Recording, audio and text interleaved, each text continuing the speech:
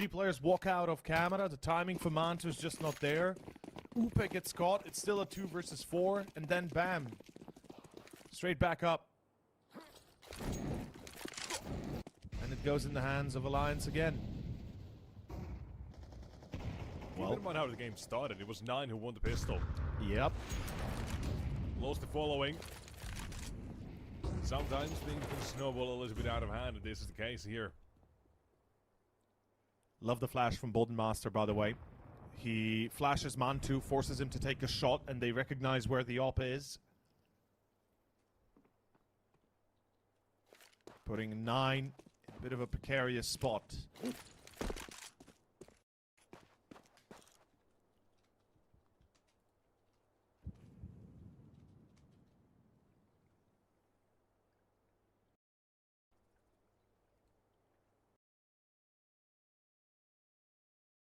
See a minute left on the clock here as well. CT side.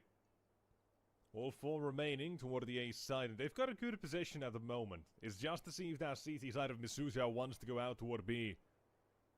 Excuse me, not Misuta, Pleasant. Sorry. Others, completely other team. But yeah, if Pleasant goes out toward B, which I think he is, that's very quickly going to draw the rotation away.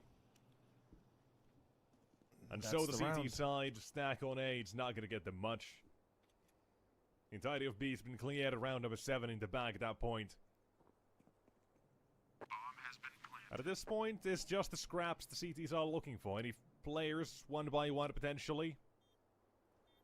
Any 3 needs to be found. Not for Rals. Honestly, at this point, if you're Alliance, you slowly start chasing the last few survivors, right? You gotta try and take that op out of the hands of Mantu. You know he's still active. You hope to get a bit lucky, perhaps. But Alliance, smart game, 7-2. They are doing a great job, T side, man. They got a 40% win rate on Anubis, by the way. I just want to point that out for T side of Anubis.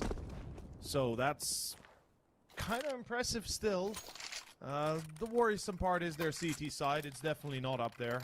It's actually quite, in fact, very low. At, I believe, 14%, something like that.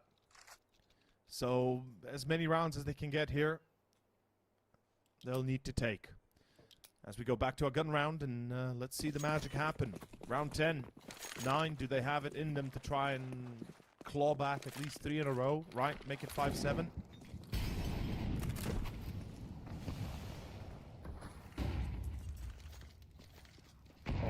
For the opening as well here. Rals should not be swinging too far here. He kind of recognized the situation as well. Decent ideas here for the CT side on how to approach this round, but comes out of the first kill here. The swing comes through. A miss on both sides, but information is instead traded. Minute 15 of the clock here starts to... Here we start to see the T side finally make a move off their own. Opens contact, the rest start to make a move. They have an idea now how to get out of this, but Misuta has got 1. Looking for double down as well here, potentially a triple, but Bodenmaster with a quick trade instead. Tries to keep things at least in check. A 3 versus 4 nonetheless, a man down at the T side, but it's not the worst situation. Can it still be recovered?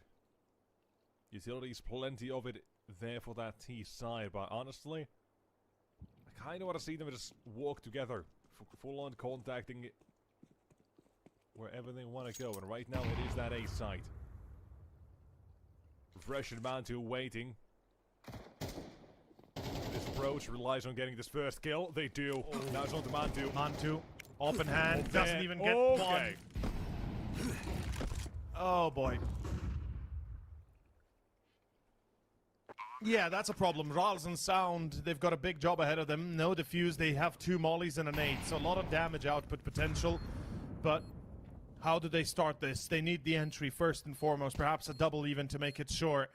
As Sound is about to be checked in heaven, it's going to be Rals checked out. And well, Avid is bouncing on the opportunity as Alliance take round number 8 for their own. And Avid on 12 kills already. He is bringing the heat on. And it comes down to Mantu, honestly. I think he hit Upe, tagged him, but unfortunately did not get the kill, and that allowed Alliance to seep onto the A site and effectively take the round again as we approach the end of the first half. Round 11 is here, and 9 is running out of options, and more specifically, out of time. They've got very little left in the pocket, and whatever plans they might have, they better bring their A game now, because 8-2 is already concerning, but anything above this is going to be nearly impossible to make up for. Upe again, entry secured. And yeah, pretty much it doesn't matter what 9 have in the store for that second half at this point. It's really hard to make things work. Alliance are looking really damn good. Avid on 12 and for Upe on 8. Gotta be a little bit scared here for the 9 side. For good reason, apparently. Avid and Upe, there's that tag team, the trade coming through out of A main. Put that CT side up just for Rolls and Sound. The Rebel Alliance is grinding, man. All I'll say.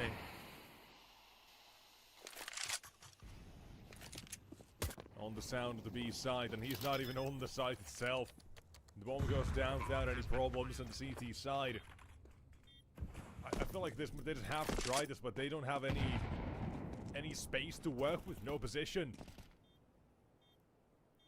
A near impossible task. The best thing is here for a flash from Morales to get Sound in toward the site, and even that is hopeful thinking. Flash out. Oh, missed a shot, but he's tucked back into cave. Everything is good here for the east side of their in positions they should not be able to be forced out of. Even with the kits, there's not much they can do, but Sound does get to. On the defuse, here's Twist, here's the defuse! They still get it! Oh, a position they should not have had a chance in. But 9 make do.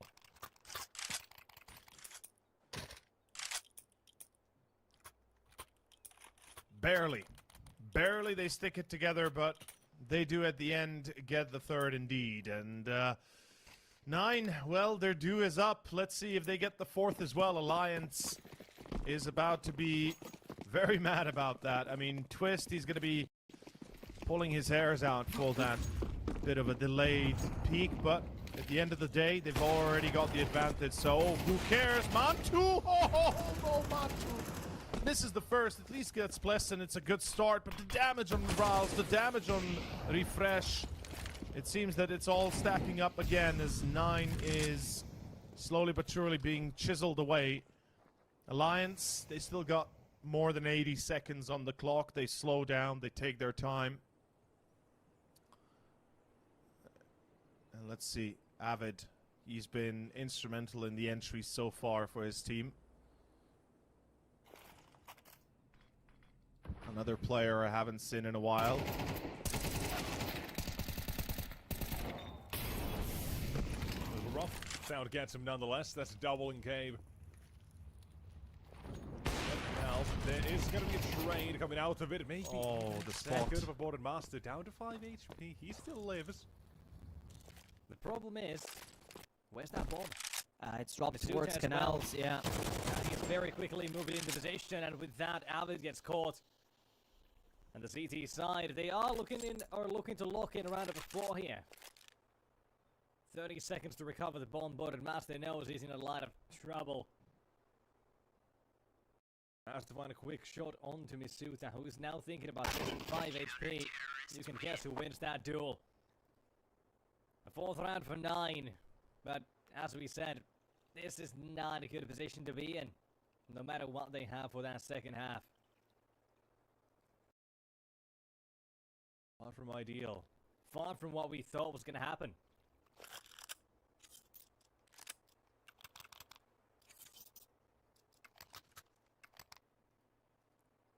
Probably the exact opposite. I mean, 9, if there was ever a time to make a comeback, if there was ever an opportunity to make one possible, it's definitely on the T side of Anubis. And let's see this magic begin. Tactical timeout for the Alliance. They'll take a moment from destroying the Death Star, refilling their ideas, and more specifically their energy, as we get ready.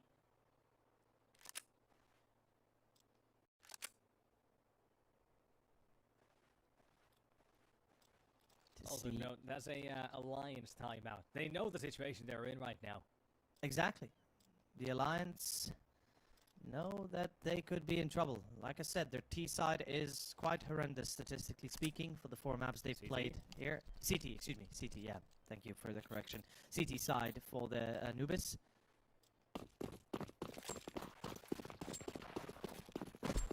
But perhaps their pistol can prevail. Let's find out for sure, as 9 pick up utility on Ralph, the rest with Kevlar's. Mid control gonna be contested. Sound is out.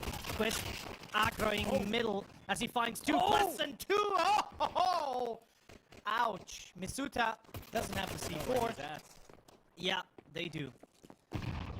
And, well, good luck, Misuta, trying to retrieve that bomb. I mean, he's gonna have to go all the way around. They've got all the corners covered.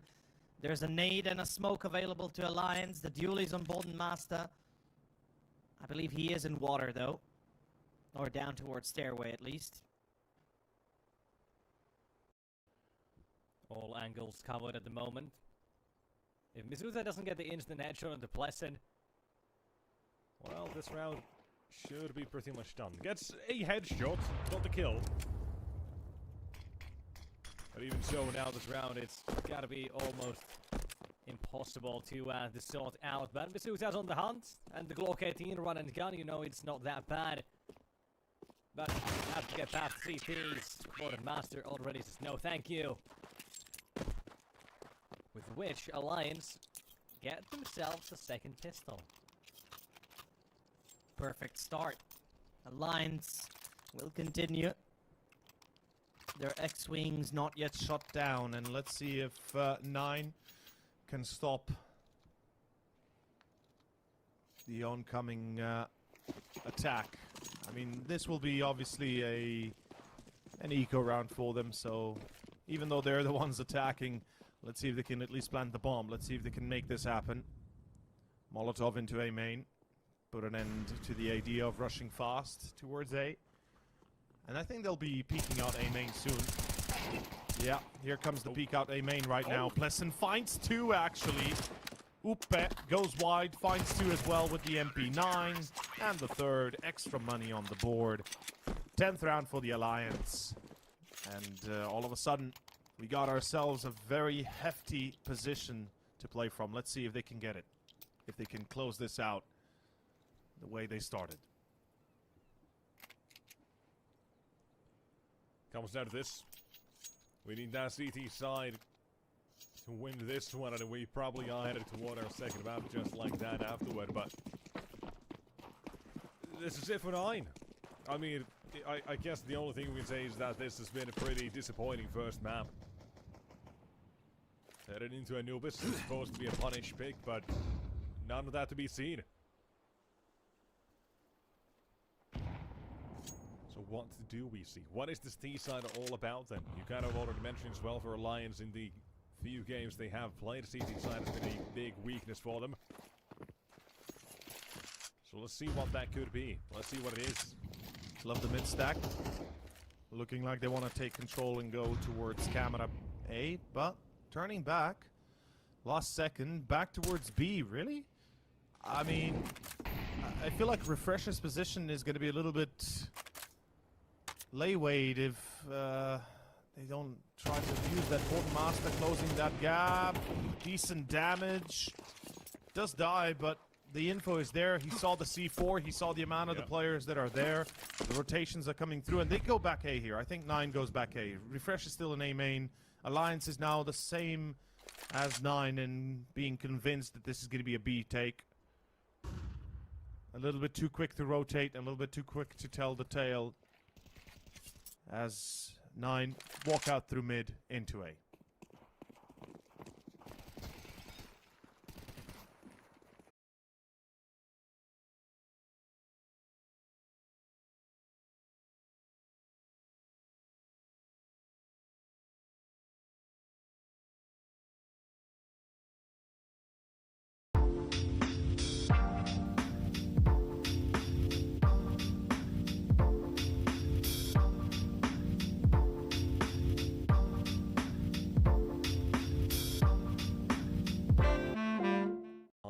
out, however.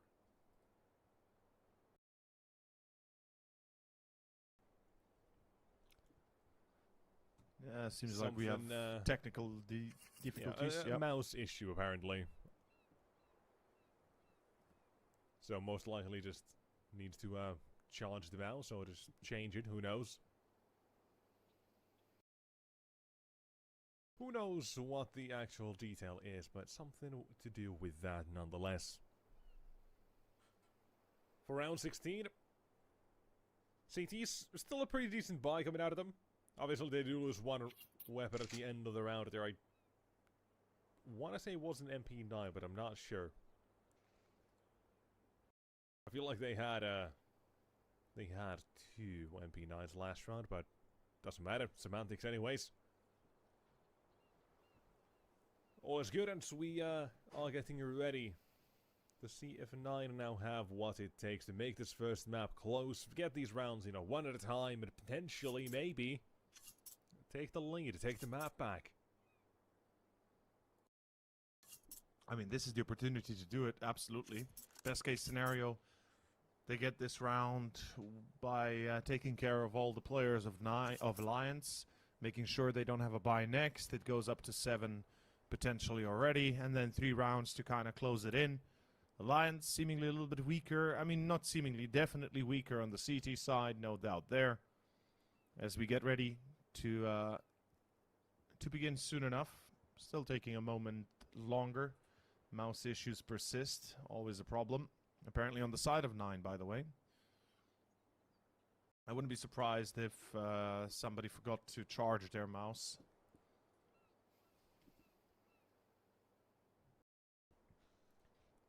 Is that a post made by the Wired Mouse Gang? Yes, exactly. Alright, I assumed as much. Yes. It's the only reason I haven't gotten a wireless mouse. And I know that apparently the actual delay is less than on the wired mouse, actually. Like, the input lag is actually less on the wireless one. But simply put, because I know I would forget, and at one point I'd come home and I'd be like, okay, I want to play some video games or something, you know, I'd have like 2-3 hours of free time, and then I'd realize, wait a second, my mouse doesn't work. Why is that? Oh, wait, I didn't charge it. Well, no. I don't want that to happen to me. Simply put, I'm just that lazy, I know. So that's what we in the business call a user error, or a skill issue.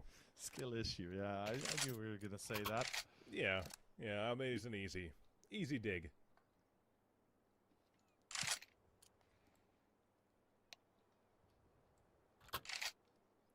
Still waiting for the problems to hopefully solve each other or solve themselves. One can hope, as apparently taking a little bit longer than expected.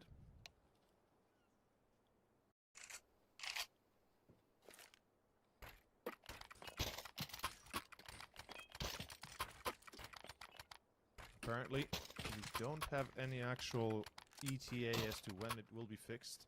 It is Rawls' issue, apparently, as well. So hopefully we can get him on board ASAP, or at least get his mouse on board ASAP. Perhaps he's got a replacement as well if you'll need to, but we'll have to wait a few seconds longer, folks. To continue this match between Alliance and 9, everything relies in the balance of this first map, actually, to be fair. Because if Alliance steal map 1, all of a sudden our potential predictions of 9 being maybe cooked on Inferno, you know, could come true. Throw it and out the window. Could, yeah, exactly, and could be one hell of a turning point here. I mean, Alliance haven't exactly had it easy for the last few weeks, months. So this would be a nice change of pace for them. Get a win, you know, get a little bit of momentum going for their overall tournament tournament position. See if they can get a little bit lucky early on.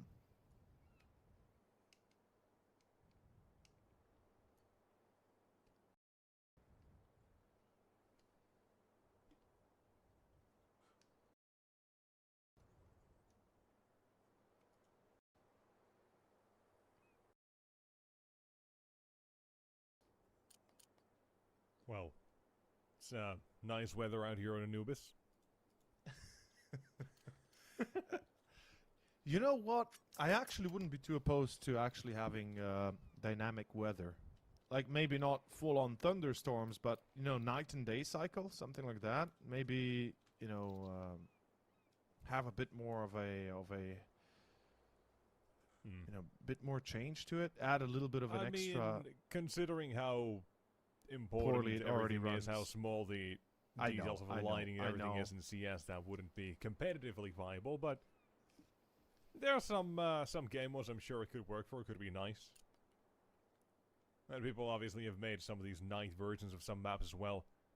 Yeah, we remember Castle, which was based on the castle here in Slovenia, Predjama Castle. It's basically a castle that's been carved into the into a living rock, or into an actual rock, into a mountainside. That was a cool map. Shame it never went competitive. I mean, it didn't really have a lot of potential for it because it was just way too crazy to play, but a nice map nonetheless. I bet you didn't know that, huh? Nope. Well, now you do. Now I do. A castle somewhere in a mountain is in Counter-Strike. Yes. It was actually, I think, I'm not, I know it was part of of an operation. I don't know if it was at that time. I think it was just operation missions back then when we still had operations, right? Where you had to like get X amount of kills, X amount of things done on a map, and Yeah, it when was you had featured. the extraction missions-ish. Yeah, that Actual custom maps, yeah. yeah, that kind of thing. When we actually had operations still that were fun. But in other news, have you heard? Apparently, Half-Life 3 has been confirmed to be in production, I've or at not least heard. leaked to be in production. Like, Now, legit while, leaked. alright, so, while we leave you with that cliffhanger, we do actually have to go to a break. You can think about Half-Life 3 all you want during this break. Maybe some of the people will do as well. But we will go to a little bit of a break. We don't have an ETA, unfortunately. Hopefully it's not going to take too long, but we'll be back very shortly, hopefully. So stick around and we'll see when we're back.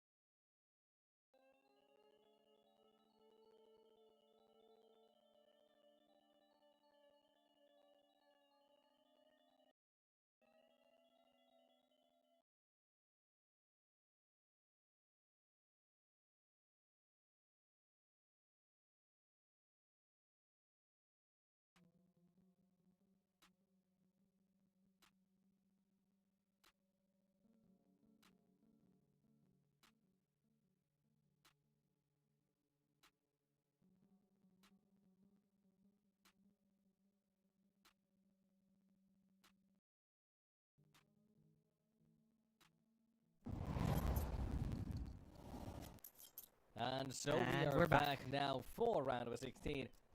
As everything's good, everything has been sorted. A PC had to be restarted, and everything now seems to be working a-okay. If somebody does stop moving, you'll know why. Or if they stop aiming, I guess you'll know why. That probably could be the issue. Yeah, probably. But for now, we do continue as and hoping things are going to be okay. Obviously, this is a big turning point, or a potential turning point for the game, depending on how this one goes. And Refresh wants to make sure this game goes the other way, goes their way potentially. A quick double entry out of a main, a flash way too late. But Alliance lose their first two members and put it down to a 3 versus 5. A little bit worrisome. As there will be a B hit behind it. 9 making the right call, apparently. Smoke into cave and Molly into double doors, preventing any sort of mid control, any sort of mid info. It pretty much confirms it to Alliance as well. Okay, they're taking mid, we're losing control. It's a clear sign. Most likely a B hit behind it, because there's no contact in A main, nor now on middle. As, of course, Refresh is going to be holding the flank. The rest of the team steps in and takes control of the B side itself. There we go. 6th round 9 to 6. confirmed. And there will be 3 survivors, and if all 3 survive, in fact, there will be enough money to go for potentially a... Not even potentially. They will go for a buy. No, let me put it like that. Yeah. Yeah, the Wiz has the money already with the lost bonus. I think now 1,900. Actually, 1,900. Yes, that is the lost bonus or for the 24. Alliance. Let me. It was 9-3 Yeah, on the 19. halftime. No. so Oh my God, no, 14. Alliance with the last 2. Yeah, so... No, this is the... Wait, hold up. Alliance with the, yeah, 1400. Okay, so it's gonna be a little bit of a scrappy. But Oh, yeah, because of the... Yeah, that's right.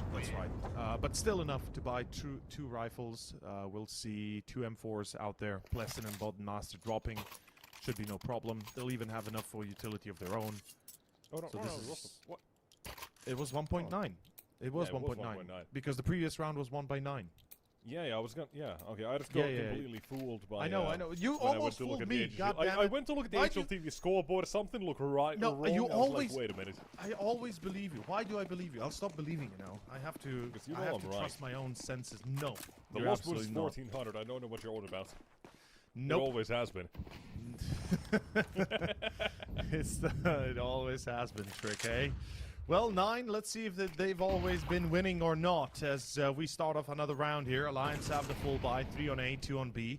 A little bit risky playing no mid control. I mean, yes, Twist is looking from camera, but they can easily smoke him out, molly him out, flash him out. Is there a boost that I'm seeing on A, by the way? Is that Upa being boosted in pool? Yes. Yeah, he is. Fair enough.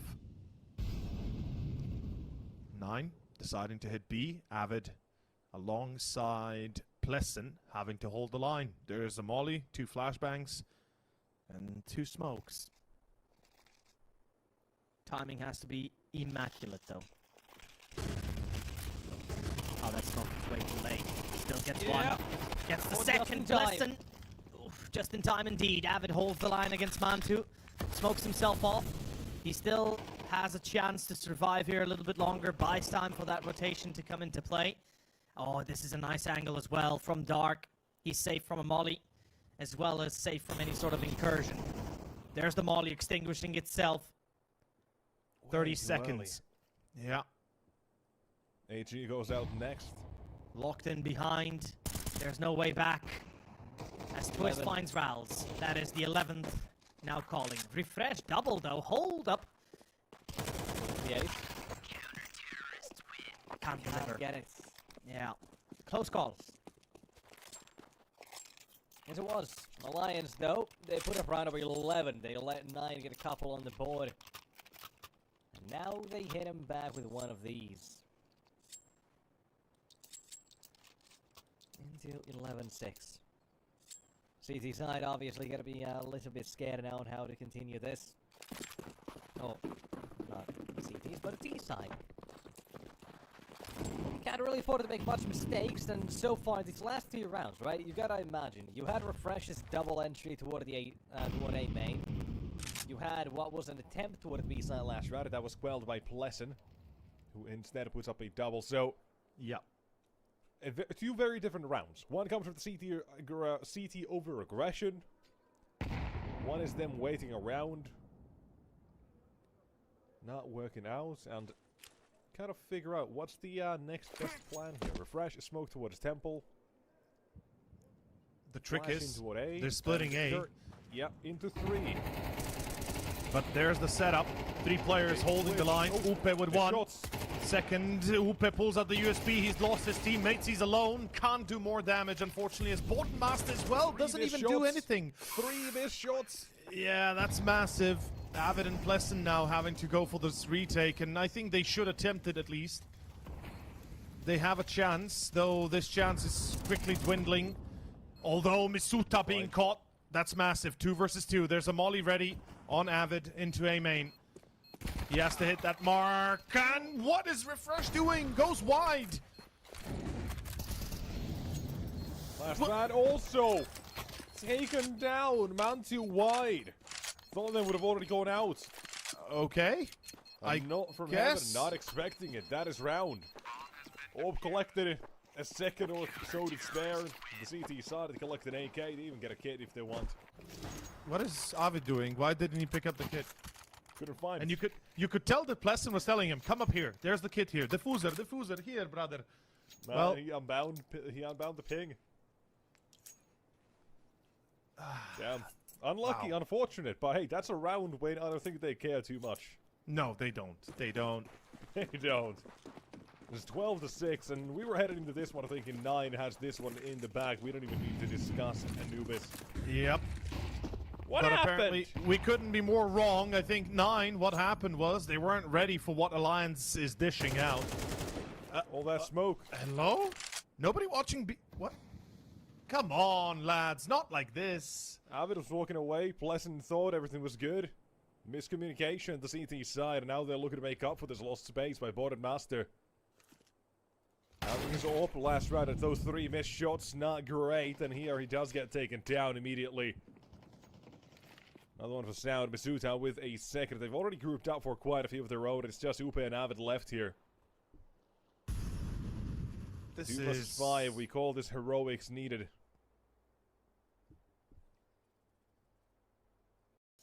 Better play like simple in this case, but Upe do. He gets 1 at least free. That's something. But that's also the information. It's not gonna be Yeah. B-boys. A save call to be made. Leaves now CT Economy in a bit of an odd position now. What do they do? At this point, not a lot can be done. What do they do for the next round? 1400 loss bonus. I think they force. I think they go full buy. Upe, 4.1 on the Board and Master. Avid can drop. Upe maybe drops an MP9 or FAMAS if he's he's feeling devious. here's the plan, right? If Upe gets another kill, he's going to have enough for a rifle, M4. Now, Avid, he's potentially in trouble. Okay, he's going to stay alive. Yeah, okay. So, as I was saying, Avid can drop a rifle. Upe doesn't get another kill, so he has to effectively drop a FAMAS. Somebody should get an MP9 from Bodenmaster or another M4 drop to him. Yep, there it goes, another M4. He's going to let go of a little bit of that util, so that makes sense. And there's the MP9 to twist. This is a pretty decent buy. They've got a kit. They've got a decent amount of grenades, given their scenario. And 9, they know there's 2 rifles saved. What they don't know is how much money Alliance had in those 2 players.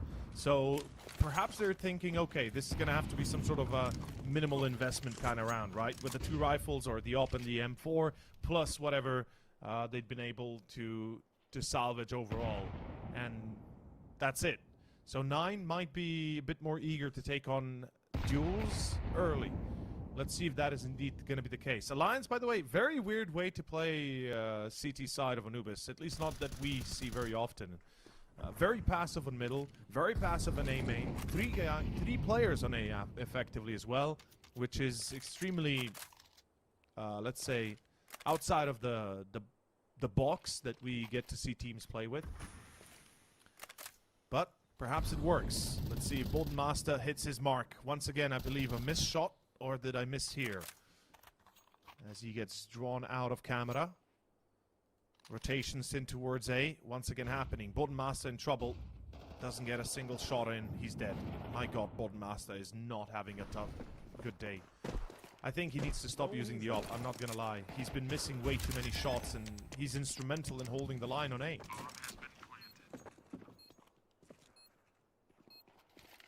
How many rounds has this been that Bolden Master is unable to get a kill with the op? 3. 3 rounds, right? At least. At least before, 3, yeah. Before the break, I'm not too sure. But the fact of the matter is, he is on 6 kills. As an opper, that is not what you want. So, I think perhaps it's time to give him a rifle. I think he would do better. He needs a bit of that confidence back. Oh, twist. Nice double. That doesn't change the fact it's going to be a full eco next. Alliance dropping like flies. A defense, I mean, they have 3 on the start at A, and then no mid control. That's what really bugs me the most, is why are they not fighting for mid more? It was an interesting rotation from, I think it was Upe who went from CT to B instead of going through mid when he had a teammate watching, could have cleared it out a little bit as well. Maybe Exactly. throws a butyl to see what's up. But the thing It is... felt like a bit of a scared tactic, maybe. Yeah. I have to say that I am not exactly not exactly, but rather I'm a little bit concerned with how Alliance is playing that mid control at all. Because take a look at C10, for example, right? Take a look at Nemanja, the way he plays mid alone, and how much control he exerts over that position. If Alliance would be able to do 50% of that, they've already done more than enough. So a little bit less in terms of relinquishing territory, and a bit more in terms of holding it. This is obviously an eco. It's a stack B, not going to work because it's an A play, and that is the 9th round for 9. 3 more to go, and we have overtime. Bomb has been 9-9.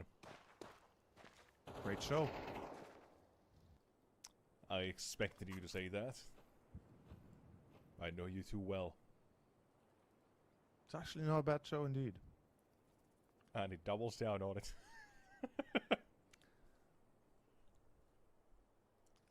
Never stop. It is good. Was good. You know how we talked about mouse problems? Yeah. My I middle mouse remember button about 10 stopped minutes working. or so we had to stop the game. Yeah. My middle mouse button stopped working. Oh my god. The mouse wheel click? Yes. Oh. That's the worst one because I closed tabs with that. Damn it. Damn, actually, yeah, that is kind of bad. That is kind of bad, yeah, because now I'm going to have to hunt for that X that's up in the corner. Even And I with already that, see very you'll poorly. have to adapt to Control W when you want to close the tab. No, no. That's just bad. That's just weird, man. I know there's some freaks who will do that. And shame Why? on you. Why would you do that? Ugh. It's like right-click mouse, copy, right-click paste with the mouse. Like instead of Control-C, Control-V, right? So no, please, people. Actually, Learn your you know what, shortcuts. that's, I have an excuse for that, but I'll let you know in a minute after this round is done. Depending on how this one goes, because now, on to B we go. Blessing 1, Avid 2, that's the CT side. I'm looking for the victory to strike through, and there goes the third as well. In and out of the smoke, echolocation is what this one's brought us. It's 9. Total collapse in round number 22.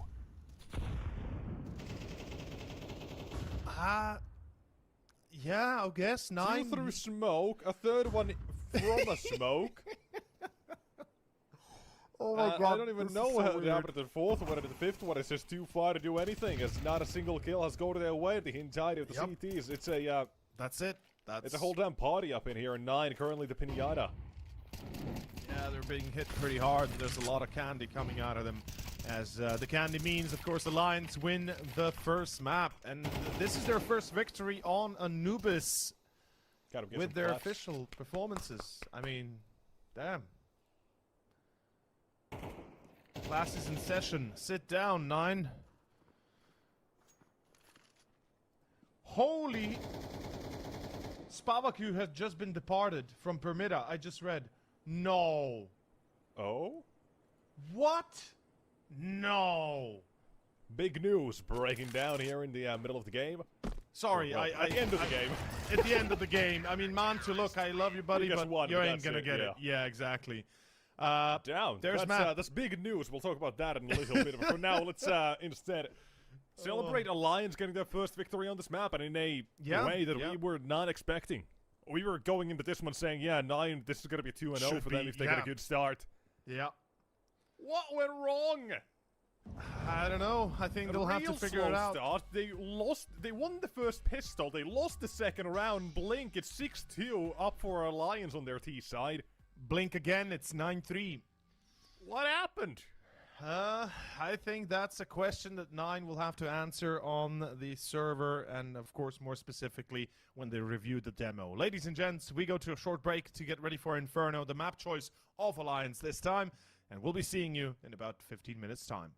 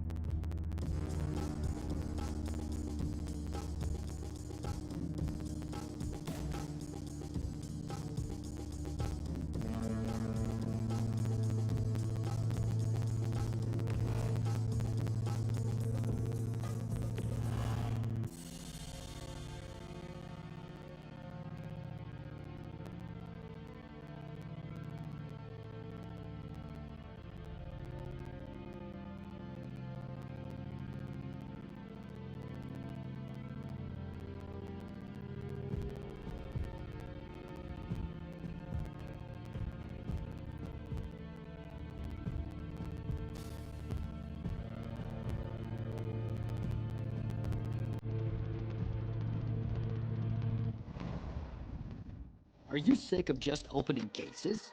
Join the events! At each event, you can find special cases from which tokens fall. Tokens are your ticket into a world of unique awards. For tokens, you can buy a skin, premium, or special balance. Try your luck in the skin generator. Also, you can leave your tokens at the token vault. And the more tokens you keep, the better skin you'll get. Add variety to opening cases with Hellcase. Do you have any unnecessary skins or want to sell them? Try Skin Place. Visit the website, select the skins you want to use. Easily fill your Steam trade link. Make sure we offer good prices and choose a payment method. Hit the button and boom! Instant cash. Safety. Low commissions. Instant payouts. Skin Place.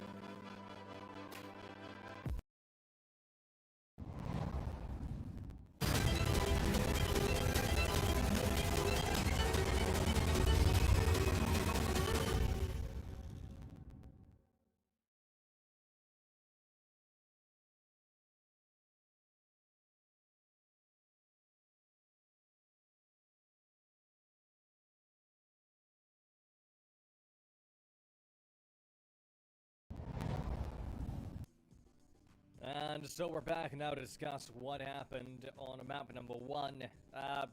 Not much for 9, a lot for Alliance, and now we are on to discuss what's going to happen on Inferno. And what is that going to be? Well, Inferno is the best map for Alliance. It is their map pick. They'll start T-side, of course, but honestly, what's going to happen? It's hard to say. 9 didn't look very convincing. We both thought that this could go 2-0 for them if they win Anubis convincingly and get that momentum rolling. They kind of close in the gaps a little bit at the end, but we still see that push through the smoke, which baffles, I think, the mind of everybody. And in the end, the result is pretty much what you would expect. It's a win for the Alliance at the end, as 9 kind of crumble. Not and what I we would hope, expect. well, not what we would expect, but at least it goes, you know, after what we saw in the first half, it kind of goes where we thought it could go. And I don't know, man. 9, what's happened? Like, what's going on? What's the game plan moving into Inferno? I hope it's a good one, because otherwise we will be seeing a very quick finisher to this series. Yeah, that is the question. What are we going to be seeing? And headed into Inferno, we're not expecting that much. We kind of already talked about it a little bit in the pregame, but so far they don't really have a lot to go off of in terms of games, success, or overall results on that map or of Inferno. They have 3 games against Metasport, Zampi, and Permita. They lost against Metasport and Permita. They beat Zampi. And that's the only thing we know of them on that map at all. So there's there isn't anything really concrete to go off of. The most recent results, maybe the one. Beyond that, there is not a lot. So a complete 180 is needed, and we'll see if that Inferno is going to be that or not. As we hop over to it, let's find out. 9 on the CT side. As we kick off with the pistol, we got a smoke and a flash from Golden Master, the rest with Kevlars. On the other side, we got Rals with a smoke, with a nade and a molly, in fact, actually. Interesting choice. Kind of like it, to be fair. I think it could be of quite a useful thing, in fact. But let's find out for sure. I don't think that was worth the $600 spent on it, but Yeah, not exactly the greatest move. still gets something out of it eventually. Pleasant, who did get burned by the flames a little bit, gets taken down. Riles, he had got a little bit too far, and this time for his own good. He does get taken down. So, early information, there isn't much of it now to go either side. Or, well, it's actually a bit more right. There's not much of it to go over the T side. Or CT's, goddamn. Words are hard. Words are hard. The game maybe not so hard for Alliance after map 1. We tie it together. We bring it back. Back to the fold. And let's see. That includes a win early. Golden Master, fine sound. Alliance, A side is clear. It's theirs. no doubt in my mind that, well, this is set in stone as to where it's going.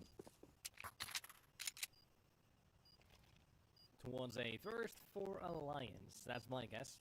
Yep, pretty much so.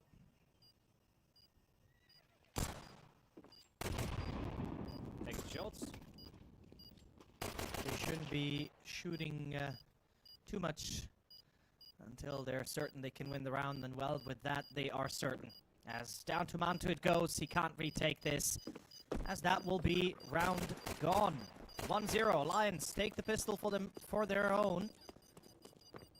Great position to work from to start off the T side of Inferno. As we said, their own map pick, expected to go well, and indeed it does. But far cry from a successful one just yet. Still gonna have to do quite a little bit here early. Should be a full eco for the CTs. Oh, okay. I mean, look, I do say Inferno and a map like Nuke are one of the maps where a force buy like this could work and can work. So I'm not overly against this, but it is going to be very specific to how they approach it, right? So let's see if they approach it correctly. If they do what needs to be done, aka if they're not going to throw themselves at the mercy of Alliance for free. I mean, it's a decent idea. They've only got a bit of a beast stack going on. Mantu says enough is enough. Doesn't want to stare down mid the entire round, worrying about the apartments. But if Nine just want to make this into a full-on B stack, that's fine. Honestly, I think, because if they end up going toward the A side, obviously it's got to be a save at that point. But they're headed toward B. Misuta does have a smoke. Rawls is holding a flashbang ready. This could get tricky. There goes the util. On toward the B side they go, and let's hit the CT side do about this. Maybe the util, actually really good util goes out. CT scouting util is in. 2 flashbangs, the swings are there. The CT side are here to clean up. It's 3 kills for the price of 2. Golden Master now needs to put all of them in a shed, but he cannot do so. Good flashbangs, wonderful defense for the CT side, and that is a 9. A gamble from the start, and a gamble that pays off. It's their turn to lose the pistol and win the next one. Well played by 9. That was, in fact, quite nicely done. The hold is there, and so is the round itself.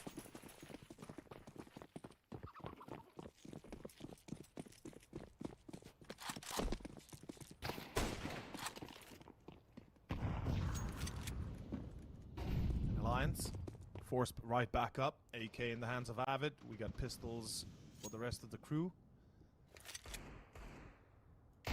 Twist that he's dropping that AK would make sense, and Avid will actually find an entry on top of that. That's really nice. Yeah. That's a decent entry, but that is rough or fresh. Oh, Bottom Master crouches into the crosshairs here. Not exactly the greatest hits, but let's see.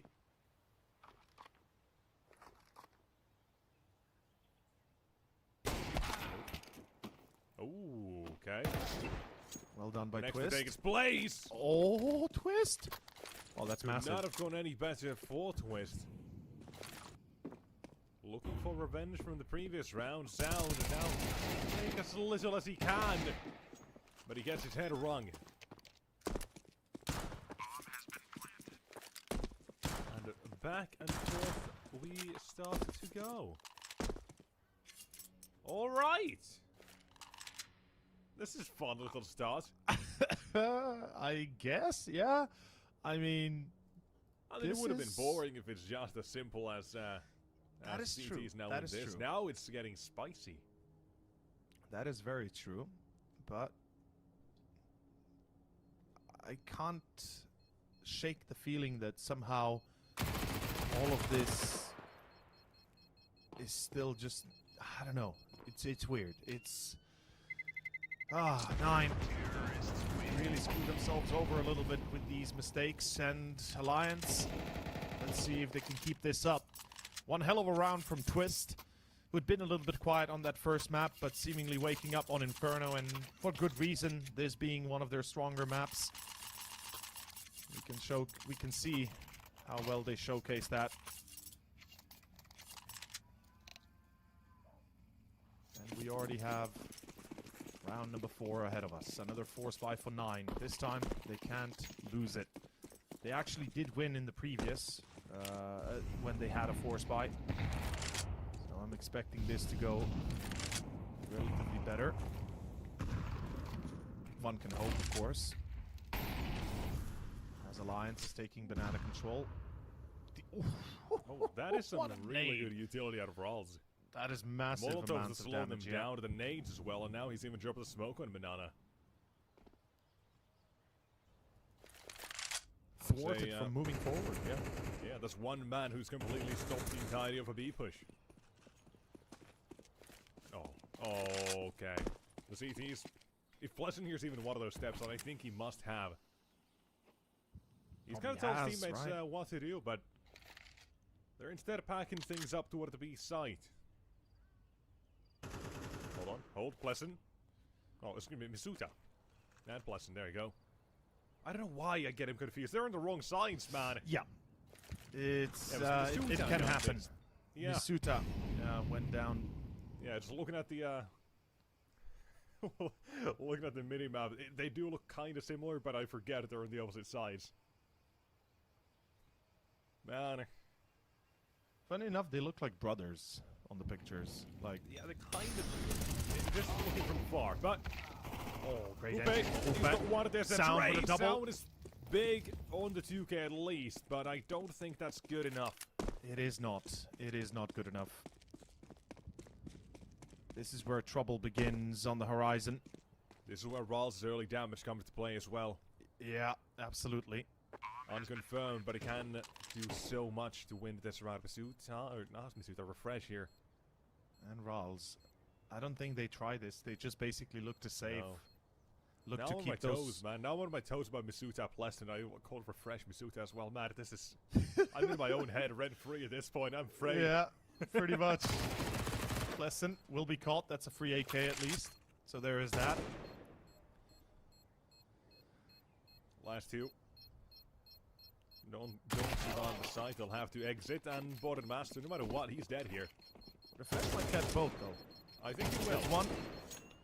Does get the second. Well played. That's actually very good. That's a big round. It is. It is. And Keep it that gives... CT or T-side economy as low as possible now for this one. And the Yeah. only objective for 9 to get 2, maybe 3 kills here. So honestly, choo-choo down mid, baby. Let's go. Let's see if it works. They've got They're not nades, gonna do do it, they? but just no, do it. they don't. They don't no, got the just buy balls. nades. They Yeah. don't got it. They don't got that dog in them. They don't.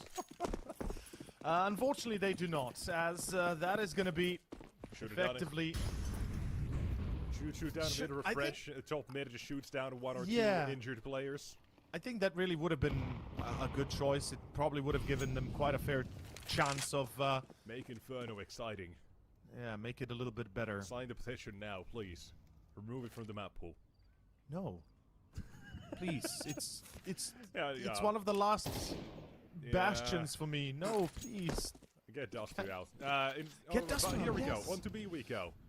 On to B we do go. Let's see if That is that where B... the AK is. A bit Yeah, of a boost as refresh well. The boosted. off angle that Love gets it. spotted immediately. That should mean it's going to be a turn for the T side toward the A side now at this point, and very quickly it will be. There's also a Mac 10. I want to say they can pick up. I believe so. And yeah, a quick rotation. They know what's up. They realize. On to 8 they go. It's Mantu and Sound. Let's see what they can do. 1 or 2 kills here absolutely would be delightful. But Misuta's gone down. He has the lineup. Mantu, Sound. They've got this one in the bag. Stolen. All by themselves. You have got to be kidding me. Absolute insanity is what we see here as Alliance crumble. Being thwarted on B, then making the decision to go for the A site, and that was not the right call, or at least it didn't seem like at the second. When Mantu and Sound start popping off, The 5-7 singing its song, and that is going to be another one in the bag for 9. What a way to bring it home. As Alliance crumble economically, forced to play with effectively pistols and Kevlar, full force buy. Everything they have thrown on the board. Holy smokes, what a development. And what a game this is turning out to be. That's insane. It is. It really is. They signed the petition, make Inferno entertaining. They agree. They seem to be right up there with Right you. there with me. Yeah. Amen for that. Now let's see what round number 6 is going to have instead. It is the Force by Wars that do continue. Now on to episode 6. Revenge of the T's. Return of the T's now. That is a return. A little bit more of it. Oh, It's come on! 3 shots in quick succession to make it a 4th as well. Okay, look. This goes to show it's the rebel scum on the T side. They're the real heroes, man. I just want to point one thing out. Boardmaster, like, he didn't have a 6 and great 14. first map. Yeah, not a great first map. Mostly having that op still available to him, but never really doing much with it. I think it's time to realize that maybe he should just stick to Deagles, man. I think I mean, at you this told him point... to stop oping. He's Yeah. now here with the Deagle. Holy hell. He heard This your is complaints, amazing. he's processed them, and he took them, who took those to heart? I mean, Oh, that volley cool. it is. Raul's... He'll get the He kill, will but can't survive. abuse. Yeah. Yeah. He could have tried his time, maybe, but Yeah, I think...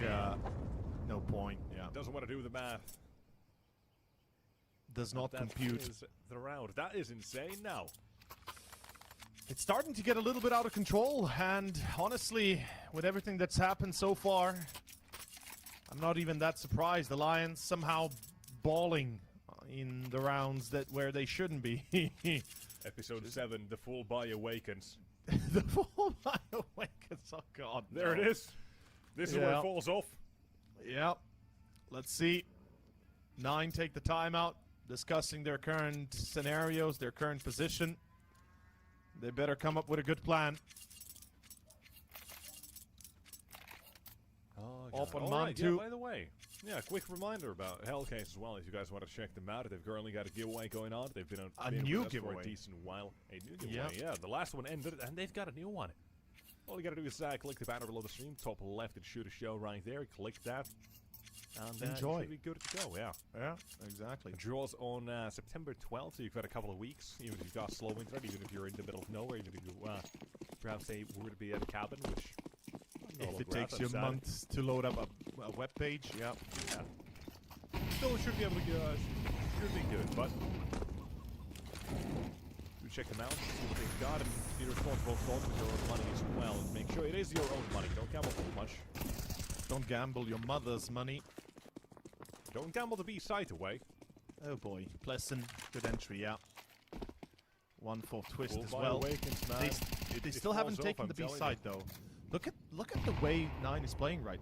Excuse me, Alliance is playing. Like they get 2 entries and yet still do not want to go for the B take. They're delaying it for as long as I guess they can, as the smokes are slowly gonna start dissipating. They kind still of get missed in. their timing a little bit, but They're still in. yeah, they're still in. Now, it was a sort of round where they had Upe toward the top mid who was looking for a kill of his own, maybe to find one rotating somewhere in between. Couldn't do so. The T-side said, alright boys, let's just go. And 9, they backed off. Taken by storm. 9 back off indeed, and 5-2. This is a solid T side right now from Alliance coming out for them. Really opening the eyes of their opponents in a way, showing them what they're capable of. Decent trouble on the horizon if this continues.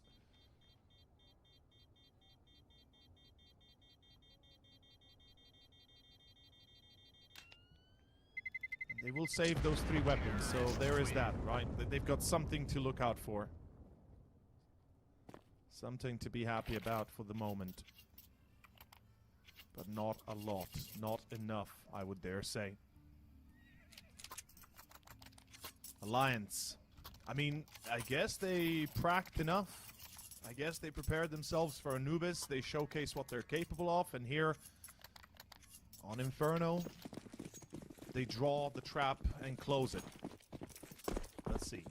9. Mantu on the op going towards Banana, looking for that first pick. Lesson. Classic Molotov. There's no smoke. No smoke? What? Too late. Too little, too late indeed. Mistakes were made. That's a problem. That's a massive problem. Find started on for Alliance. They took down the AWP in the first 5 seconds of the round without even taking any real damage of their own. No casualties. Pleasant out of 41 from HEs and Molly's himself as well. That is an incredible start now toward that deep side and their journey to win a round. Or, in this case, round 6. Twist. Oh, good find. Perfect. There's a flashbang and a Roz. He's gonna check the wall. He's gonna check the wall. Fresh might bait him in. Might bait him in. Does bait him in. Thing is, even if they don't know, Rals goes wide, reveals his hand. That molly is good though. It's gonna draw out Pleasant. Good trades. But sound. Oh, what? No, through the smoke! What is happening? They're going through the smoke! Why? What? Why? Why? Everyone is going all over the place. How was Refreshed out the Molotov at the end? He went through because Button Master dropped the molly. Yeah, Button Master dropped the molly on the floor as he was retreating, and Refresh pushed into it. But I just can't. I can't wrap my head around why would you go down? Yeah, that's. Damn. Man, what is happening? 9, 6-2. Alliance is starting to crumble. 9's fortitude and determination, and I like the idea from Munta going to peek Banana, but where was that early smoke? The counter molly was there instantaneous. The smoke about 3 to 4 seconds too late. It feels like they were just miscommunicating there. I'm a little speechless. Yeah, remember when we were talking for that 20 seconds in the previous map about Button Master and you went Germanic languages? Yes. You want to hear a bad pun? Hit me. 9 like this.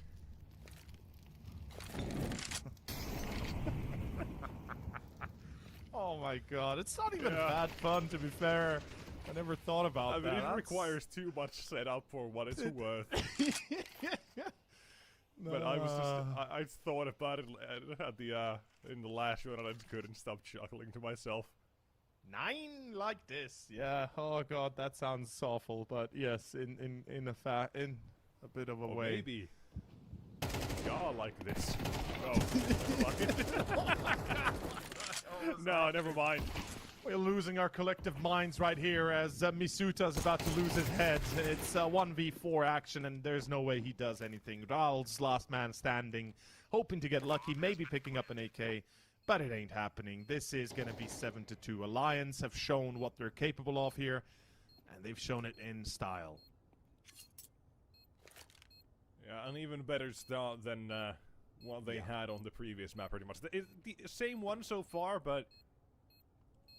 well, an even better one at the moment. As this round comes to a close. The way they're going about things is pretty damn good. A couple of mistakes, obviously, from 9. Some of those probably frustrating. Yeah, have to be. Looking at Mantu, no smoke. Feels bad, man.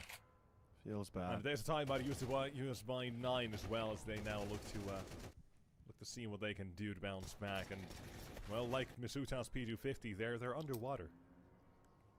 They're drowning in all this Alliance drip and everything they're well, giving them. Every single tool, the protocols, the team side seems to have it all. I mean, it's the Alliance. They won the Empire, so, you know, there has to be something to their organizational skills here. As since you're a bigger nerd than I am, the Alliance is also part of Warcraft and maybe Warhammer.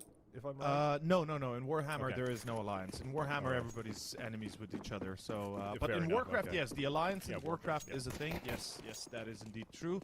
It I is wasn't the sure about the second one. I think Warcraft was thing. I wanted to say Yeah, maybe. yeah. No, you weren't too wrong though. I mean, it Yeah.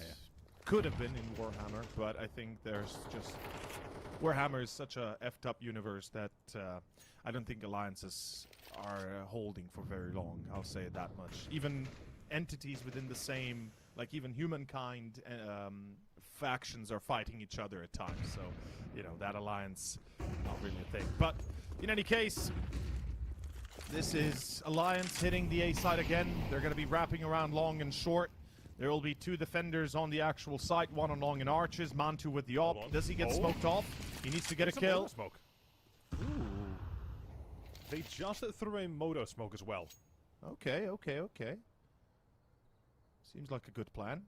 I mean, this is setting up for a B split, but they have nowhere to go along anymore. They've completely fallen back. There's like two plans overlapped on the Alliance's side. And that actually might have put away just enough of a rotation. One stuck behind the car now. In mini pit, trying to take some shots as well to Steve's side. Trying to find him. Desperate link down nade. Deals plenty of damage against Refresh, but he's still alive and kicking. On the B side, this Blessin, who's making a little bit of noise as well, but now toward that A side, the smoke's going out. 25 seconds. They gotta get past out. They gotta get past Refresh. There's one to be found at least, but there's one to the CT side instead. The trade needs to be there from Sound, and he's got it. A side under lock and key by him. Refresh down, but Sound is not out. Blessing last matter too far. No time. And 9 secure a third.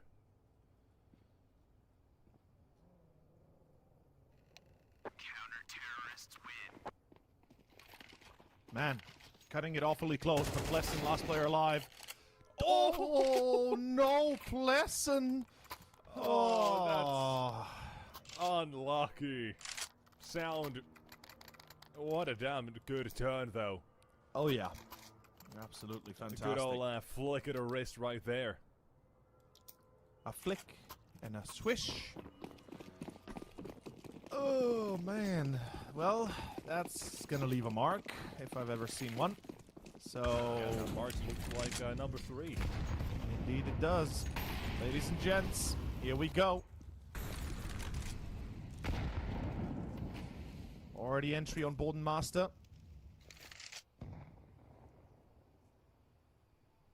There has to be some sort of a game plan here coming out for Alliance, though, if they wish to have another round on the board. I mean, they've already done great on this first half, mind you, but obviously they want to get more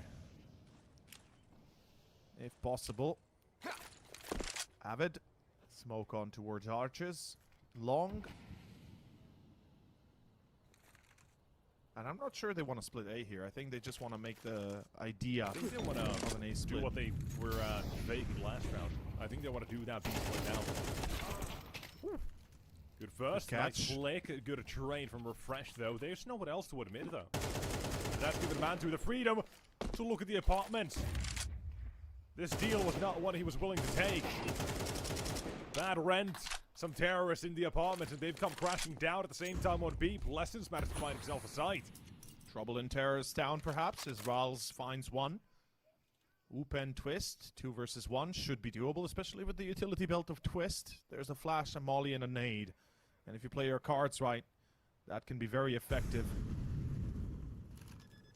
You gotta believe in the heart of the cards, Matt. That's what Grandpa Yuki said. I can't remember his name. I have no idea what that is, but... Yu-Gi-Oh! Oh, Yu-Gi-Oh! Oh, God. Now let's see. Is this gonna be a Yu-Gi-Oh! No for Rawls? No Think kid, so. though. He can pick one up right here. Yeah. But He has to quickly realize this. He knows where the one man is, just needs to recognize where that second man is. Twist needs to Thinking stay about alive, that's the thing. But, yeah, thought about the other position instead, and that is Alliance. Another in the bag. Upe 3k for him as well. And 8 on the board. We had 8-4 in the previous map. It wasn't too much trouble for Alliance to close it out afterward.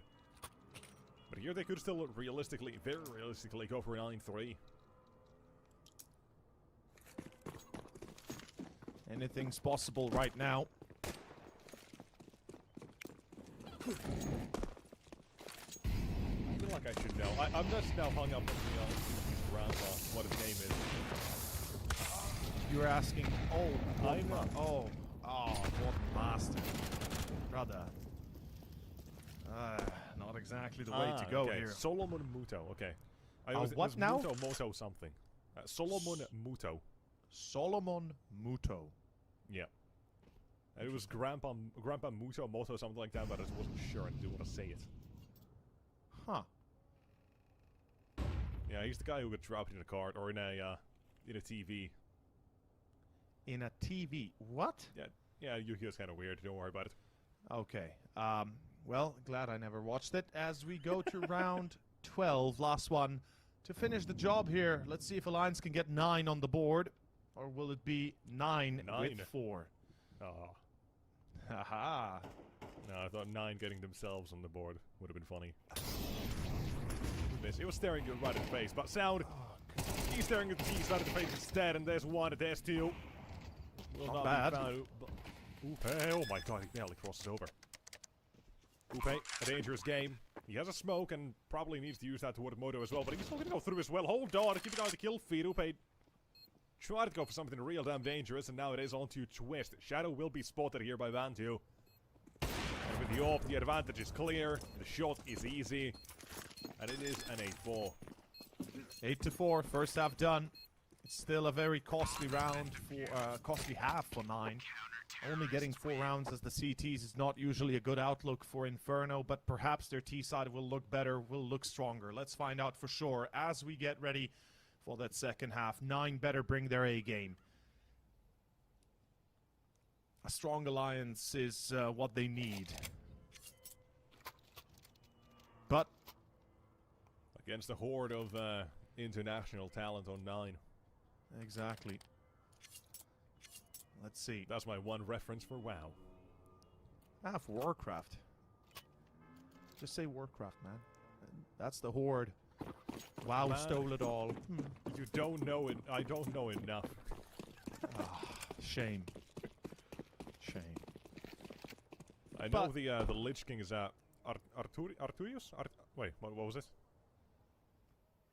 Artus?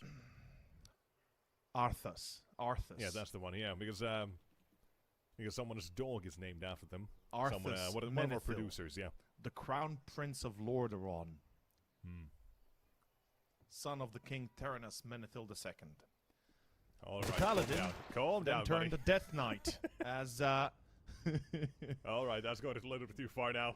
Down to the rabbit hole of nerd stuff I don't need to know. On to Well- A though. Let's see. I need to know how this goes. It's Upe and Alvid who have to defend against this T side attack. And there goes 1 and 2 crashing down. Sound, a beautiful double. that's the pistol.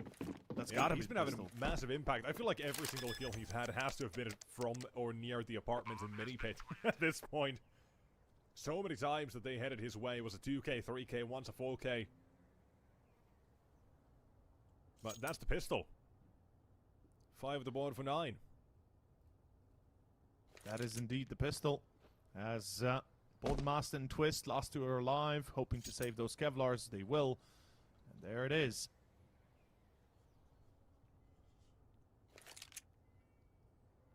Don't say they're going to save their armor just yet. You forget your own Inferno. With the bomb planted. Oh, that's true, yeah. The bomb radius being insanely OP. Obviously, just kidding, you're fine. You just gotta make fun of how insane the bomb radius is on this map. Oh my really god. Is. It really is. It's just unacceptably strong. Like, Yeah, this an ancient? Nah. Nah. Always fun complaining about the game. And I've been back here for 4 hours. yeah, about 5. 4.5 hours. Yeah, 4 hours, yeah. In any case, before we get ahead of ourselves, let's see what story holds this Force by Alliance. The 2 Kevlar saved means there can be a scout with Kevlar on hold on. Bolton Master. Bit of a B stack, but a B attack. This is how we did see a win from 9, but it was a 4-man stack, not 3, so there's slightly less chances. But there goes that util. Now scout from bottom master. A little bit of jiggle in and out of the fight. A big collapse. And enough to deter them as well with that smoke put down. 9. They're denied for now. Yes, they are. 9. That's it. On to one of the sides. There goes Fresh. Jumping back 10. Bottom master. They'll find taken bottom master down as well. Chased. Holy shit, from... What? From a round that could have gone the way for Alliance, 9 bring it back on top of the performance of Mantu and Refresh. What a way to sling it back. My god. This is concerning. This is unreal, man. This is... What are we watching right now? Madness, I cinema. say. Yeah. Welcome to cinema, I guess.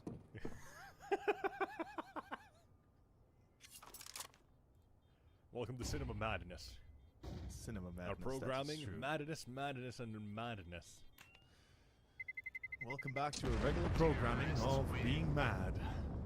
Or being maddened. Well, whatever it is. I love Joe Madden.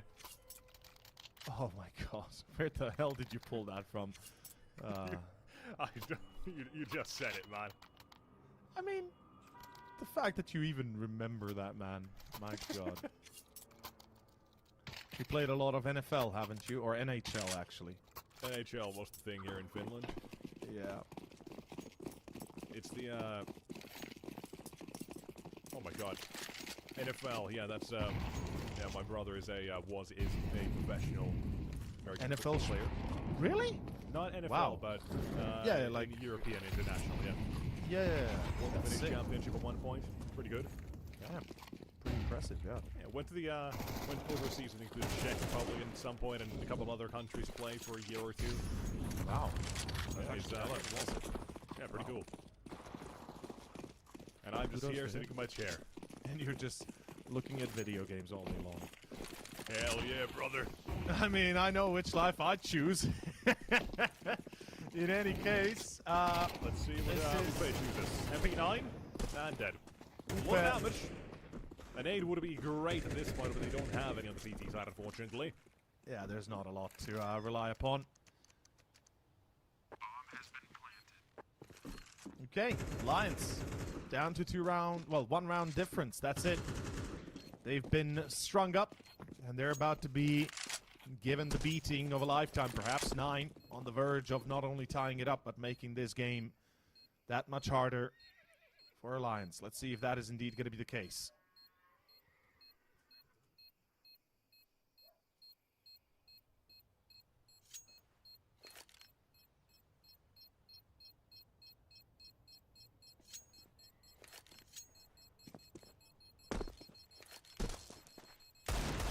Eagle. No. Rawl survives. Fair enough. Avid as well keeps that Galil. That is suddenly a comes- massive round for 9. Not a single It casualty. is. It is. They gain a lot of money from it.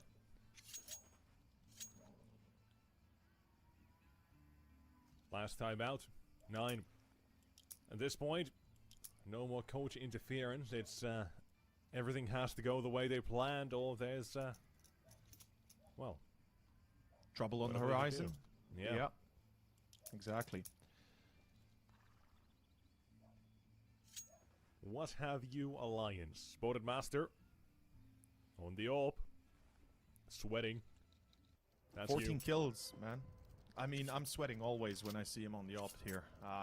He's been missing some crucial shots on Anubis. Hopefully, he doesn't repeat that here on Inferno, because Yeah. we could very quickly see a turning point for 9, and potentially more rounds starting to come up. But let's give him And the just benefit to, of the doubt. for Just to now. clarify, this always time frame that's spoken by Mr. CR here encompasses the it's last 1 hour just and the 30 last minutes. round. Yes. Not always, but in this Always game. last an hour and 30 minutes, as everyone knows. So we're on the same page, yeah, exactly. Good ball. Good ball up. Good damage. lot of Back and damage. forth, actually. Oh my god. With lucky to Pushing be through the- alive. No longer Misuta. alive. Yeah, gonna go through that. Now Let's focus- play for time. A second one. Oh my god, that's massive. That And nade as is well gonna to be go out. massive That's as going to well. be even more damage. He's having No, some listen. defense. Gotta Don't watch tell me out you go now. through the Third one too smoke. much. Oh, not sure why he didn't want to stick to the side, playing it They're not going safer. through. Right up to the man on B. This one on A, however, is a big kill to be found for Avid as well. There's nobody on B, actually. Nine's overthinking it. Yeah, they are. They make the same mistake that the Lions did on Anubis, if Oh, you no. remember. And they're going to walk into Bodenmaster. Oh, boy. Into his shed. Trouble on in Terrorist Town. Collecting corpses, looking for the last man. Sound on a 35 HP. Some wise, quote-unquote wise man once said about 40 minutes ago somewhere in the ether of a Twitch chat, this was going to be Sound Masterclass. It's his time. His turn. Time to shine, baby. Time to shine. Sound of the alarm, baby, let's go. 35 seconds. Avid hiding away. Not even 35, 15 seconds. Oh my god. I was living the past, my bad. Avid started moving out of the ruins as well, and he's got to stop the bomb plan, I think. Thing is, Sound has no choice but to try to plant, and Avid, of course, as you said, And will prevent it. There we no go. masterclass. No masterclass, no hope, no chance.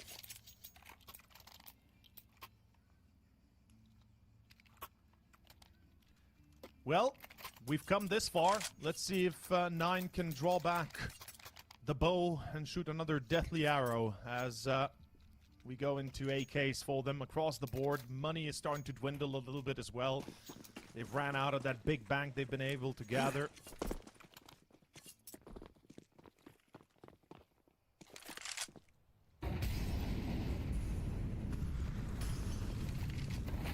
We do have a massive mid push.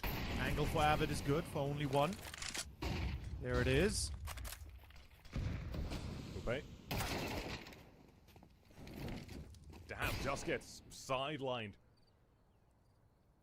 No more defense questions on asked. A. Yeah. That's, I think, round 9. It should be. I don't think this retake should ever be attempted when you're in a position like this.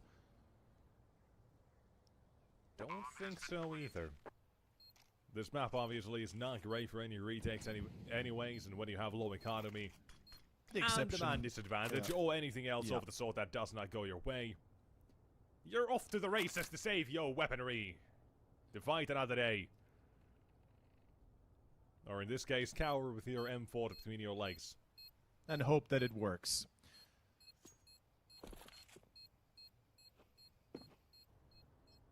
Not at least on to 8. And that too. Could have rhymed that one well. Gave up. Terrorists win. Yeah, no, it shows. Yeah, yeah. I wanted to say he becomes bait, but there was no one behind him. No one fast enough to trade.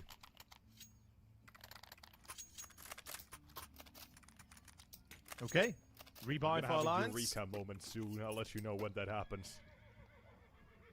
It's gonna sound very out of place. Let me cook. Okay, I'll let you cook. I'll let you see what you come up with.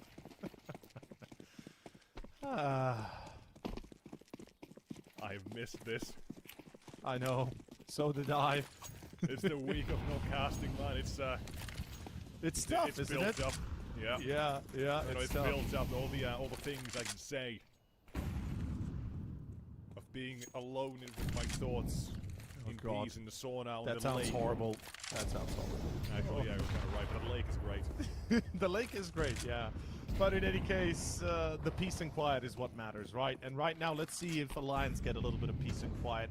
With a round win here, they would be very happy and content, and they would, in fact, start chewing back at 9. I mean, right on their tail. Not giving up any room whatsoever. 9 is looking like they could steal away quite a few valuable rounds and soon, if this continues. Gotta shout out Alliance, by the way, being a little bit afraid of that short push now as well, with how well it's gone for 9. See a 4-man stack out of this round on A for the majority until now, pretty much. Big kill for Upe. Messy spray, but still gets him. Does not check toward anything else. Would admit it, nothing else is going to be found. But the Master is onto him now to find defense. Find one to fall back. That's all you need to do. They've got the man advantage and they've got it now in 2. They gotta keep going. They gotta keep going here. They don't have a choice. Doesn't work going back B. Misuta finds Upe. Bodden Master alone on A site. This is it. They have to clean him out. Molly is good. But it bounces on the it bounces on the pillar. They do clear him out. 3 versus 2, but they don't expect Avid to be this close, and Avid will find a double. Ladies and gentlemen, that was a masterful showcase of Alliance's capabilities as they hold that line together, and more specifically Bodden Master. We gotta give it to him, right? He delayed it long enough for the rotation to come in, and it gives the chance for the rest of the team to support the defense. And that's exactly what happens here. Well played. And that goes a lot closer than it should have, but it is in the hands of Alliance 10-8 as now a full force buy. Oh, you know how I feel about those. I know how you feel about those. And I think we all feel much the same. Yep. They're in trouble now. I was going to have something else to say, but we'll save that for later. For now, we'll see what the kill feed of the Blessing and the Twist. 1 and 2 on the B side. They've defended it a little bit. Some utility remains, some utility expended, nothing else remains. Smoking Banana, that's the first 20 seconds, first 30 seconds, and the B side has 1 defender, 0 pieces of util. And a, well, let's make this joke one more time. A horde on the other side. Yeah. Always funny. Always funny, isn't it? Down to the last. As, this is where things start to spin out of control if you're 9. But let's hope to see if they can stabilize. It is. Make it or break it indeed. Down to the last. 4v3 retake. Nobody from Banana. So everything relies upon this one opportunity. And, ooh, refresh. Good start. Both Masters out. 2 players coming in through Church. Where's the utility being thrown? No flash, no nothing. Spots the close player, draws him out. No. That's a beautiful bait and switch. Refresh finds Upe. 2v2 still in play. I think they know about Mantu, but they're not ready for him. Avid now. 1v1 against Refresh. He's got the time. He's got the clock on his side, and Avid will find it. Ladies and gentlemen, it is Avid again. A clutch that he pulls away. Alliance to round 11. And secures the must-needed advantage as it breaks the back of 9's economy, forces them onto a full eco, or they put every egg into the basket and hope for the best. Let's see.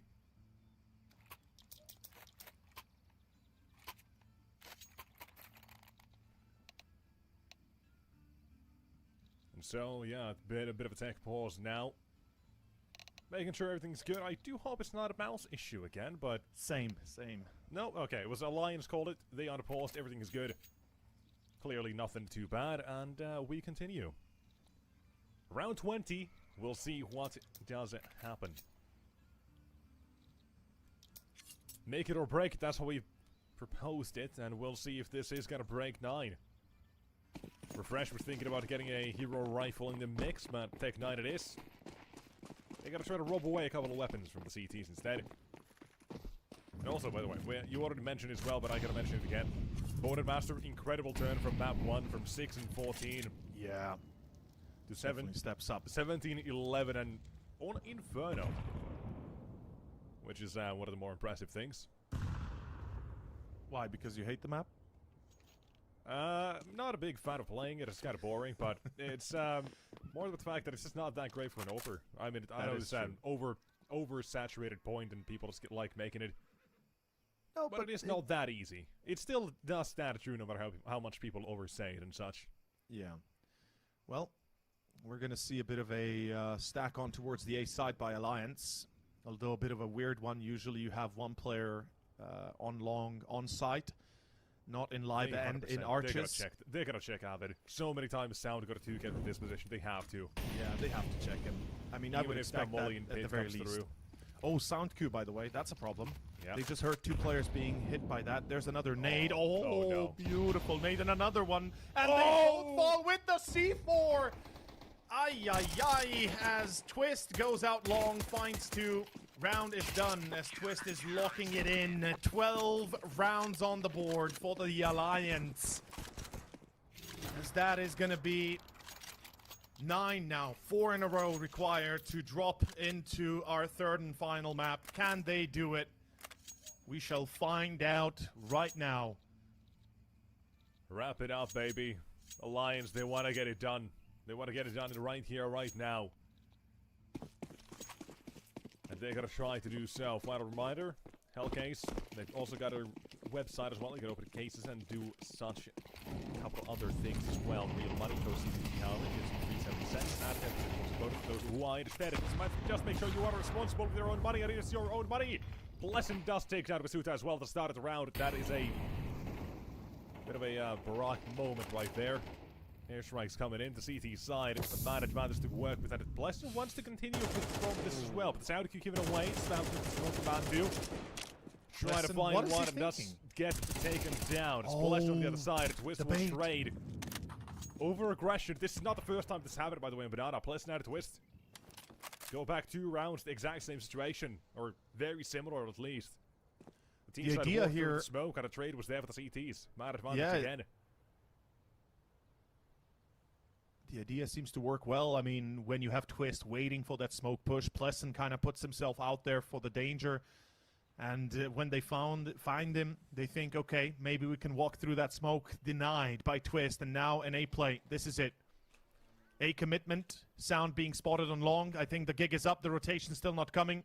There has to be rotations coming in soon. The CT's on Avid finding 1. And it's going to be down to Bodenmaster hiding on Broken Wall. I don't think they suspect him there because they already took down 1. And there's no way they suspect him there. He's ready for it. The Thresh is out. It's down to the man himself, Mantu. The Polish hero of Legends, and 1v3 is what he has to win. He's failing to find Bodenmaster on long, a bit of a bait and switch. He cannot plant safely. There's no way out of this. It's trouble. The only thing he's headed against, this Alliance, they take down 9. A reverse of what was expected coming into this one, showing that the casters don't know anything. We were fooled. But Alliance, they were not. They knew what they had to do. They got themselves a 2-0. They got their first win in Anubis, and they secured the bag on Inferno. Avoiding us the headache of Dust 2. Thank God. And shout out to Alliance for this one. It's still the first round of the Swiss stage, obviously. No one's going home. No one's going to playoffs. It's not that deep just yet. But hella impressive nonetheless. Exactly. Well played game by Alliance. And with that being out of the way, ladies and gentlemen, that was one hell of a show. And I gotta say, that one round where Avid went 1 versus 2 on B, where he clutched it against Refresh behind Pillar on triple. And I don't know who was the second player on Rocket, on Coffins, but Mantu. that was one, Mantu. That was one of the most important rounds for 9 to get. They would have broken Alliance, but they did not. And afterwards, it just went downstream. Unable to continue from there, it does... Well, it just ends the day, it ends the game here. At Alliance, they are honestly looking a lot better than I thought. Right, I kind of said at the start of as well, I had been a bit of a believer in Alliance recently. I had a couple of predictions. I thought they might have been able to beat some teams. Hadn't been able to. My faith was shaken. Now they're looking a lot better. Now I'm they're building that faith back up, and I'm gonna keep an eye on them yet again. But for the game itself, they're done. They move over to the 1-0 bracket. They've got themselves a good position to be in. And only 2 more games to the playoffs. And I feel like if they continue to play like they did right now, playoffs is not really a far off dream, because they played some really good fundamental Counter-Strike today, which is the most important thing. They had trades, they had spacing, and they had some good mid-rounds.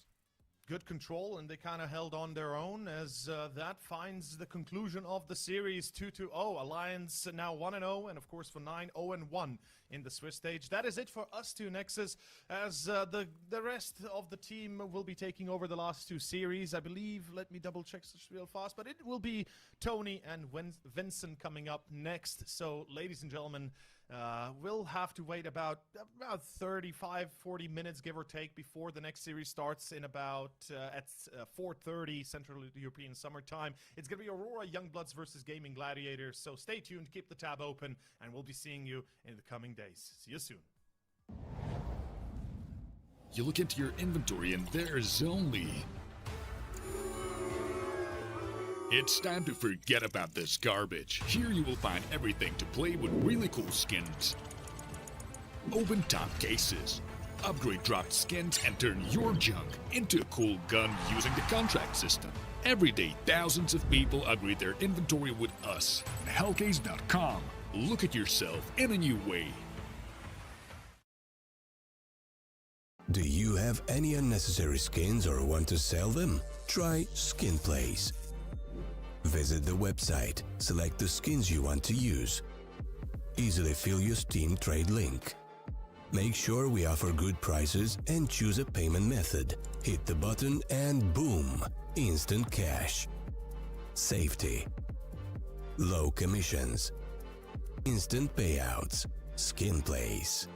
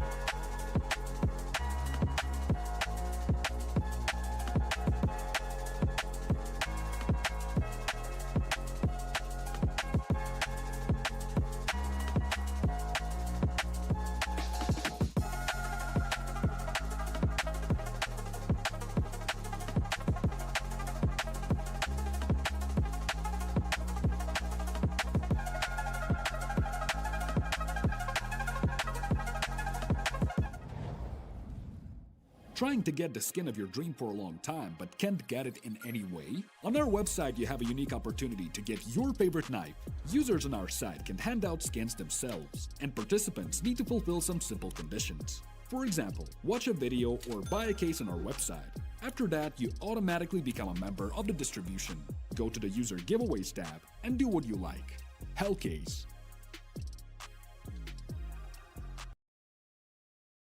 Do you have any unnecessary skins or want to sell them? Try SkinPlace. Visit the website, select the skins you want to use. Easily fill your Steam trade link. Make sure we offer good prices and choose a payment method. Hit the button and boom! Instant cash. Safety. Low commissions. Instant payouts. SkinPlace.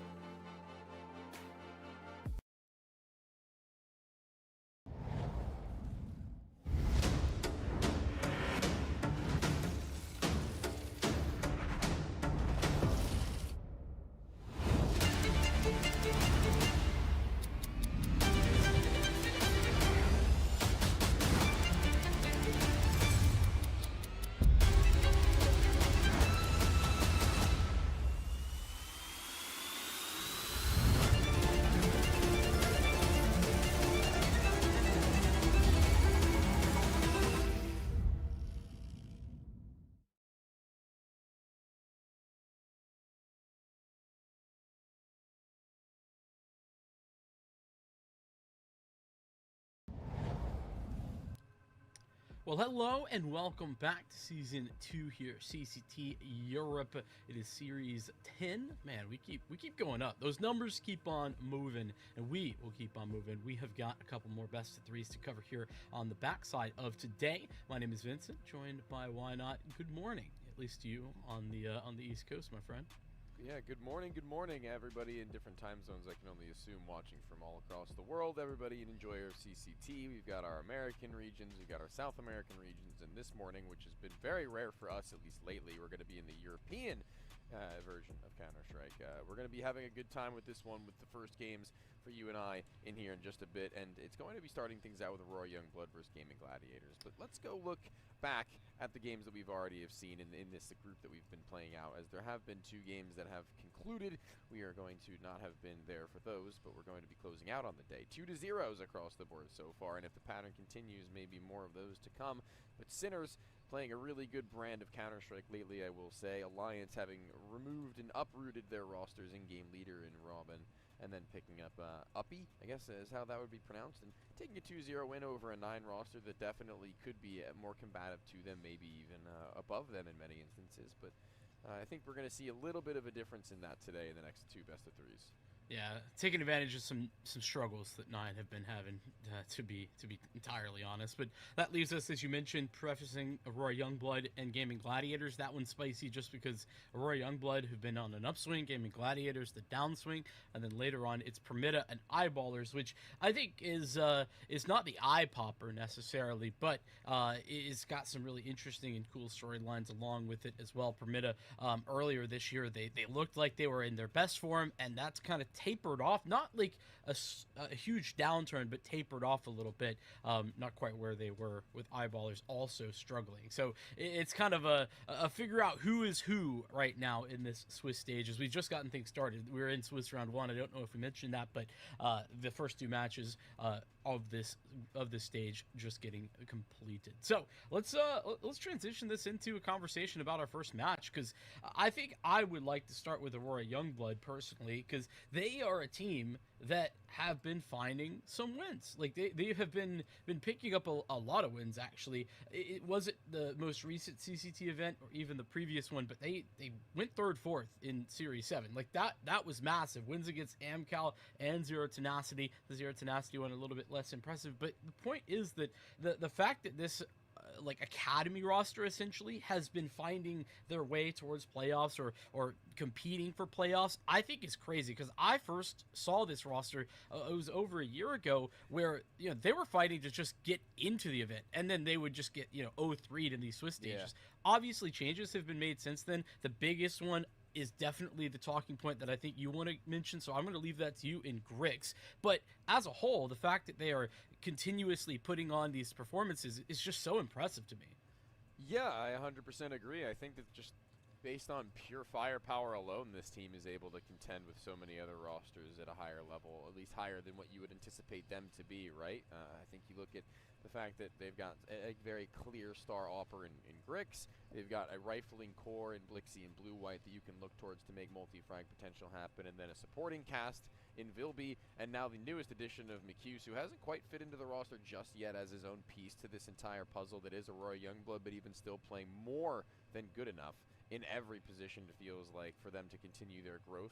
And I think that as the days go by, and one after another, I think we're going to see them find more footing consistently against these better teams, and not just the off 3rd, 4th, as you mentioned, because it has been a month with McHughes. It's been 3 months with Grix, and that takes some time, even still. 2 players, not from Russia, but instead from Belarus. So it's, maybe a little bit of a cultural shift. I'm not entirely sure. I'm not from Europe, but even still, I would say that it's got to be at least slightly different for both parties to be able to slot into this one, and it has worked so far.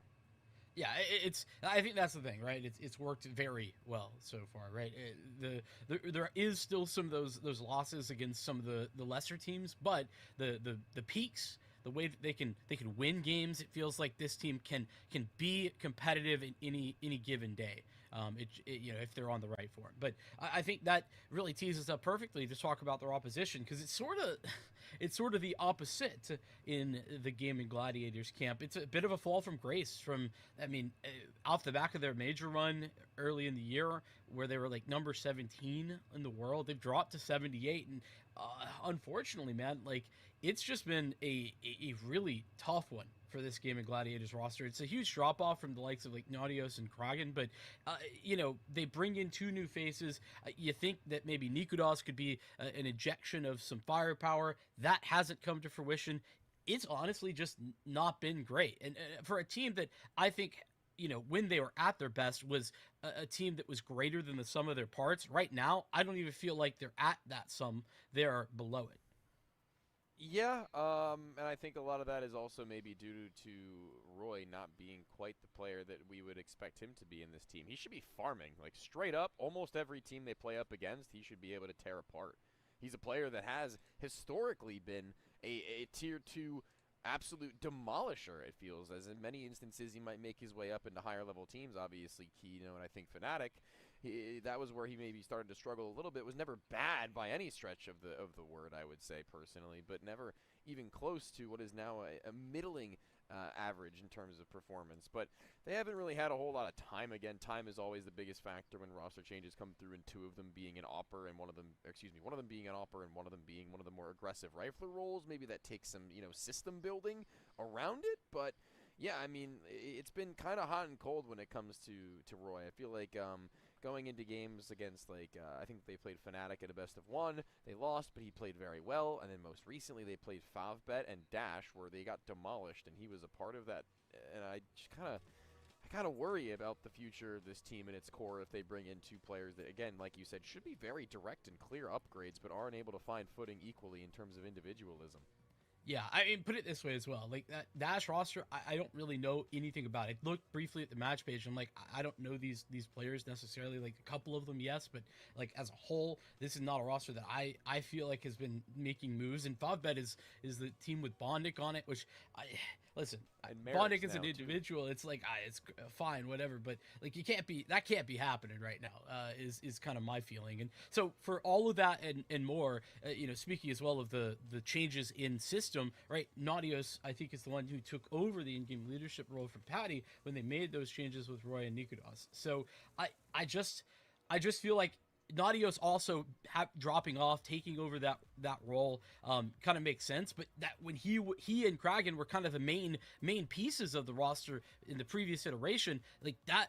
It feels like you had to hit on both Nikudos and Roy. They both had to be hitting, and right now, like, that's just not the case consistently for Roy, and honestly, it just hasn't been the case for Nikudos yet. Again, early days, but it also is not the type of system that I think Roy is probably used to.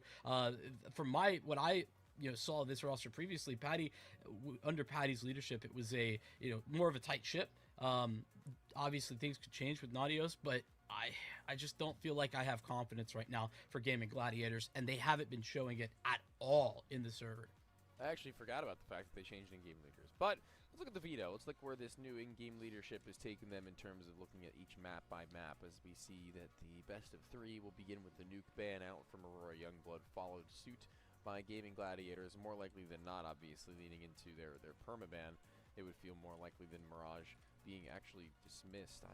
I definitely don't really know if Vertigo is where they would like to go, so a punish pick potentially maybe from Aurora Youngblood, but no punish picks, just going, old, safe, and casual. Their Dust 2 is very, very good. Gaming Gladiators, they've played it, but they haven't had any success whatsoever. It's been a very, very dry spell for them on that one.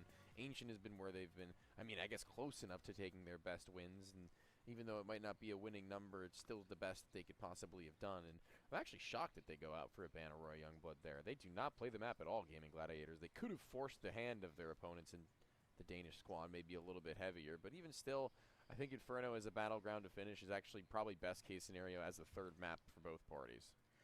Yeah, I'm also a little bit surprised. I think Vertigo could have been a cool punish pick. I think just clear that Aurora Youngblood don't feel a lot of confidence right now on that map. They have a bunch of time in game on it, but there's not a ton of wins there. What I will say, like, leaning into this Dust 2 makes a ton of sense.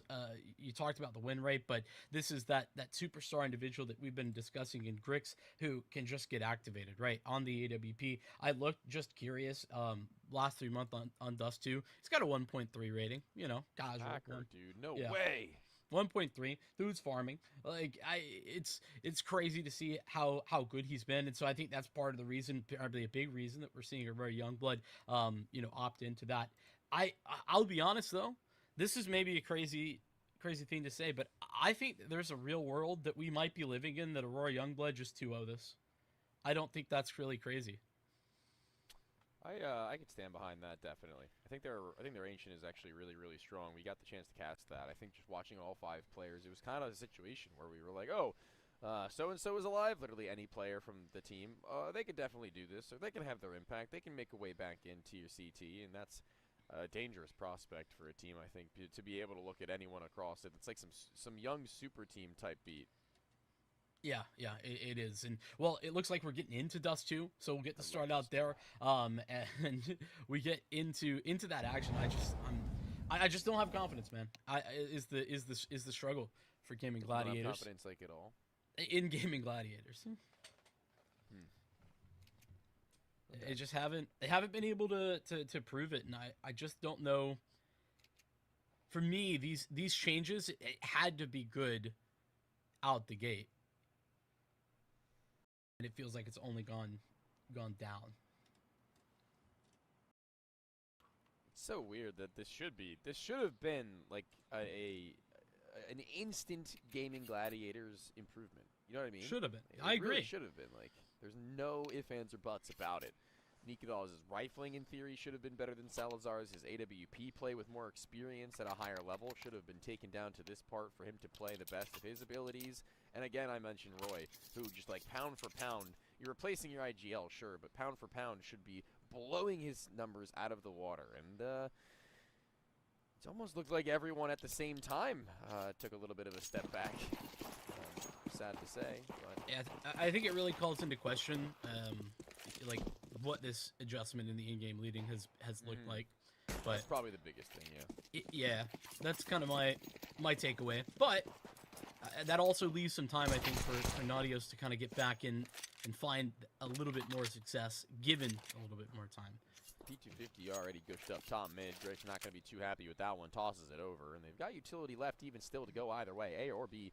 But keynote, nobody over towards long side anymore from Gaming Gladiators. They've instead peeled back towards the A site, and I guess that does make sense this deep into it. Can't really allocate that many resources in that direction, but they're going to be walking it out towards tons.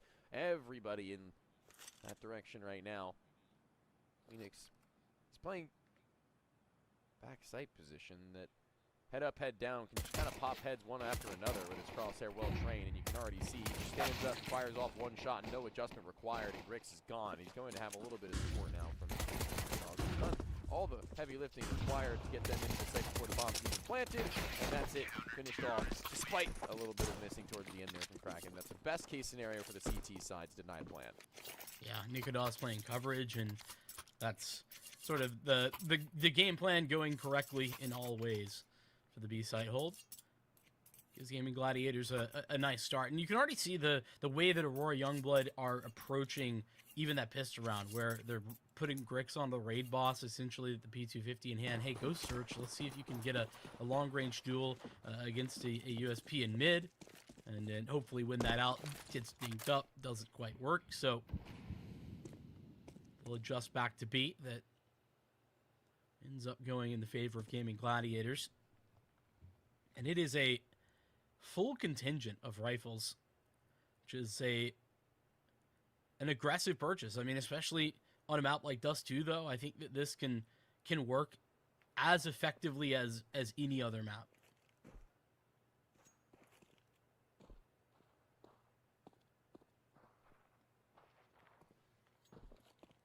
Very slow and steady from AYB. They're cooling it outside long doors. Not putting all too much in the way of early aggression, and by all too much, I mean any at all. Maybe 2 run boosts to come out mid in a second here. That could be interesting. Yeah, they're setting it up. Making sure he's not going to bump his head. First one failed. Second one failed as well. I saw it. All good, though. They were going to be swinging nevertheless, and it was going to be tapped away. At least they found Roy, actually, so that's a pretty good thing. One more kill, and this will be worth their while in terms of not the little investment, but hold on now. They got an M4 to work with, too. I mean, I think the one kill was good. Second one's crazy, and grabbing both the rifles, even without the armor. It's going to be incredible. Oh, yeah, I got to get the bomb. Hold on. Rick's tossing away the M4, trying to make it an expensive one. Millions can just outright go down from there. I thought for sure that they were going to have a lock on him in a second or two, but all good. So, I mean, that is, though, two big guns that are removed. So that makes a pretty big difference. And in particular, that strategy I was talking about, where Gaming Gladiators, they essentially just get a little bit, like a nade or two per player to get all 5 players with rifles in the second round. It does make any losses incredibly expensive.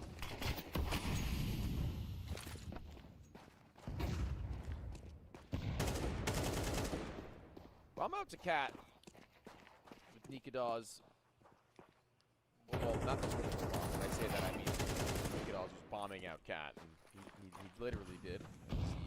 He immediately explodes, sent packing both he and Nodios, and this one falling onto its face before it really has legs to get started. Gains, rounds.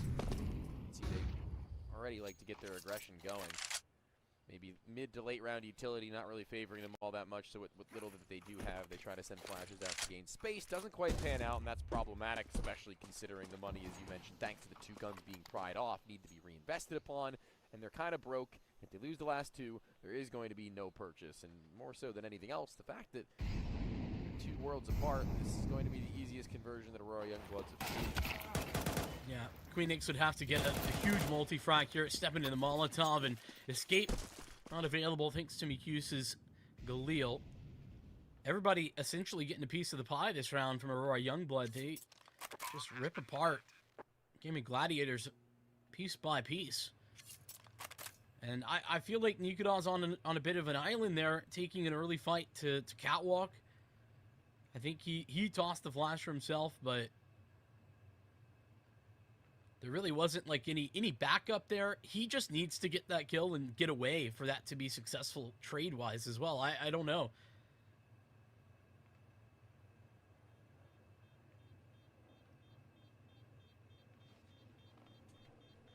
A1S is a nice cop. Keep that one. Carry it over. Terrorists win.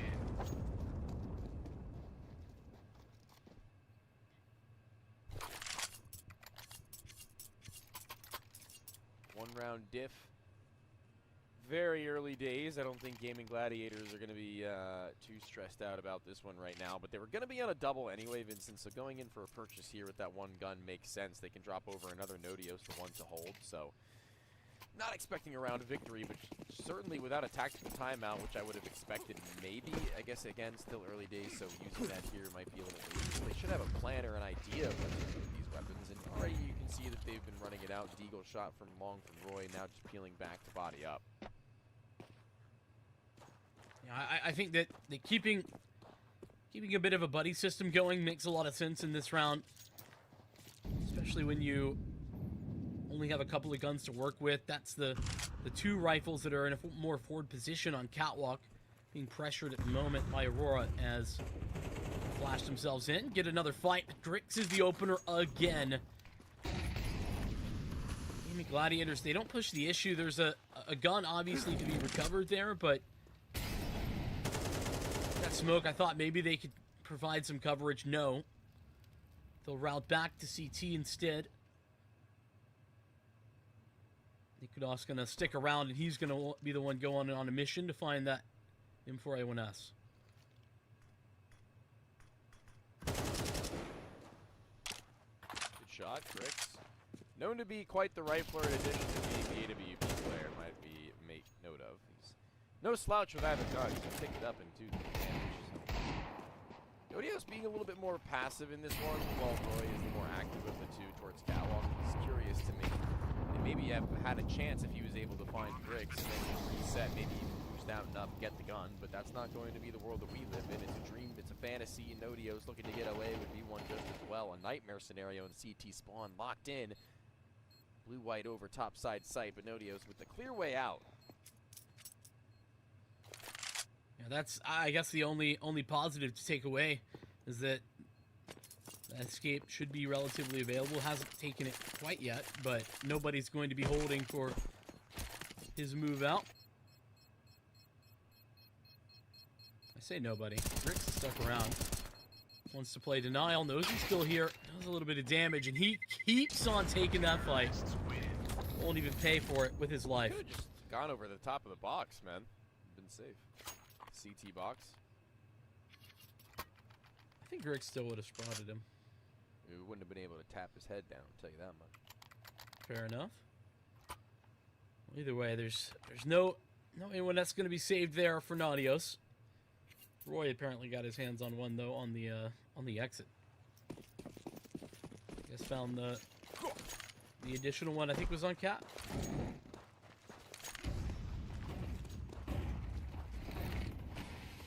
And on the pistols, it's another sort of explosive early round from Gaming Gladiators, taking a lot of space over in mid, trying to put bodies in that location, but they aren't finding anybody home.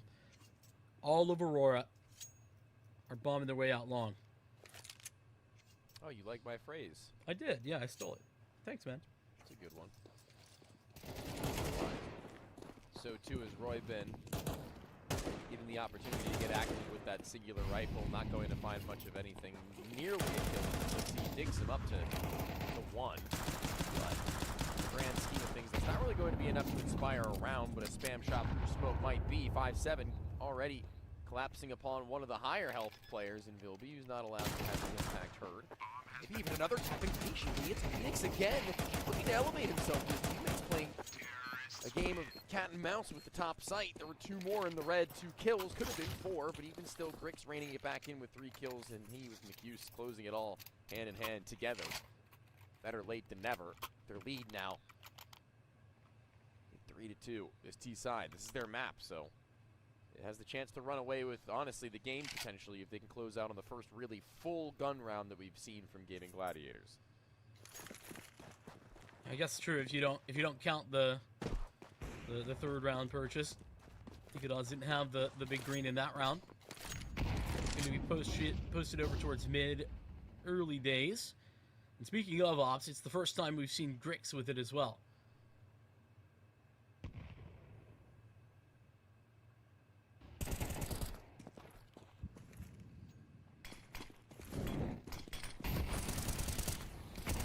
Tunnels, and Odio's running him down. McHughes alone. Tunnels clean and clear, but there are 3 back T-spawn.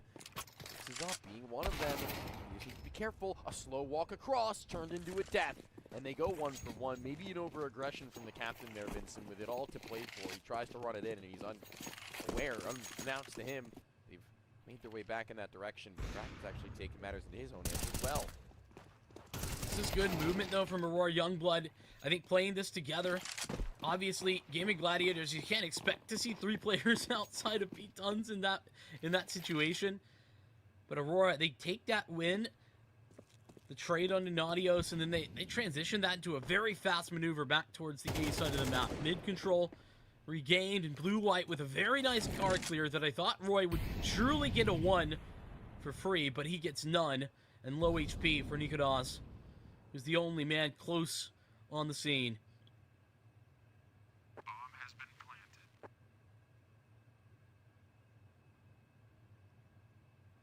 Very awkward.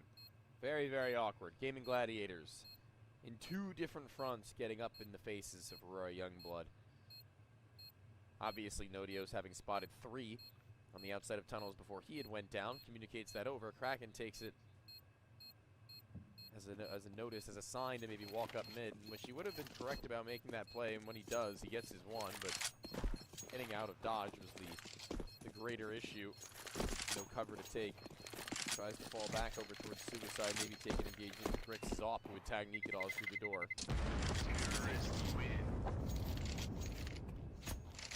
Courtesy of sniper, the one of two.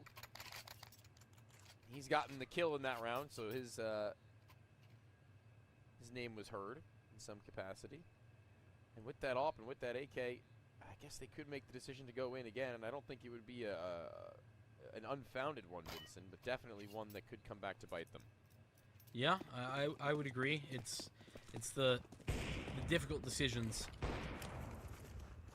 Whether or not to continue forcing in and trying to play around a couple of saves as opposed to going back. It's the op set up, and I don't even... I heard Nikolas get a shot off there. Double swung, and down and out. It's so quick, the pace right now from Aurora. Youngblood, they just go up and in to the B site. Leading the charge is Blue-White. Nadios does a great job, a really stalwart hold considering the weaponry that he had and was up against, but now left all on their lonesome. 2-on-3 doesn't seem all that daunting until you realize it's a retake on the B site of Dust 2. Without any guns, though opt to be recovered, fortunately, for Kragan, yeah. But I do want to mention that I think Aurora... They do a great job right now of recognizing their strengths. These last couple of rounds, especially that, not this round, but the previous gun round, like, they just played a death ball, essentially. Like, there's just 3 players grouped, and they're taking those fights together outside of their extremity default.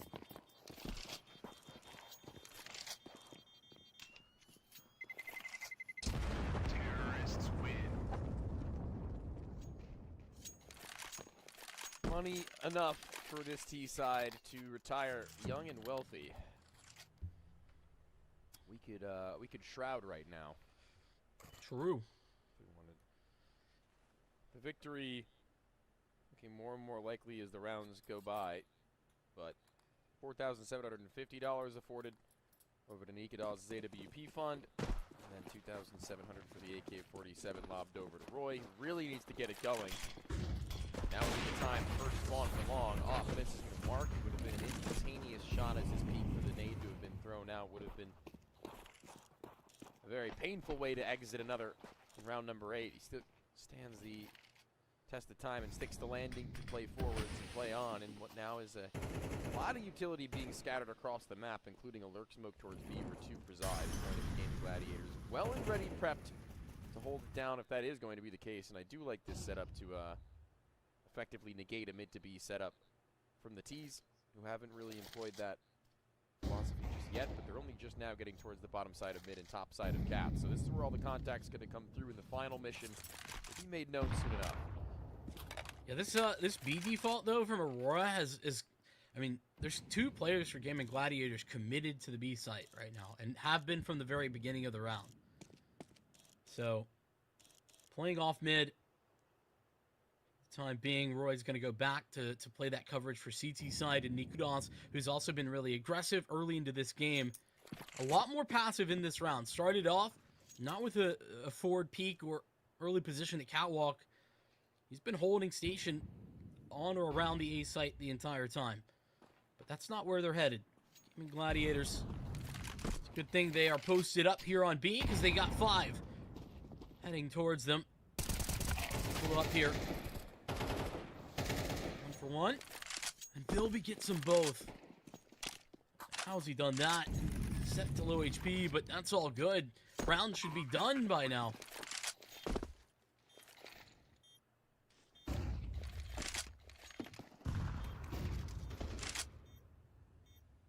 Should be.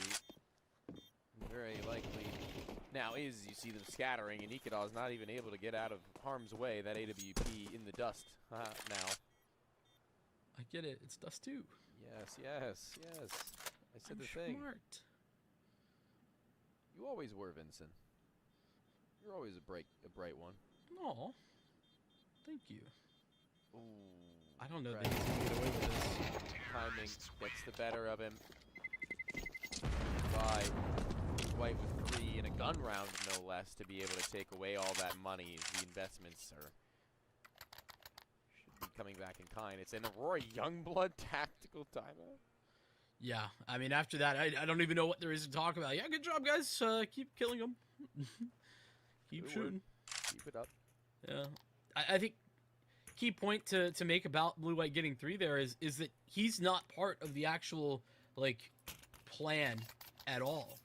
Like, he's not going to the site that they hit. He's just the guy who's holding cutoff, lurking, trying to make sure that nobody can escape with those weapons. And I mean, he does that job brilliantly.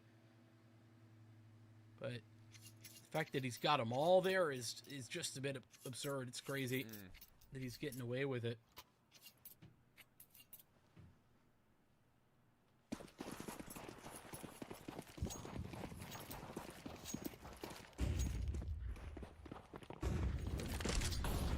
Okay. You sound long to take that first point of contact. Fully blinded. Actually, what in God's name finds the head of a player in Roy who never really stood a chance. He just held down mouse 1 as he was shift walking ahead with the nades to slow him. It was almost an artificial strafe, Vincent. That's not something you'll see every day. Yeah, Nikolas tried to get active early into this round as well. He was over in mid, taking a more aggressive suicide swing. But that doesn't work out. Now he's the one who's got to fill in the blanks over at long, whilst we're going to see Kraken get proactive on Catwalk. Meantime, it's that death ball that I was talking about, that Aurora, I feel like, have really made work for themselves, just walking up Cat. 3 strong. Don't even get the 1. Now Nikolas has 2 angles to worry about, and, well, now he doesn't have to worry about a thing. He's in the grave. You don't have to worry about stuff when you're dead. Yeah. Yeah. Brain no longer works. I'll put. I knew you were an intellectual. Was Vilby just... It looked like Vilby was like trying to see if you can defuse the bomb from that position. But is that what I saw? No. No? Okay, my bad. No, maybe. Probably. Ooh, wait, this is weird. This gets really awkward. Queen is unaware of the headshot angle that could present itself to him, but oh my lord, head up, head down, peekaboo. AK-47 takes his swing, and 7-2. This is destruction coming through on this map right now. And you said, I mean, this is their pick, but even still, you said you could see a world where a 2-0 is in the cards, and right now I'm not too far off from believing the same thing.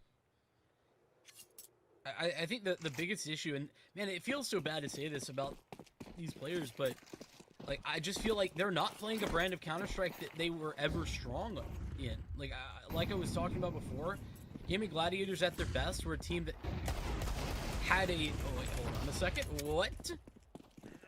Roy and Queenix working the long pick here, and Gaming Gladiators, they'll have a 2-man advantage. It's not something we've seen very often. Roy Youngblood's going to have to adjust quickly to rectify this situation. They're so back.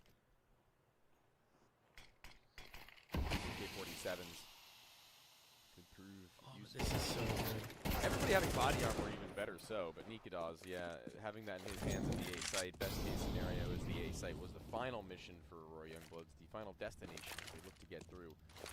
Hughes second guessing where he wants to lob his nades, taking a little bit of time here before he gets that bomb planted, and even, I think, waiting a little bit too long while that cat smoke was still up to be able to put down that C4 would have been better news. Trying to isolate one and he's actually done that much as well, and he's not really worried about Cat, but should be. There's a scout there, misses his mark. Nodio's giving up maybe his potential. Being able to shut him down without any say, but there's nothing for the last. The head exposed over the top side of the railing, and Roy getting his kills in kind one after another, but only with the deagle. Yeah, it's a really nice round just because Gaming Gladiators, they needed something like that, a little bit of a flash in the pan, sure, but it's something to help them get back into this map. And I think critically, in addition to that, it also gives them some economy to play with. It's been their struggle, their kryptonite all map long.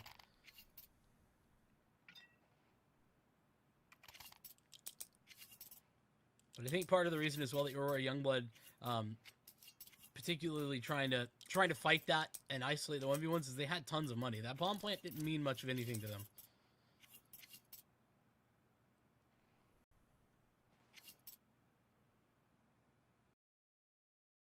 Killing as many players from Gaming Gladiators is definitely, yeah, I guess the main objective there. So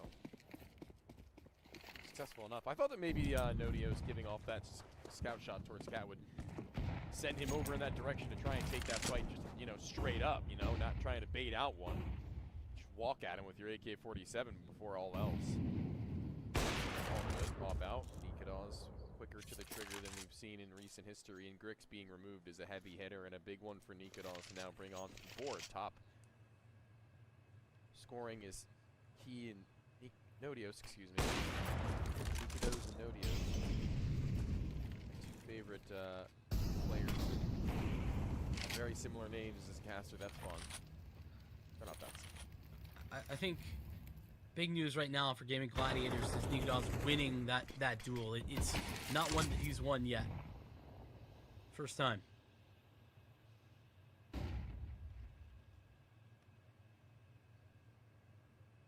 Still looking to press in for mid. And he can't even get the refrag. Gets away with it too. So it's now this three-man stack up I've been talking so much about, but 35 seconds remain. As the play becomes a little bit more obvious, Nikodos going to be able to post. Grabs one.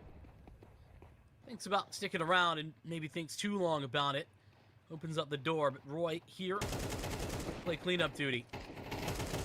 He's got out all of the mops, the dustpans, everything that he needs with the help of Nodios from Catwalk. It's Gaming Gladiators to put together not just one, but a second round in a row. This is a recovery, especially if they get a fifth.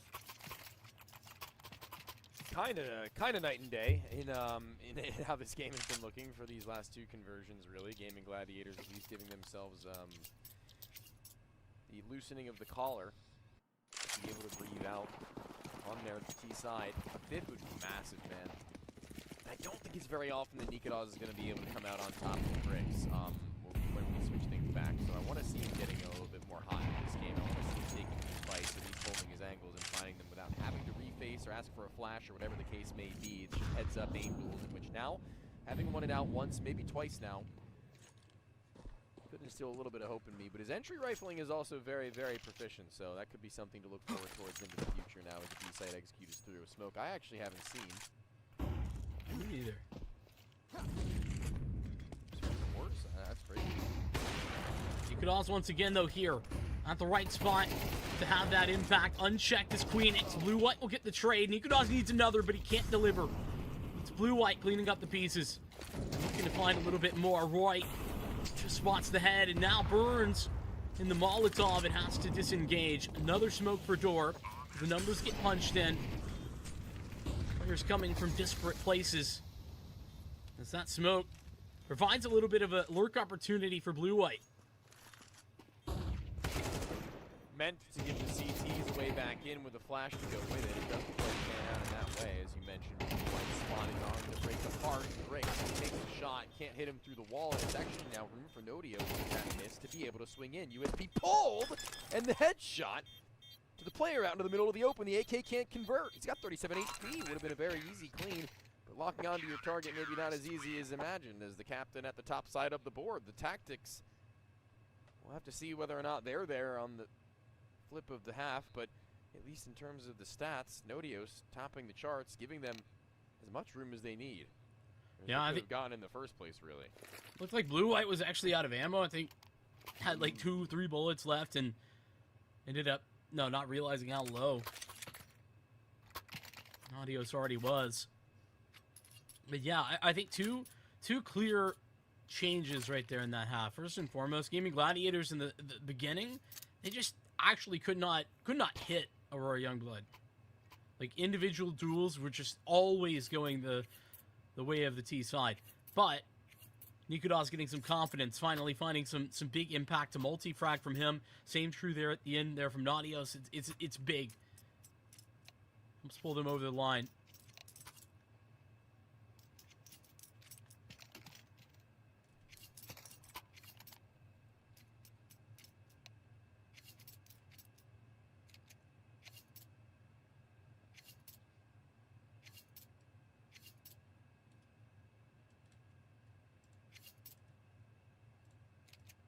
Want to see just a little bit more Roy to be able to say that I think this is a very clear comebackable game. Obviously, it's comebackable regardless. It's not that far off in the round count, but he certainly needs to play a part in this. It's not going to be Nico every time. We can snap it out with a P250 though in a very, very comfortable fashion. He's going to take those duels. Door not smoked, not flashed off from the angle. Vilby still. Oh, we'll have a way into this one over topside window, not held, and another quick snap. And utility enough to fight back in. They've got a flash. Yeah, this is massive. Because they can flood back in the door here. They don't know it, but everybody for Gaming Gladiators is on the right-hand side of the site towards the platform or on the site proper. Waiting for blue-white. Start making that contact. Oh, the one flash, it missed the mark, and Blixie sent in without support. It's all up to 2. Hilby goes down, and this, I mean, it should have been way better there from Aurora Youngblood, but one missed flashbang and a very disjointed retake gives Gaming Gladiators another pistol.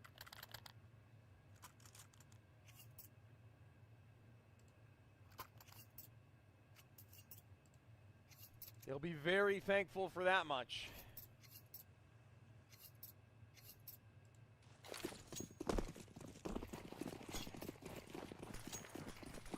Alongside Wills with AKs, they're not going to be met with a single thing. Clean and clear, baby. Sky's blue. Maybe you walk up through cat now, obviously, with those boxes being available. It makes it a lot quicker for a multitude of CTs to be able to get up. Very off angle and towards their spawn. He's gotten 4. Okay. Money up. That will help out a bunch. Critically as well. Nothing really done in this round from Aurora Youngblood. They were so successful, even with Glocks in the first half.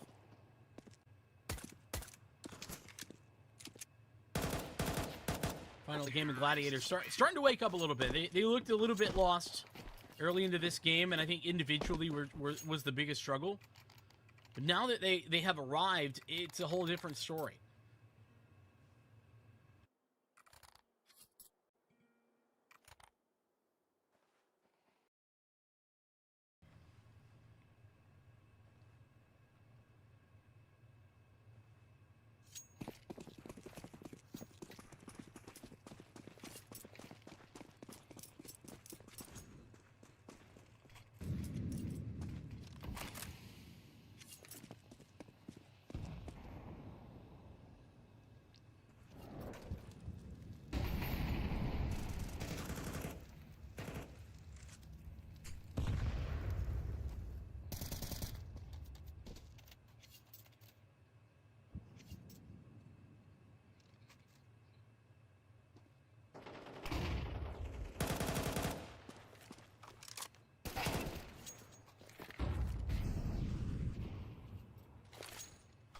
Even though he gets a dink in response, the fact that he stays alive is so crucial.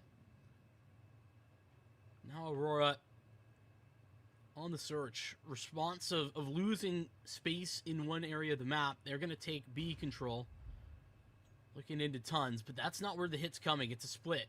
Long and short over on the A site. For Gaming Gladiators, it's just one player in blue-white at long. Man to hold. Strong on A side proper in Vilby. Walking out with a teammate by his side to be able to trade, but not even a bullet fired. Flipping his head back and forth, and around the bend they go into Vilby's FAMAS. It's able to convert to an AK-47 upgrade thanks to his trouble. He's gotten that much, and spotting out the next and the rest, trying to get up close and personal. There's no flash, but he might go for a try.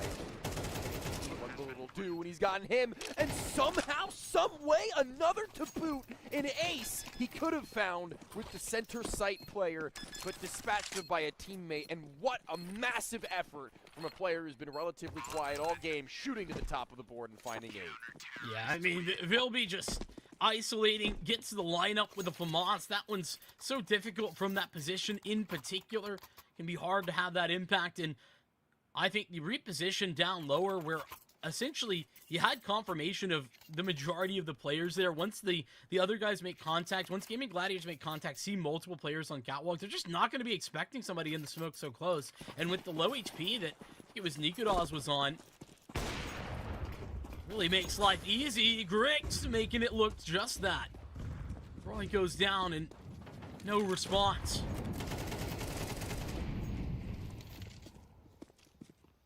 You love a good Grix performance.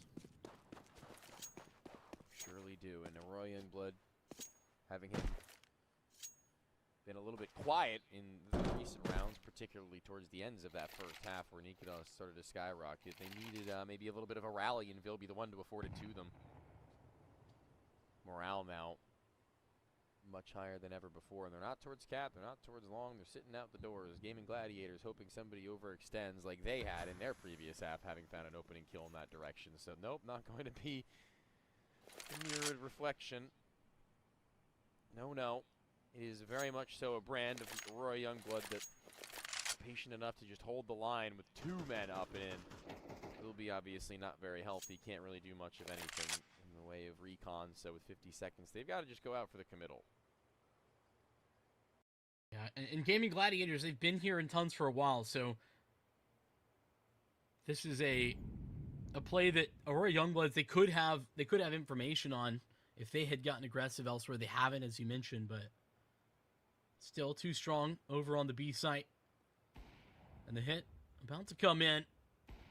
First shot misses. That's Nikodas who is going to be working there. A missed smoke as well, so there's nothing for door, and they're going to call it off the back of that. Hold on, though. Blue White is here in their spawn with no time left onto this clock. Sends one packing, and the other 2 not looking to scale up all that much farther beyond. The op misses the mark in the butt. Exposed, tapped out and away. Nodios, the lone survivor, as his brethren are found around him. 9 up in this game that had gotten all the more close than what we were anticipating at one point in time, seeing it 7-2. It's a tactical timeout from Gaming Gladiators now, probably in an important part of this game, with their money not quite being there, as Nikodas died after time. Yeah, oh, that's the worst part about that. You make the decision, a hard one, by the way, like, to save off the back of some of that missing utility. There was a door smoke that went out, but then got flubbed. So you make that call, I think probably hard but fair. And then you lose not only the gun, but the money too. Like, that's just insult to injury, man. And off the back of attack timeout, what more can you do? Like, money is absolutely boned, even with this save.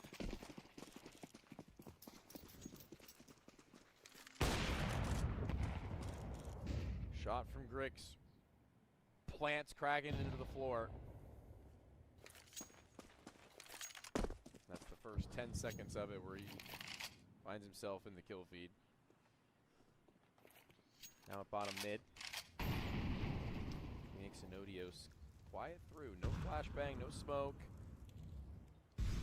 No bells and no whistles. Dry.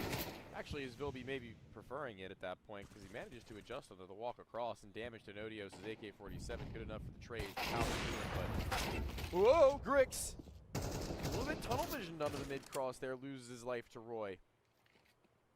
It's a hard adjustment to make, too. So that flick, not connecting, and understandably so. I mean, the armor's still for Nodios, but this nade well placed could put either of them down. The planter will go and not even get the bomb down first.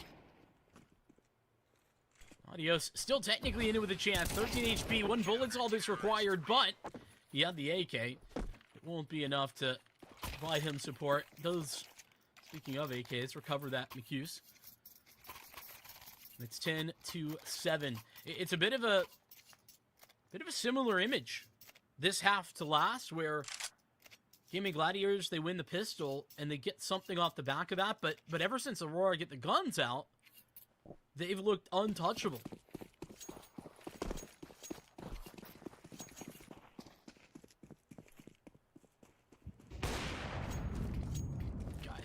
Stop peeking, Grix. Like, I mean, that's one, and it's like round ending almost. Dude, Oh, this is disgusting. I love it. If one opening wasn't enough, how about two?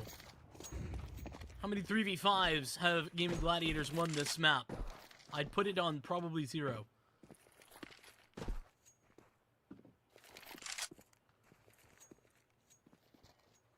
I would agree with that fabricated stat. The world may never know. Yeah, we can't check. There's no way to learn. No possible way, no. But even still, they look to fight on. They look to give themselves a good enough shout, but I doubt that'll be the case as B-Tons is unlocked by Grix. Not their focal point to try and walk through, as it hasn't done them much good. A good idea may be, in essence, to play through that smoke with a gap enough to play inside of it and amongst it. He stands his ground for as long with a teammate to boot. And over the top side, the red dot on the other end of the smoke is all he'll need to locate the last. Good lineup through. One being dropped in that round in its entirety, and Blue-White having found more than enough bang for his buck. Leaves them with no bomb plant, no AK-47 money, and maybe map point to play up against if they decide to. I just want to point out that Grix has gotten them an opening pick in every single gun round this half. All of them. Yeah, that's pretty good or whatever. So, and well, looks like this one might not be live, but to further that, this isn't really about Nikodovs necessarily struggling, but think about the amount of times we've seen that head-to-head. It's been probably 3, I'd think, and Nikodovs winning it once.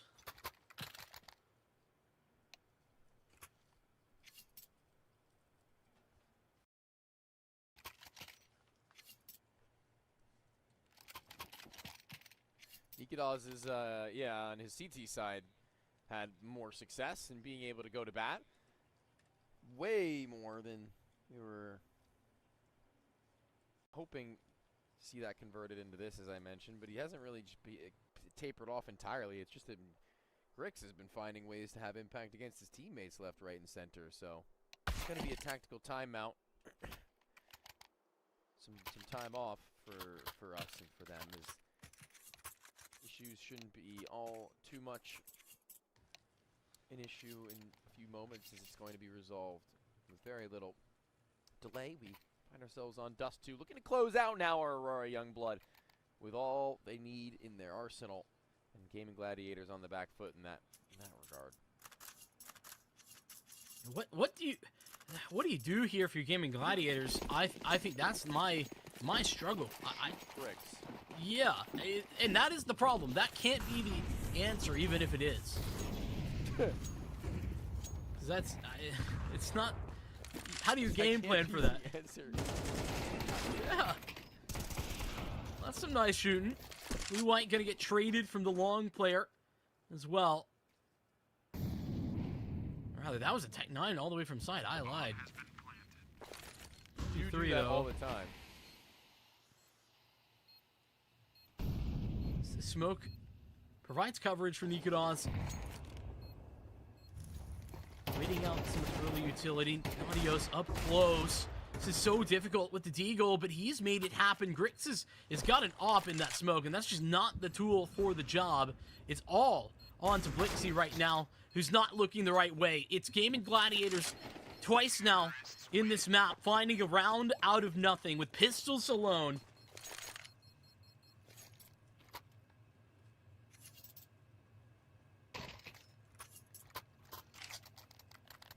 Not very much inspiring, even still, though. It's just that one round out of the hat that you can't really replicate or expect to in the slightest. They'll take it, right? They'll take that money. They'll take that round count closed. Take whatever they can get in the way of scavenging for weaponry, in which they've done so well. They'll take the fact that Aurora Youngblood are also now in a little bit of a downturn in the round to follow, regardless of what happens here. Keep their guns up and alive. Grix shut down. Roy starting to walk it out. Seeing a shot like that is more inspiring than anything that we've seen thus far as he pins another one to the wall in lower tunnels. It's 2 from one player in one part of the map that he's allowed to zone alone. First time that we've seen Grix actually lose out when he has an op against a rifle like this. Philby, though, he's clawed it back before, and he's got backup in the form of blue-white from Cat. Roy falls. As does Nikodas at top mid. It's a snap towards the B site for Gaming Gladiators, but they've got one man to contend. Hughes needs to stand tall. Needs to have his impact felt here. He's called in the reinforcements, and they've taken their time about getting out here. Adjustment made for Queenix. It's blue-white 1v2. And he's got a timing through the door here, maybe. He's holding. Oh, it was the perfect play, but he just doesn't hit the shot.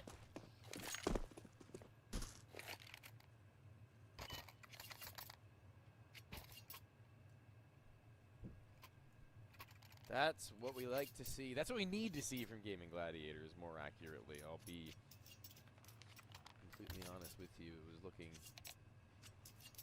kind of dry. That pistol round win, it gives them the opportunity to convert and really just bring themselves back to confidence. And that round was exactly that much as they used their last tack timeout. Gaming Gladiators out 1 before double digits, 2 before closing the distance. And I think Aurora Youngblood, knowing that fact, are going to keep themselves economically stable in trying to get a buy up into the following. It's the loss bonus only now that they've really experienced being built up. And so too, Gaming Gladiators can build up some of their own funding as they've started to slowly roll into it, and USP shouldn't be that big of a deal. No, it shouldn't be. But I mean, Gaming Gladiators, they have taken every possible advantage, though, in this map. They've won 2 ecos. They won both pistols. And Aurora Youngblood's still ahead, despite the fact that they're going to be on an eco here. We'll probably see that distance close just a little bit more. Point being that they've got a lot going for them in this game. The Gaming Gladiators.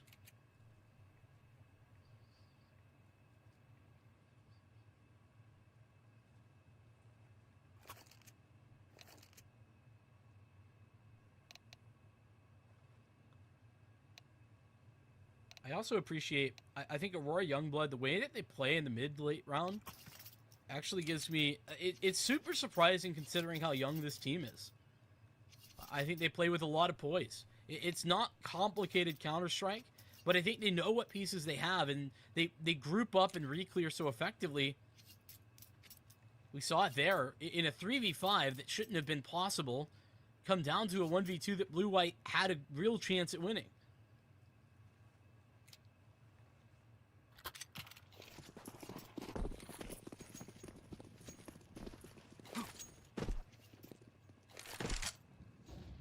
See how they manage this one. It should be free and easy. There's smoke from the CTs lower mid to disguise the fact that they've walked all the way across the tons, all 5. It's a stack, a risky one, and one that won't be read into by GG in the slightest. They're out towards long. They've taken no liberties in the opposite direction. They should be fine to just go in. No contest, nobody to send them any sort of a worry or a shadow of a doubt. Should be around more often than not. It's maybe a shot through the smoke that'll send this one spiraling, but I doubt that much just as well. Straw stack inside of CT spawn is the plan. That smoke, though, for mid, in itself, an indication, though, for Gaming Gladiators. You don't know necessarily what's happening, what the game plan is, but you do know that something is afoot. Unless you're tossing that or the HE every round to deny that vision. Does anybody try and get into CT? That's what I want to know. Doesn't matter. They're gonna head in there late to the party. Hughes is hoping that gun is gonna get blown his way. A man can dream. But I don't know if it's even dropped on the ground. But he also doesn't have armor, so he's dead.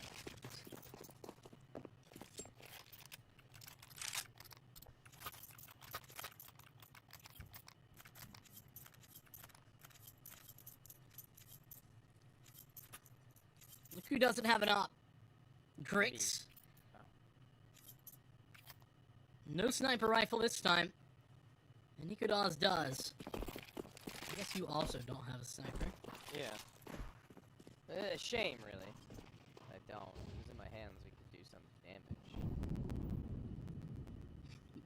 By we, you mean the two of us? Yeah, yeah, me and you. Just insert ourselves in the game. Oh. Okay. Cool flashlight up there. Goes over the corner to which nobody's actually on the other side. And this nade lineup with Rick just trying to pop them out. It's been lobbed off. It's supposed to bounce, and it does so too right to the dome of Roy. He's been solved. Made an easier target for the rest of the round. An A1S effectively an AK to him now. One shot, headshot, kill. But I think more so than anything else,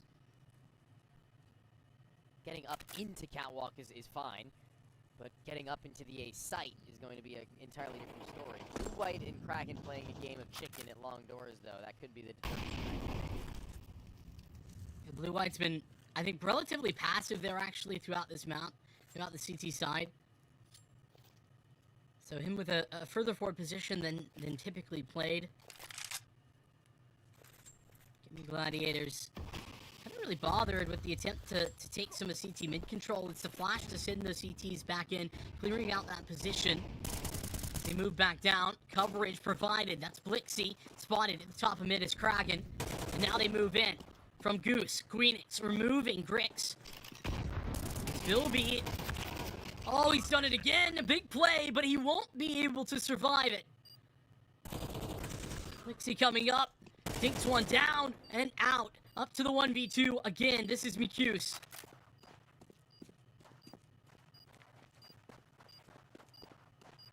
Gotta run it.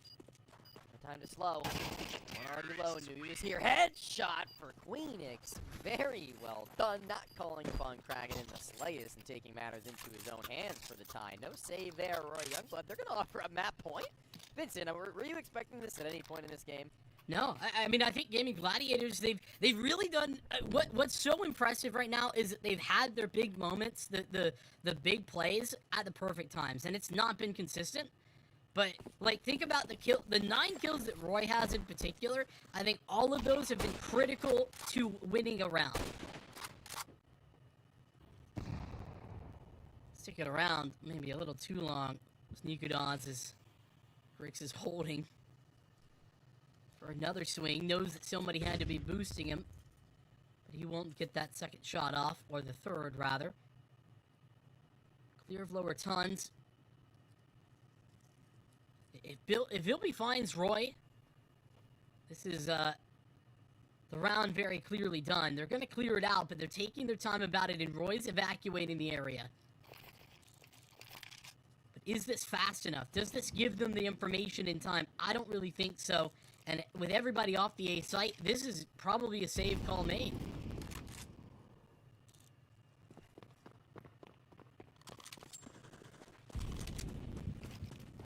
Probably. I mean, they need everything that they can get going into the next one, Vincent. There's no ifs, ands, or buts. There's no doubts about that. They can't let that one slip. So having armor in and of itself is valuable. Onto is Roy's spray, not able to find any more than that with 2 targets. They dispatch Phoenix just as well. I think that might be the optic to go in and grab. That'd be huge. Are they going for this retake now? They don't have a kit, but awful close regardless. Yeah, I think maybe just trying to get additional weapons out of the hands of Gaming Gladiators, but I don't think it matters. They have good enough money. Flash misses the mark, but like I said, it doesn't matter how many players go down. All 5 actually fall for Gaming Gladiators, but they are going to be unaffected. Worth it to try and remove the recovered op and the AK, but neither get taken out. We could be seeing overtime here. Aurora Youngbloods put themselves in position to have success in this round.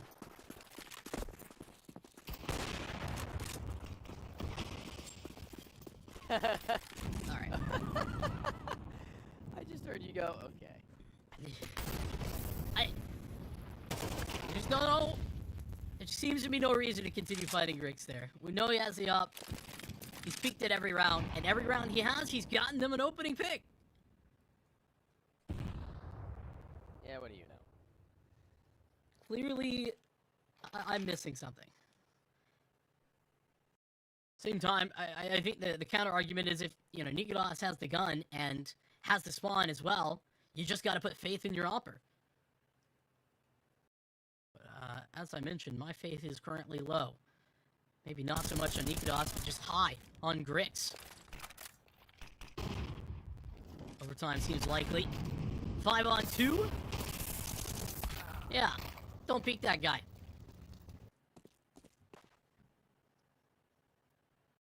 Yeah, maybe we leave Grix alone going into overtime, perhaps. That might be the ticket. That's what I would wager. That's what I would have done. CS is a complicated game, but it can be simple.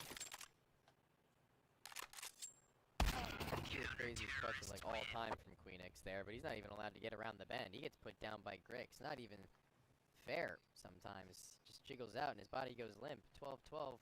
We go again, and I think Gaming Gladiators are going to be pretty upset that they've given another opportunity to them with unlimited funding. Yeah, I think the unlimited funding part is problematic. As I mentioned, remember, Gaming Gladiators, listen, I gotta give them credit. They came back into this in a big way. That big clutch, it was Naughtios, I think, who clutched them out there at the end. That recovery was wonderful, but they win both pistols. They get 2 eco wins that then break Aurora's economy there when they're on the CT side. All of these things have helped them recover, but now Aurora have unlimited ops. Or at least close enough to it that it shouldn't matter. Quick peek over at Long, and a push as well. Flashed in, but unaffected is Nikolas.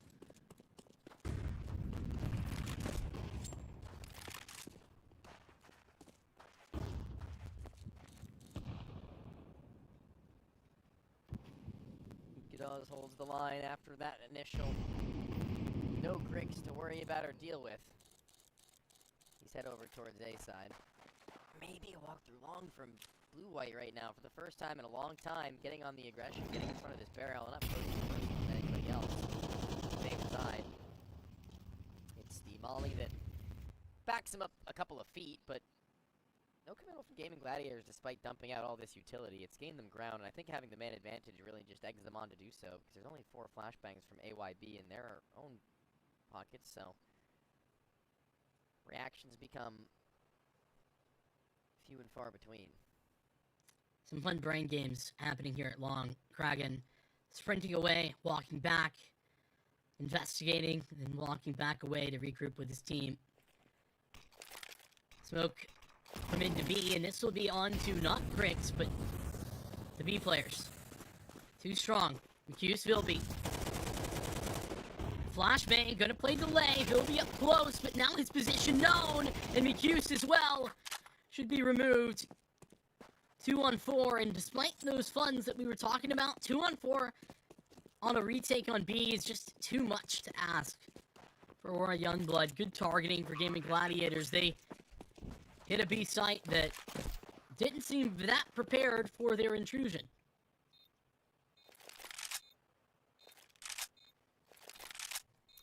Starting to notice now, actually, for the CT side, that Grix is a win condition, to be honest with you. Like, he has to get 1 kill in one of these rounds or they just outright lose. I don't think there's been a round that he hasn't gotten a kill in that they won. There has. It was the Vilby 4K. He didn't get the 5th kill? Yeah, I think that matters most. I don't think Vilby's 4K is that important. It was Recuse who got the final one. I'm just kidding anyway. I think the 4K was pretty darn important. But yeah, I mean, opening kill of every gun round to the later stage point of rounds that they had won, as you mentioned, as you made note of. So like opening kills, that's one thing. Double and triple kills in round closers for them to try and get towards mid and A at the end of it when he has that sniper in hand. Yeah, And I think Very, very critically, clear. the reason that that is the case for Aurora is that they're so comfortable playing in man-up advantages. Which, listen, I mean, that's every team, or at least it should be. But, in particular, they have a lot more confidence, and I think it really activates the riflers. They can go for some of those more aggressive moves, and in a round like that one where that doesn't happen, where they don't get that opening pick, you saw Aurora really turtled up onto B, not taking confident fights, and ultimately letting Gaming Gladiators make their move, as opposed to taking the reins of the maneuver themselves.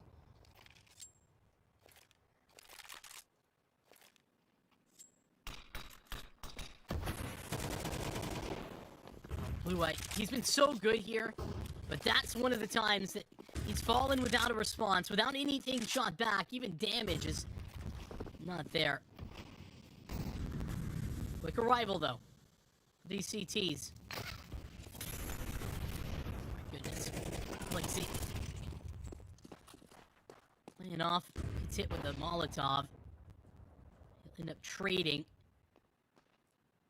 Problem is, they don't know exactly where Gaming Gladiators are located or headed now.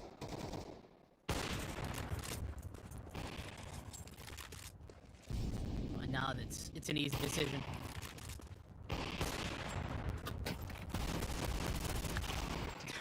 What? What? Bricks, buddy, relax. Runs it down the line. 2 rounds on the T side. Gaming Gladiators, the ones at the lead, and maybe looking to take it over that much more.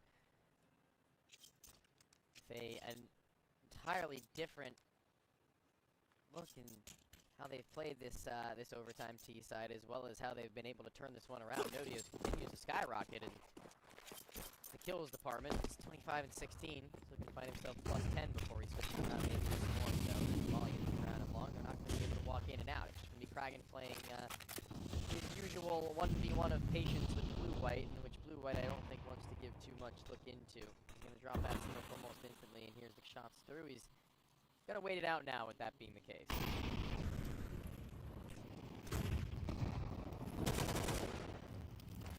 Aggressive move. Rick's falling back, but he's gonna get another shot off before having to move away. Adjustment made. What the hell from Grix? Absolutely ridiculous. Nikodas falls, and oh my goodness, this kid is brilliant. He can do no wrong. A long-range duel against the AK of Kragan up mid gives Gaming Gladiators a big disadvantage. They're so split up. One on A, one on B. They have both sites, but not the device.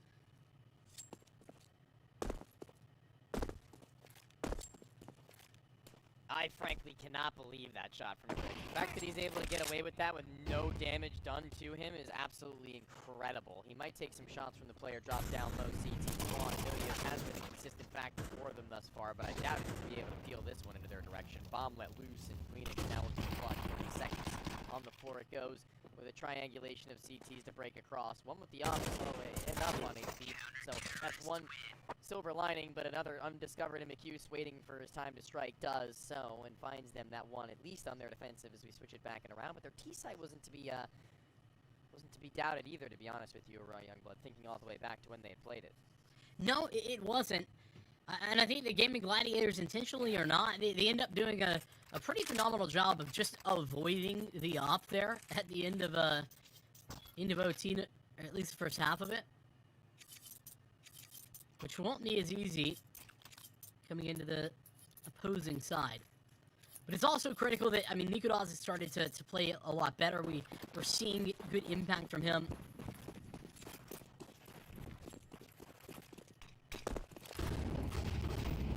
Not long, here we go. Try again. Flash is perfect. For a Kragan double kill. Really decisive. Game plan early from Aurora Youngblood that now doesn't go correctly. And there's not a lot of losses that they can take. It's just one for Gaming Gladiators to hit that point. Smoke for Cat to delay, Roy the one to send it. That'll wait another 18 seconds off their clock. And there's a lot left in the round in that direction to work with, so that's something that they can make note of as the AWP does strike him down. Roy doesn't want to go flying down into CT spawn to his line of sight, unless there's a smoke, in which there is now. Trying to run it back to B, in which Grix has opened up, doubly so. I guess if you had to point the finger to somebody in this clutch, it would have had to been him, and he wants to take the space. Getting towards the tunnel, zooms in prematurely to ensure that he's got time to take the shot, and there is one on the other end towards T-spawn just as well. Up the steps goes Kraken, and how do you break across the line of sight? He's low, but it doesn't matter. The op, the weapon for the job, and how is one man managed to be the absolute difference maker time and time again? It's Grix and only Roy in the 1v3. It's Roy. He's been on the struggle bus all game long, trying to find his impact where he can, but there's no time for him to give this a try, despite the kit and the money. Won't give Grix the opportunity to ace up, but it might as well. 4, I say 5, just as good. It's Roy Youngblood down by 2 players at the beginning of this round. It was a 5-on-3 that Grix has just ripped apart. Rocked the world of Gaming Gladiators. Because those are the rounds that Gaming Gladiators, I think, are typically at their best at, right? Hard sometimes when your individuals aren't firing on all cylinders to get those advantages, but they have so much experience, and their style of play suggests that they can close those advantages almost every time. This is an example of that not being the case.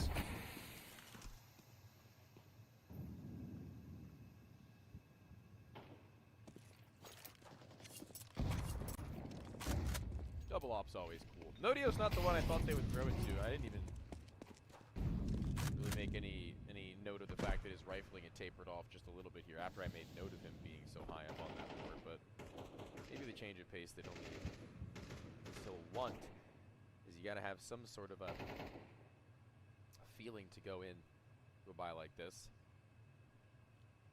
Could be very telling. Nothing happening long, no flashes, no smokes, no nothing, no bodies. It's as passive as it gets, and look how far away blue-white is from the doors while still holding on to them. Him and Kraken are like 2 sides of the same coin, man. Yeah. Gaming Gladiators, they're playing off mid right now. Again, I think an intelligent decision, considering has to be posted towards this position. The flash in to take to mid to B. Phoenix and Roy on either side. Off posted as Grix gets his 1. 3 frags available to swing through the smoke. No ability to trade there for Grix as he's blinded up. It's Roy with another high impact moment. He's had so many of those despite the low kill count. And with 3 players, McHughes is in for death. Gaming Gladiators will find map point. I think he's made up for the lack of overwhelming consistent star rifle power with being able to pick up just multi-frags in really high-pressure situations, right? A couple of really crazy double kills, I think, over on their T side comeback. Their resurgence, one really embedded in the fact that he was able to just overcome any mental blows. And okay, dog, but I'm curious there over the top side. I really like that. Curious. I think that just goes to show, though, how desperate they are to win that duel. Invest a smoke. They have 2 players there, and still Nikodos gets tagged. But you got to do what you got to do, and I think that is what you got to do. If it removes Grix from play, 28 and 18. This kid is working magic on the server with the AWP.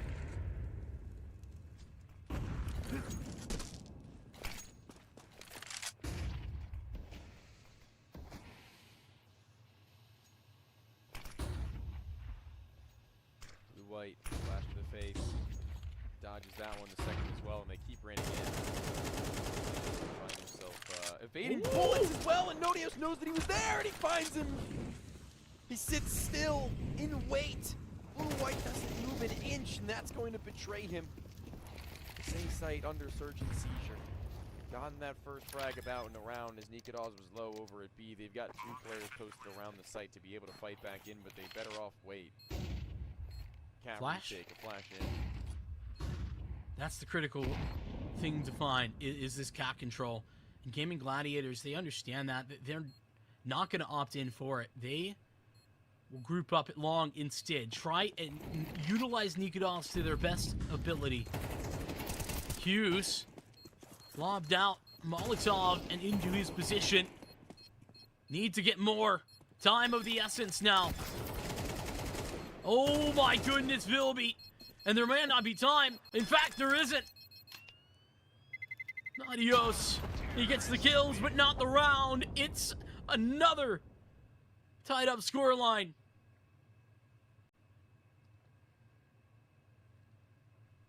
Go again and again and again. Never ceases to amaze, Vincent. How these games find themselves delivering. Flurry of... I think it's crazy that it goes down to that wire, though. I think a flurry of really good decisions across the board on both sides, actually. I think Gaming Gladiators taking their time to head out towards long. They just couldn't take that much time. They had to sprint, and eventually did, but they couldn't get, Nikodos posted on an angle. I think that's what they hoped to be able to do, but that didn't happen. Aurora Youngblood, the same. Good decisions regarding taking Catwalk and playing it together.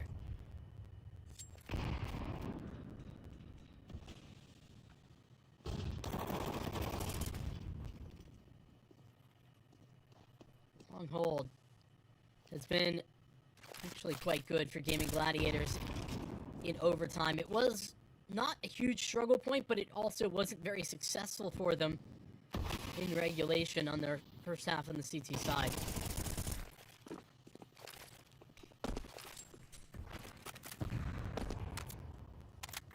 Nades, and more nades. He actually might be caught with his pants down thanks to the fact that he's just given up his position as a fan backside player, at least in insurance. Being able to keep that one is kind of needed to be. House for the rest of it might be the biggest issue is one slot's in through the doorway as Rick's playing post from the mid-side site. He's allowed to plant thanks to that one. 4v2 turn 2v2 in a bomb site that's very difficult to retake. Tap on. He's giving it a look in before his teammate is close. Might be actually for the best. I'm not sure how he wasn't spotted there, but all good. Yeah, that looked super winnable, but then Nikodos hits the critical shot. He's come in through door, taking an early fight when his teammate isn't actually in position to work with him yet.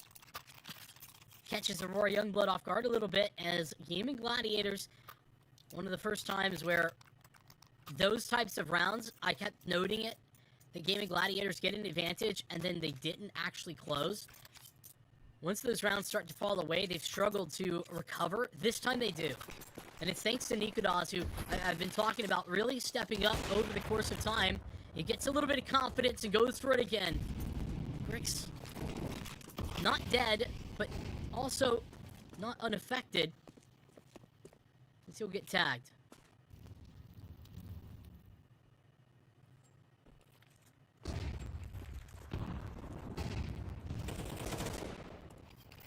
Careful out mid. Roy needs to be a little bit overzealous in his engagement where he's not got very many things to fall back on other than maybe the off Nikodos CT spawn. He can't quite get into a good enough spot to hold. Allowed though by Aurora Youngblood, who don't just immediately rush it up. Give it time to reassess. They eventually do towards this cat take. They've not yet gotten to the site, and I think they need a rotation soon enough, but thankfully so. Nobody has not rounded out. Nikodos going to be the one to have to play sport with the off. The Eagle pulled one after another, trading out to take that first frag, and his head should be torn clean off. Bilby has actually been so incredible. Only the fact that Grix has just outclassed everyone in the server right now, the only reason we're not talking more about him. He gets a triple kill in this round, removes Roy on the early swing. It's a double entry, ultimately from him, to take this catwalk position and then hold the A site too. Queenix and Kragan left on the clutch. 2 on 4. seems a little bit outside of the wheelhouse. Unchecked, unknown right now from Gandalf. Grix is removed. The one player, Vilby, will complete another 4-piece. He is nearly equalizing the numbers posted up by Grix.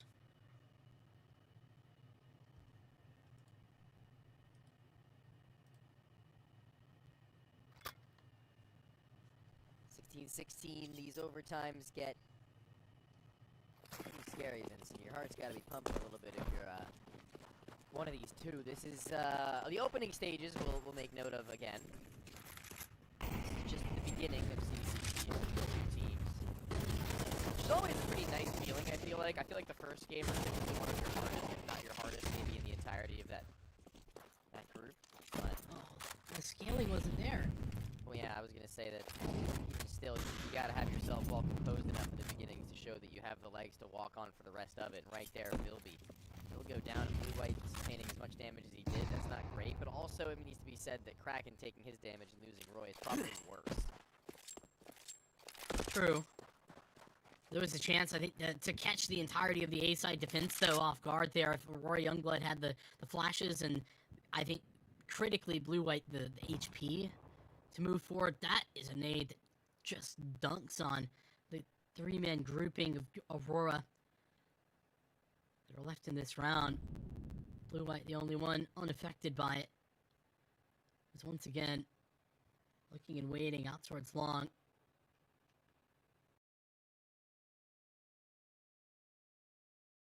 These reclears from Gaming Gladiators as they push back mid, walk up on Catwalk.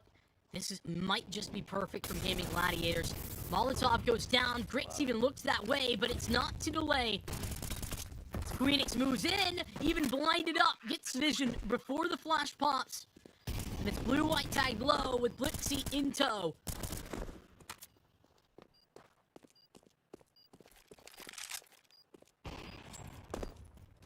Oh, he's so lucky to be alive, is Blue-White. What a round from Queenix to pull back at the way that he had. So right now, being able to clutch would be even better, even greater. The one man to pull it through would have to be him.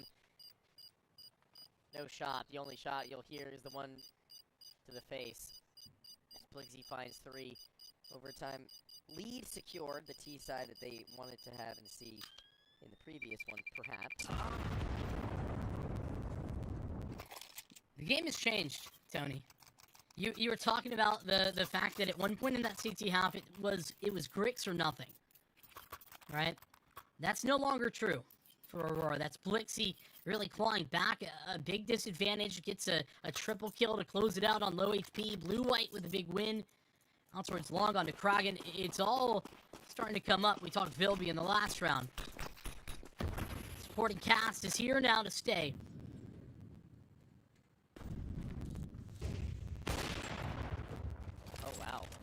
Some real patience coming out of the Grix there to hold. Not the line towards the cross, not the deeper peak to swing in towards suicide, but instead for him to walk out and around as Nikolas does. It's a free kill offered up on a platter.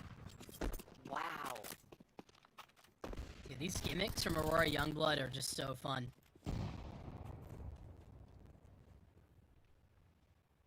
Blue-White has literally never contested long doors as aggressively, even close to that, so of course you'll be a little bit caught off guard.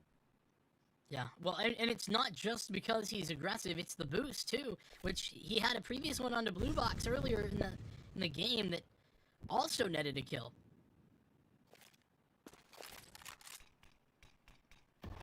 Roy could have the round-winning play here. That is if Grix had actually moved forward. Grix evacuates instead. Watching it is Vilby. Had his coverage from the start. Great work. 2 remaining. And now Grix in position at car to win this round. Given the shot he'll take. And Kragan all alone.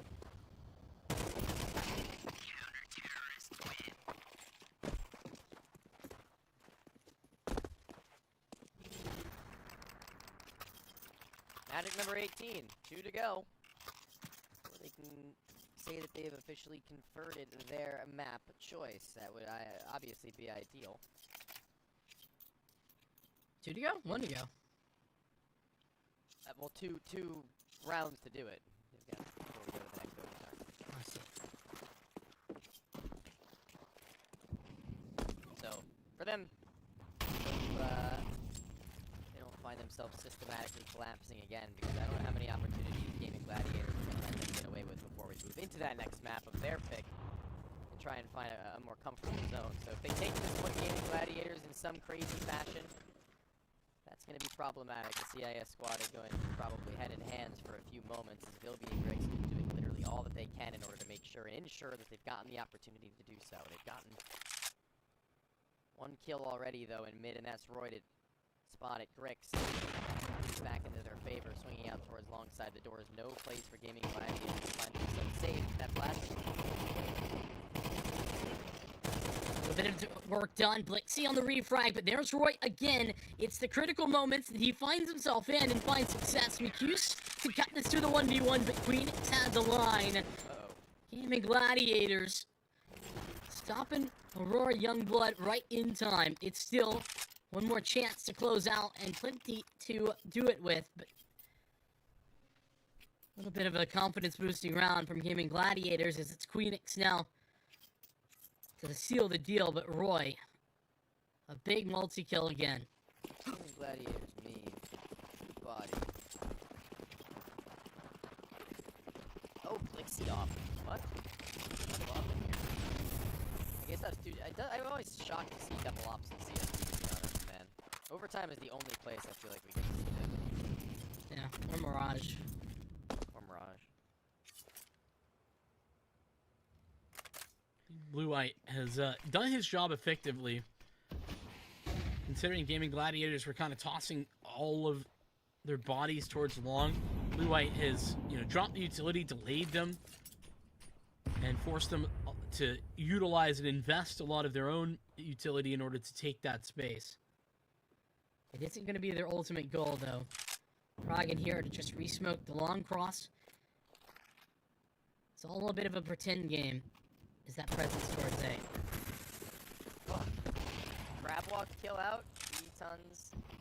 No T's to follow them in just yet. T's to follow them in from behind just yet, but right now it's just trying to Lives ahead of the player on the top side of the box. Gears up. So that's a really big way back into this one potentially, but 2 ops in retake is never going to be fun. So 1 through tons. Will Blue-White clear T-spawn? I doubt it. No, I mean, he might give it a cursory glance, but this is just such a favorable tool. What? Blixie? Are you kidding me? The flash goes over! Blixie's got another Vilby on the trade! And unchecked true is Kragan, but he is solo versus 2. Vilby will close, and that's Aurora Youngblood and double OT, picking it up and posting a Dust 2 win. There is the finish, the absolute masterclass of a retake there from Blixie. An incredible feat with that AWP to find one. I think he was jumping over the top side of the doorway to be able to peer towards the big box, in which he maybe spotted the guy before he took the shot. Didn't really see from where the camera was placed, but even so, I think the 5-7 swing towards the center is going to be even more important than that one, as he manages to really just get them back into that one single-handedly. Yeah, I mean, that should have been the round over, really. Double up, retake into the B site, where Kragan had a guaranteed kill on the Blue-White from the flank. All 3 coming from door or from window. Yeah, Blixie tells everything there, and that's what we were talking about when we were talking about the return or the resurgence of some of those individuals. It was the Grit show for a lot of this game, and he is the guy to talk about. I mean, he really was just such a terrifying prospect. You saw the links that Gaming Gladiators were going to not fight him and or set Nikodas up like 3 times over to win that duel, and even still, Nikodas, I don't think, consistently won it. There was a couple of times that he did, and those were really important ones, don't get me wrong, but as a whole, Grix definitely the better offer in that duo. So it's Aurora Youngblood finally getting everybody else along there. Vilby with an incredible game. There's just a lot to love there from Aurora Youngblood. As Gaming Gladiators, I keep mentioning it, and I want to mention it again. The fact that that ends up being so close is really props to them winning at the right time. Winning both pistols and then winning 2 ecos. Critical ecos that also help break Aurora Youngblood's economy on their CT side. I think Gaming Gladiators, that was closer than it probably could have been. Absolutely, and Ancient, maybe signs of more things to come from Grix. He gets that CT side start, gets that AWP out quick, maybe they can get the ball rolling, maybe a 2-0, but you're going to have to wait and find out. We're going to be back in just about 10 minutes' time to see who will be able to take this one in map number 2 for Aurora Youngblood and Gaming Gladiators.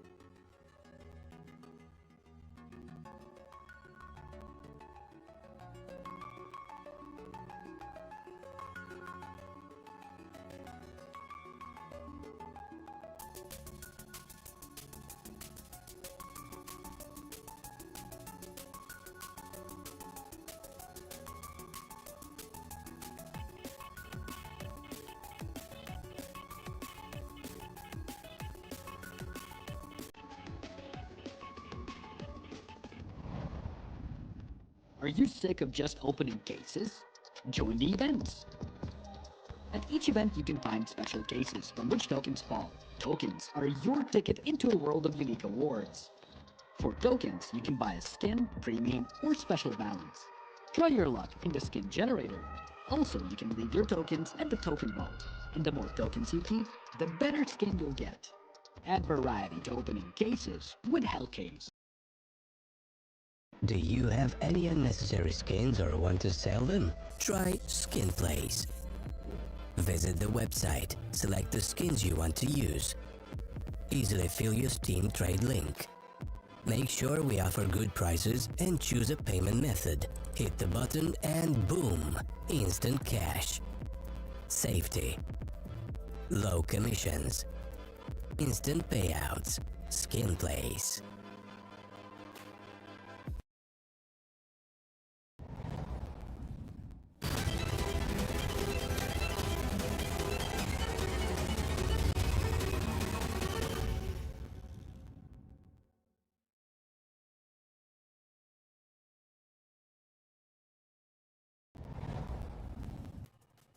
They didn't make it easy, Gaming Gladiators, but even still, they got close and couldn't quite make it across the line for Aurora. Youngblood very happy to have taken the first map in Dust 2, their pick. It was getting dicey here and there. We needed certain players to start stepping up consistently. Was Grix, Vilby just behind, and the rest of the players, I think, just playing their roles as needed, particularly that last 3K from Blixie. Holy moly. But we go into that next map of Ancient Vincent. We go into the place that Gaming Gladiators should be ready to make this an extensive best of 3, but do you think they'll be able to do so is my question.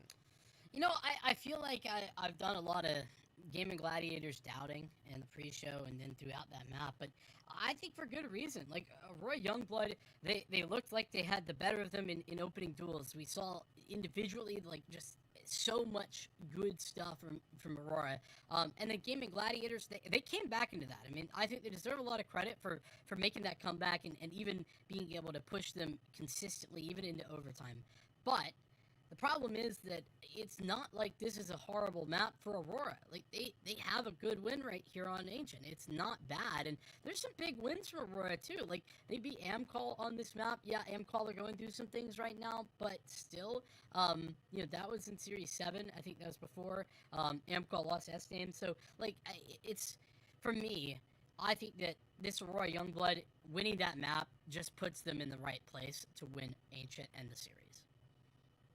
I can definitely concur with that same ideology. I look down the stretch of this game, and I'm very excited to see what Grix has to offer on Ancient. It's a very fun map in the ways of how many different plays you can make with that sniper rifle on the CT side, but the thing you have to do is you have to do it early, and you have to do it with confidence, Vince, and you can't just do it to do it. Not how this map works. Not affording you that room with the T's typically up in your faces and holding the line prior to that much, but Grix is a player I give cadence to be able to do just such a move. I look at this game and I look at him versus Nikadaz head-to-head, and I look at the fact that Nikadaz only really on the CT side was able to battle back, and Grix, given the opportunity on his mid-doors, was always good for his one, it felt like. So, on the offensive, maybe it might be a little bit more tight for him. He might be relying on some other entities, but in the beginnings of this one, he gets his line of sights, he holds that one, and he's been proven, he's been tested to be able to get that one consistently, to be able to have that impact. Even if it is just one, it's typically an opener, typically a closer, and it's typically he who really just gets it all done. And I think Gaming Gladiators, with Roy being as quiet as he was, need him to break down the walls as he did on their T side in overtimes, as well as towards the end of regulation, as he did then, but much earlier on. Yeah, I would agree with that one. I think that, you know, we talked about it a lot, but Roy finding big impact, but not necessarily always having it. But in the rounds he did, it was round winning, or most certainly round winning. The other thing I think to note, though, for the Gaming Gladiator side is that Nadios played a really good game of Counter-Strike, and I love to see that from him. I talked about in the pre-show that, you know, it's been, you know, in that, quote, fall from grace, that's what I called it, it was Nadios and Kragan kind of at their peak when they were having those good performances in the early stages of the year, back in, like, April and March. But as we get into Ancient, I just don't feel like we're going to see that consistency, because we haven't seen that in the last 3 months from him at all. So I hope to see that, but I think that it's going to have to be somebody like a Roy, as opposed to a Nadios, to have that step up.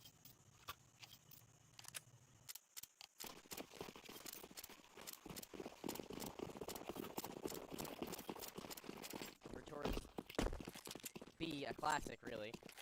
A mainstay, a staple of Ancient is the B-side pistol. It's a little slower. They're setting up their utility and ensuring that the crawl is comfortable and everything is clean and clear. They're not going to be running into the lion's den without at least something of information. Cooley's up close and personal. Decimates Kraken, who had a decent amount of their utility, a brunt of it, and the flashbangs for Nodios not really put in a position where he can lob them over safely. Okay. Alright, great Smith. Cool. And, yeah. Well, not quite over, yeah. but just about. Basically, yeah. Basically, Blue-White's got 3. Mykonos 1v5. Probably not, methinks.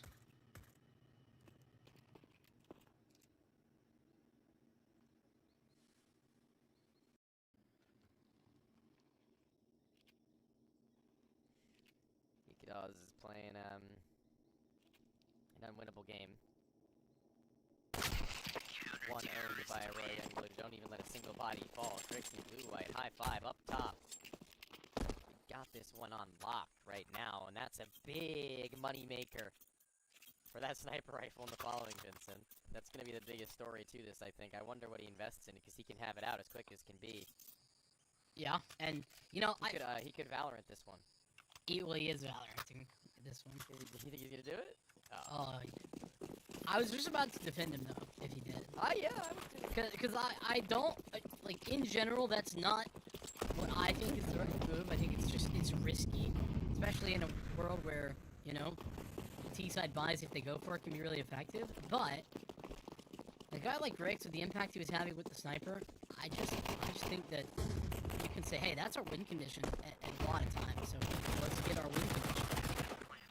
No! Spinning around in a circle there is a 360-degree maneuver that actually does afford them a bomb plant, thankfully enough. You can't track the dome.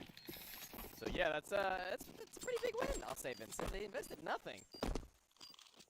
Yeah, bomb plant, I mean, it was an open A site, so not much of a resistance there, but they're able to play coverage enough to get the numbers punched in despite the players in Donut.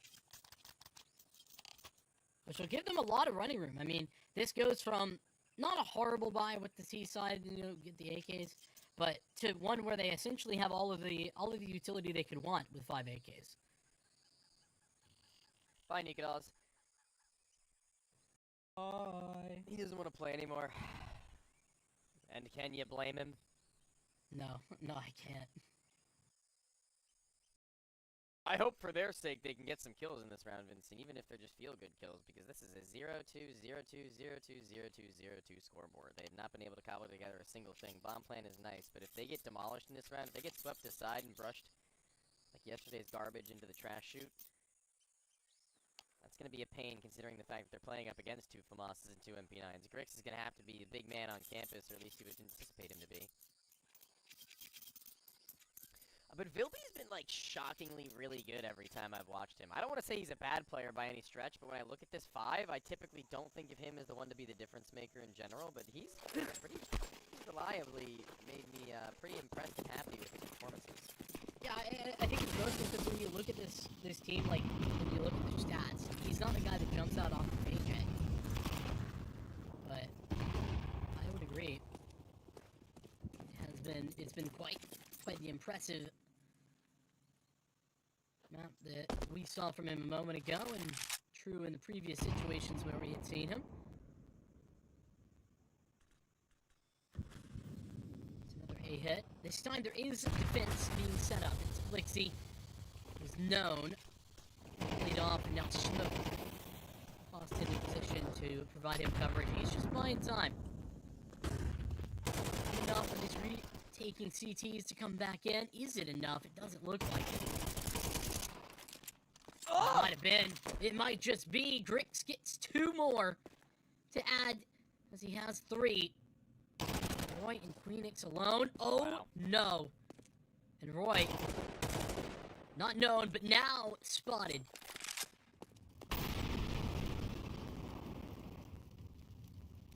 Aurora Youngblood's team, man, is just so smart. I just watch these guys. They're so young, wise beyond their years. They take matters into their own hands, and it always amazes me. It never ceases. 4 kills for Grix, who finds himself 7-0. And critically on the rifle there. I mean, we didn't see a lot from his rifling on the CT side of Dust 2, but on the T side, it was actually fine. It was very good as well. So, Aurora Youngblood, it was a win condition to get the op out. They didn't even need it that round. Grix playing trade fragger, but very efficiently.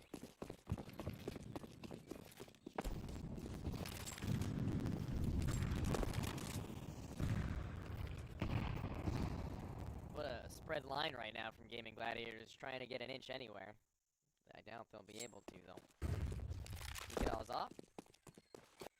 Gonna be waiting a while for that one. Grix, though, he's over towards this E site, in which he doesn't really give all too much of a look in for, because they've lost and gapped mid. So House is going to be a curious play for them to make. They could actually maybe find him and catch him off guard and get a really big gun. They have 1 flash and 1 smoke, but they actually found the rifle first and foremost. I was going to say Grix plays a dangerous game there, but him winning and then back in the best case scenario. Hold on, he's actually going in for more rifle in his hands? This guy's a monster. He's a maniac. He wants them. Moving out as well. The bomb is still there. Top of mid. Oh, it's not the prettiest spray, but Hughes has the support of Blixie's flashbang to help him out. Move for Blixie, speaking of, back over towards A, where the bomb can get planted. Now heard and called over to the CT side. Audio's just trying to get posted into a better position. Late round, Queenix is back over in Red Room. And McHughes, careful and quiet, actually waiting for more.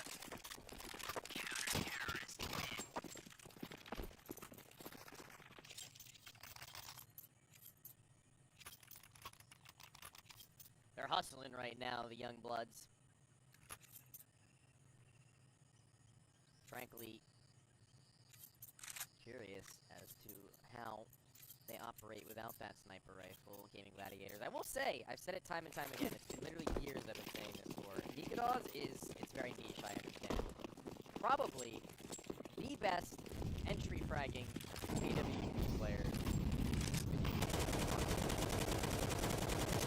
It is very specific.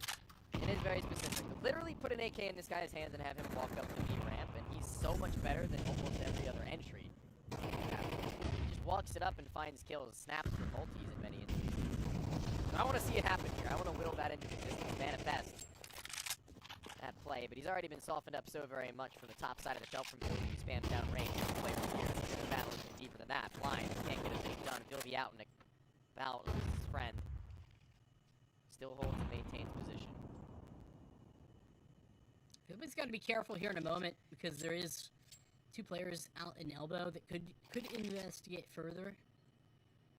Be a problem, but both Bilby gonna fall away, and those players not in position enough yet to make that play. A gamble towards A. This is probably a little bit more understandable considering how Gaming Gladiators have ended up on the A site like 3 times already.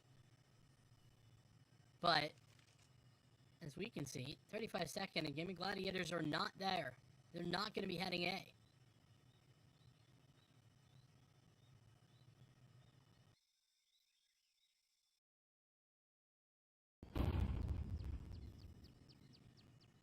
Alright, well. Thanks for the site. Maybe even thanks for the first round. Yeah, it will be. Yeah. There's not really much they can do from A main right now for Youngblood. I think they're just going to be playing for the next, and I don't think they're going to be too upset about it. Finding Kraken would be nice. He's playing a really nice ball back himself to find a couple more frags potentially. Spray in. I don't know if he's finding Kobe just as well, but that sniper rifle reliable as ever. Still alive and kicking at 9-0 with an AK traded back. Bogdan's Law officially in effect.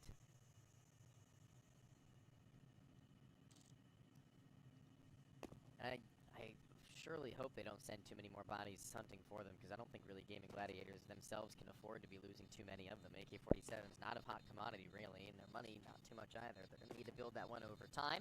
3 players alive will be a good start. A first-round win, even better so. Terrorists win. Royal Youngblood are going to be very, very well composed for another investment. This is going to be one that they've been given the stamp and seal of approval to be able to put through. It's just the gamble stack there towards the end of the round from Aurora Youngblood. On the one hand, it's super understandable. On the other, I just wish we could have seen what happened on B if there was any sort of resistance there. Because Gaming Gladiators, they really waited to the last minute. They were execing the site, and it was 11 seconds really left. That's what I saw. So, another adjustment for Aurora. They're going to get one player moving up in Blixie into main. Grix was there to walk him in, and now that he has gotten into position, he can go over to Donut. There's smoke in his way, but an HE, wow, to help clear it away. Nikodos, just barely visible over the top of the smoke, is flicked on vertically to add a double-digit tally to Grix.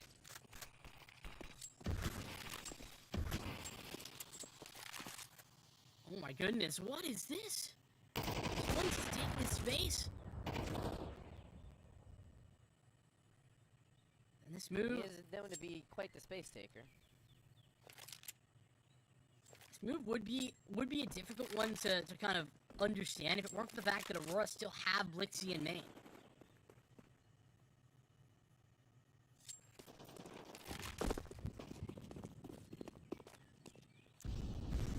Blixie's gonna play the biggest role in this round. Fine for one, that's really all they'll need. They'll get that bomb planted, but what more will it really mean when they're being clamped in upon from all different sides? They're chillin'. The Molotov for default. There's a Molotov from Grix to throw anywhere he so pleases, and he can just zone out wherever else he need MVP. They know they likely almost certainly have made their way into Temple. They can hold that one. Easy peasy, lemon squeezy. Grix in a different zone right now, man. He is in a flow state like no other, not having died yet this deep into the match and already approaching like a 20 bomb by the end of the half. Yeah, I guess there's no question about why, you know, Aurora were talking about bringing him up to the main roster. They've had all of those adjustments, the crazy situation with like Result and Plax, and then that didn't happen, or it did, and then it was taken back. Like all some wild situations, but it gives Grix a chance to move up. I'm all for it, actually.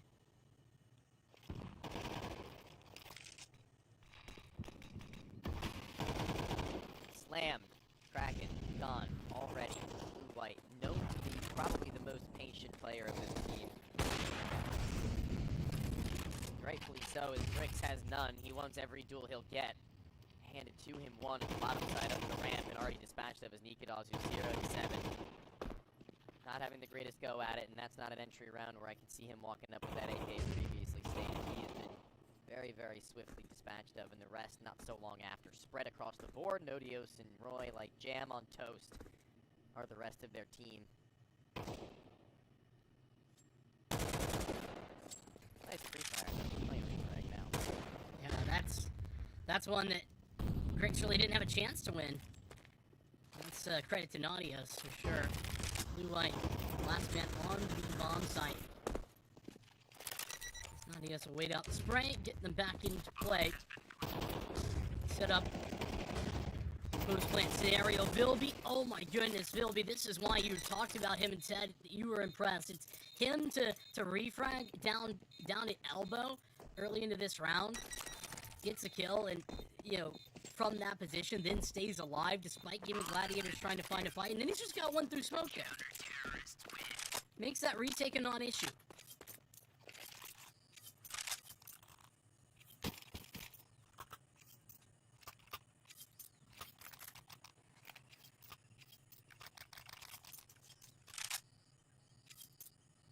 An obvious juxtaposition.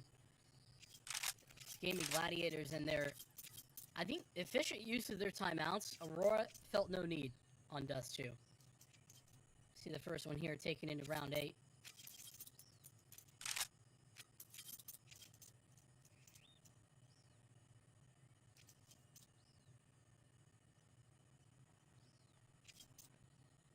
Is there a change that you would make for the Gaming Gladiators T side right now?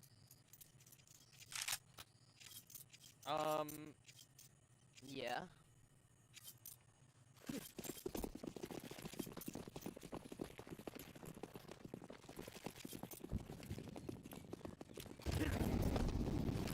And I'm asking.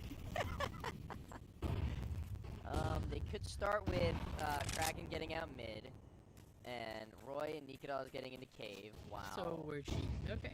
Nodios hold the bottom ramp. And You know, just they look make at their sure- homework, man. Somebody's got to be outside A main to make sure there's no early flank, and then from there, I think they should throw some utility over B. You know, just bait out some of the Aurora Youngblood utility, maybe a body or two, and then I think they can win the round from then on. So basically, they should do a default. Yeah, but I think they should regroup A main with bomb at some point while they've got presence over towards mid and cave just as well, because that's a really good way to pop into the site unexpected.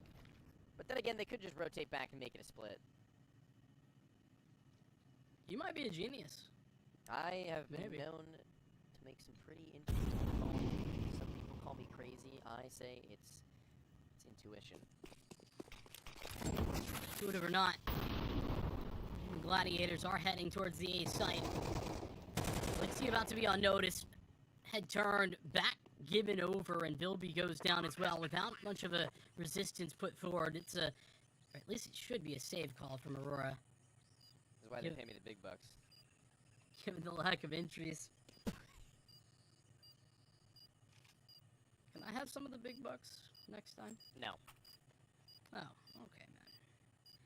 So we're selfish, too. Alright. Yes. Cool. I guess. Yeah.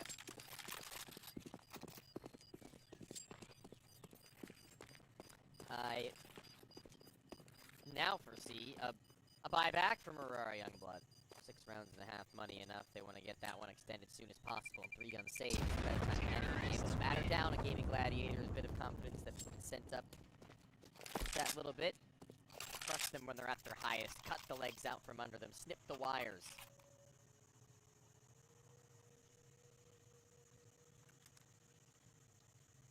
Cut the cord.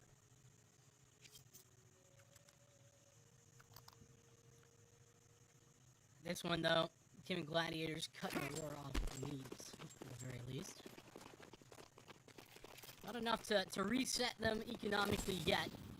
Be on the cartoon run boost. Bilby, oh, he's got them all. Takes so much damage, though, in the top shelf molly in order to do that. Still, an explosive start. It gives an initial advantage over to Aurora, traded back almost instantaneously. Kraken's in between a rock and a hard place right now with that spam going his way. Sent by Blue White, who walks back and around. But they've got 2 players pushing out through Donut right now, Vincent. Off-posted shelf side. So if Kraken backs up, he's done. And the rifle walking it down as well. Catches one back turn. Kraken is going to have no idea that that crossfire is so well set. And this is what I mean. Aurora is so comfortable in not even only advantages, but when they've already gotten an early kill in the round, they just feel like they have every move planned out, their protocol in place, and that one in particular just showing the poise that you were talking about that seems impossible for such a roster of young age. Shouldn't be. Aurora Youngblood, average age of 18.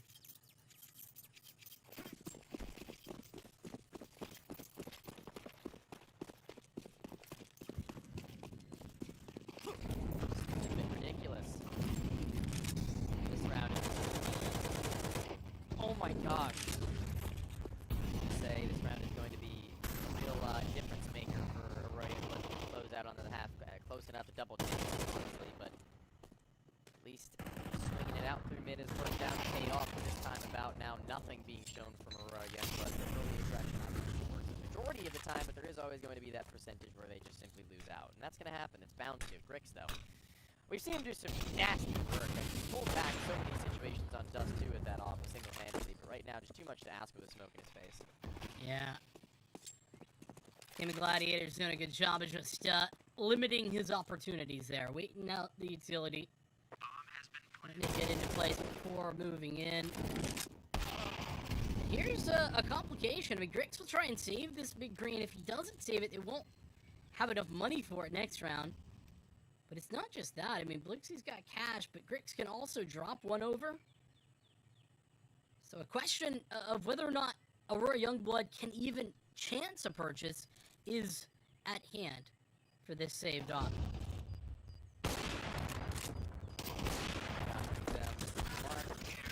No, it doesn't, but threw the op onto the ledge. Didn't quite get it as high up as he wanted to. Did they not want it?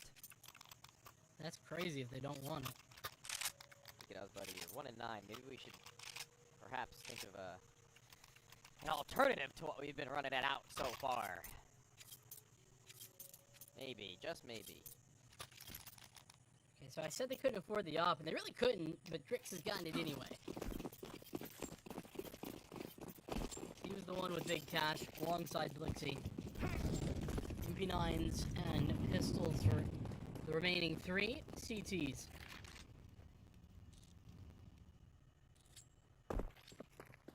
Perfect time for an A play right now, and Gaming Gladiators look to draw that up. I mean, this might just be an instant save call. Maybe? Hold on. He's got that up. That could be a huge changer into this one, but nope, bye. Blixie's rifle blinded. Never had a chance. Maybe one, and Grix might have been a little bit more keen on going for more of a look. They were. Money hit. Nope. Get a couple of more bucks for it. Real world. Yeah, but Didn't get their buys in what they had saved, but not able to get away. And Accused and Grix will, but it's gonna be more of the same into that next round. Those bucks might as well just be Monopoly money, though. Because they really aren't able to get more guns out of this, I don't think. I think they're going to have to be on another MP9 buy. I figured after he got the kill, he'd be able to get away, or at least attempt to, but he pulls a nade, and that's his undoing. Terrorists win. Philby, you're a little less frustrated at losing just because he had the 5-7, but that's also money reinvested. That's the late round that we haven't actually had to see Aurora play out in that fashion very often, but one where I think they make a couple of mistakes and it won't be any better. In fact, far worse than it was last time when it comes to Blixie.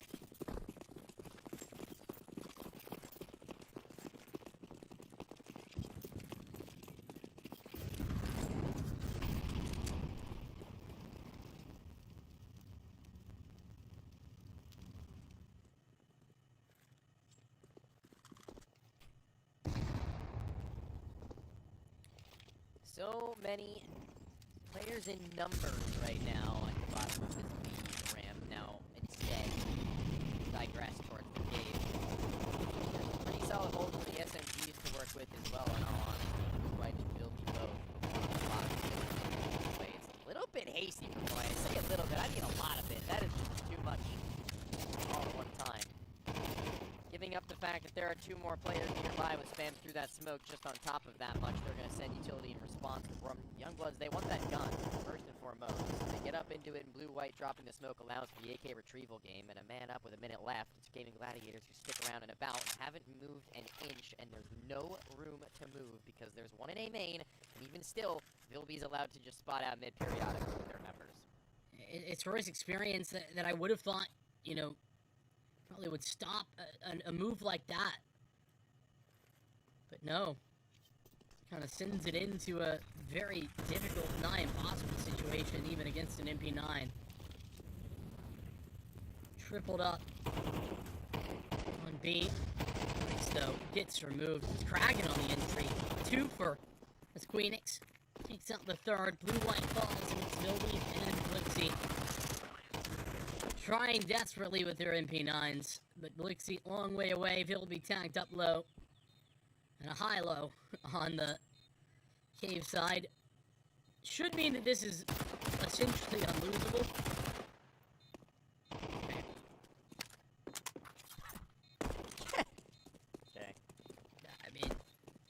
know how Blixie gets away with that for so long. He's got an AK now, but no kit. Time expiring.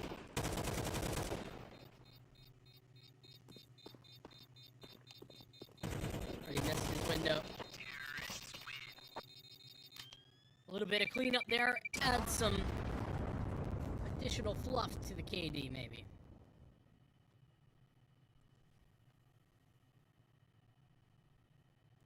I'm for it. Respect. If nothing else, get your stats up.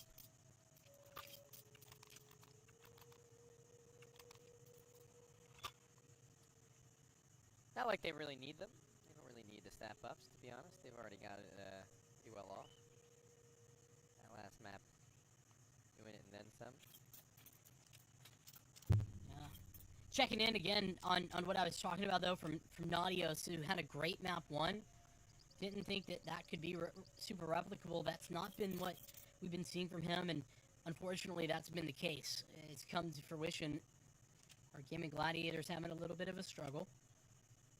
But I think another nice recovery, right? Same exact tune that we're playing, where it's 7-5 at the half. We're up by a margin, but not a huge one. Grix,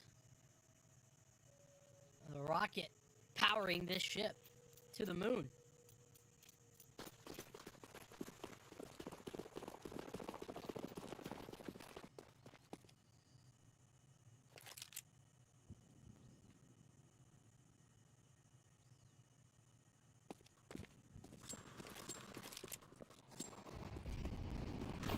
Shots rattling off on the other side of the map there. A is clear. No one home. The B site in which they settle down, though, Roy Youngblood can make it their own, is through the smoke, even blue-white. Oh my god. Sends every bullet into the side of the last remaining defender who had to force himself back away. It's Nikodov are eventually back. It's too little too late. Their family is already washed away with the wave.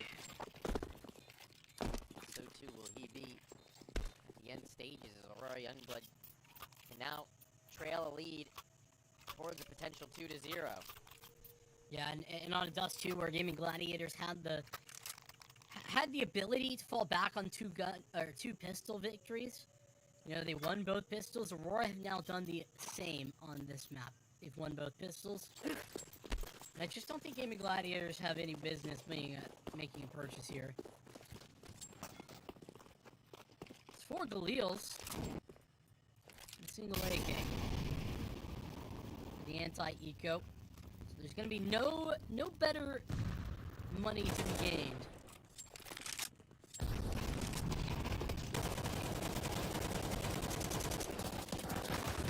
Bad idea to body it up, death ball your way into a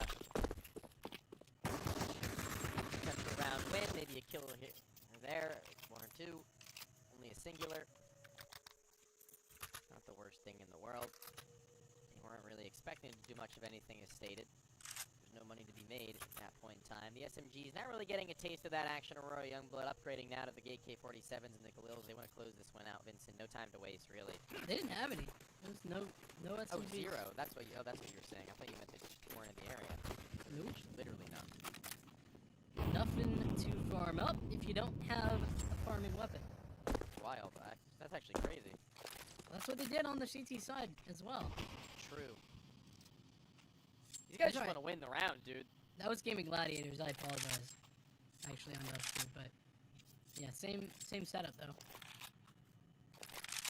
Wonder what the look was here that they called us off. They were ready to flash through that smoke or Aurora, but they saw her, got information. Somebody said whatever it was, but they just instantly cancel. I think it's just the fact that smoke just makes them cancel, because, like, they don't have anybody at B steps with information to do Aurora Youngbloods, you know? So it very well could have been somebody just peered down B steps or fought shelf or cave side, because they also didn't have anybody mid to see. And they heard the CT smoke drop over towards mid shelf, so yeah, I think it's just a matter of potential stack. They're like, okay, maybe 3 guys are here at this point to stop us. We don't want to walk into that one blindly. What is nice is that retake of B lane, actually, right now, that Aurora are doing on the other side of the map. Stopped by a smoke again, though. And that's 35 seconds left. That smoke might be the key to victory right now for Gaming Gladiators, because there's no other choice for Aurora but to pop through it. Isolated, though, is Roy inside of Cave. Nikodas wants to play this fight as well, and will be dealing with 2 players as they space out this time. Not as big of a problem as I had thought. Gaming Gladiators removed from sight with no resistance put up outside of a single kill on the blue-white.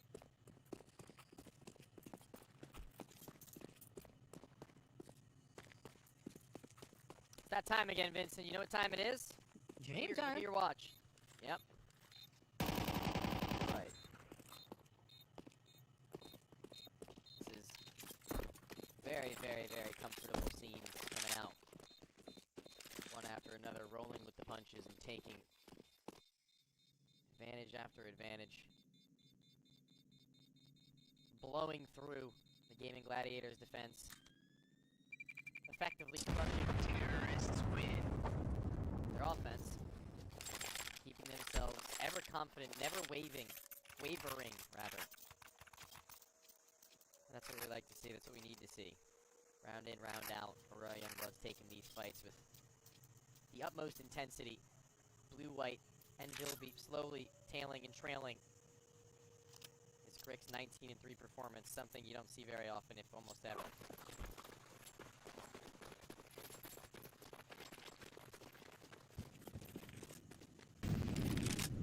I feel like this is potentially the uppercut. Send them out. This series, it's a fight back towards mid. Isolating duels is blue-white. As that swing comes a little late thanks to flashbangs. Gladiators in pieces all over the map. They are no more.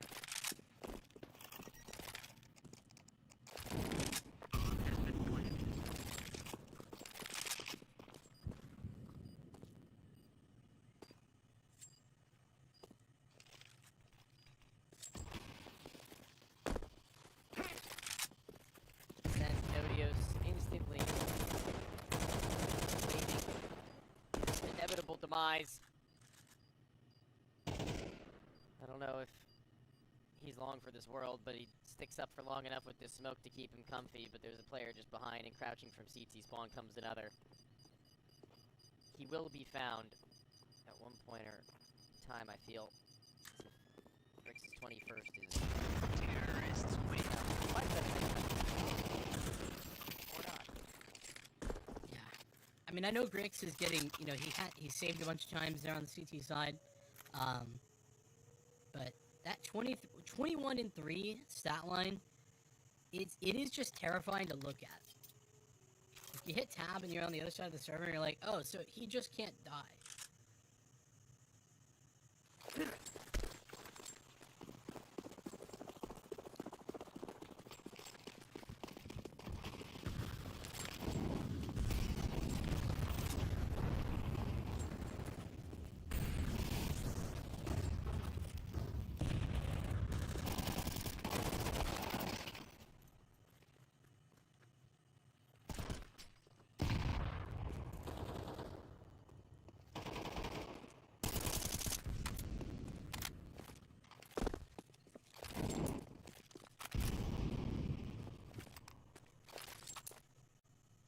Bomb over towards bottom side mid. Roy has control of that one. The fights are heavy and thick. It's the shelf aggression. They run it in. It works to perfection. Something hopefully maybe they can continue to utilize for the rest of this half, because that's the best we've seen them. Roy is ever aware of what's going on in that direction, thanks to it. Interestingly enough, Queenix is the one who had the op in that last round. Has it again, didn't die with it, you know, into this round. I'm wondering if that's just because Nikodas is playing aggressively in mid or what, but a little bit weird to see. He is the A player Queenix, so it's a good spot to hold that. Fully blind, even with the date.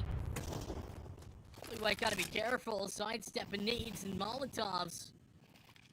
Both from enemies, teammates alike. That's a really nice spray. Holds the line with that one. Yeah, 3 maybe, as blue-white is already in the red. It should be easy enough. sure is. Now split. Rix and Vilby, 2 players, probably the 2 across this series you'd be most comfortable having together at the end stages for a clutch. The bomb's still in their spawn. They've got options, Vincent. If they manage to find a pick with that op for one, first and foremost, that could be something to start things off with, but Nikita's dispatches of him as he swings about that long corner, leaving Vilby to his own. He picks the C4 as a molly and a smoke, but what can he possibly, with 50 seconds, make happen? He can walk out A. I mean, there is just the one Queenix op there. It's Elbow instead that he wants to fight with. Audio's position somewhat given over. He's going to burn a little bit in that Molotov before getting out. He wants to push the issue.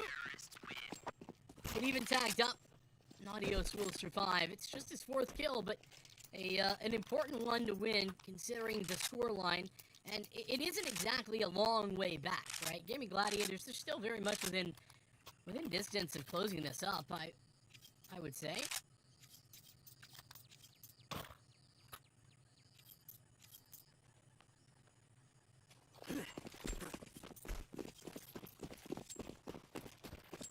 Blixie taking the Tech 9.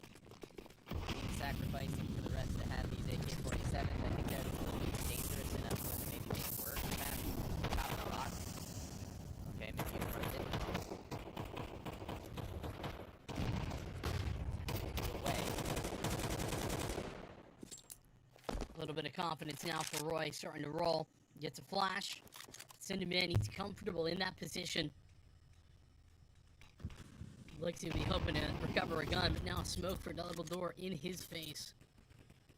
So with the bomb recollected, he'll try to rendezvous with Blue-White over in mid. It's Aurora finally getting taken out of these rounds consistently enough to call this a bit of a run of form. Like, Gaming Gladiators, even though they were winning rounds here and there before, never did they have the momentum. This is now starting to change.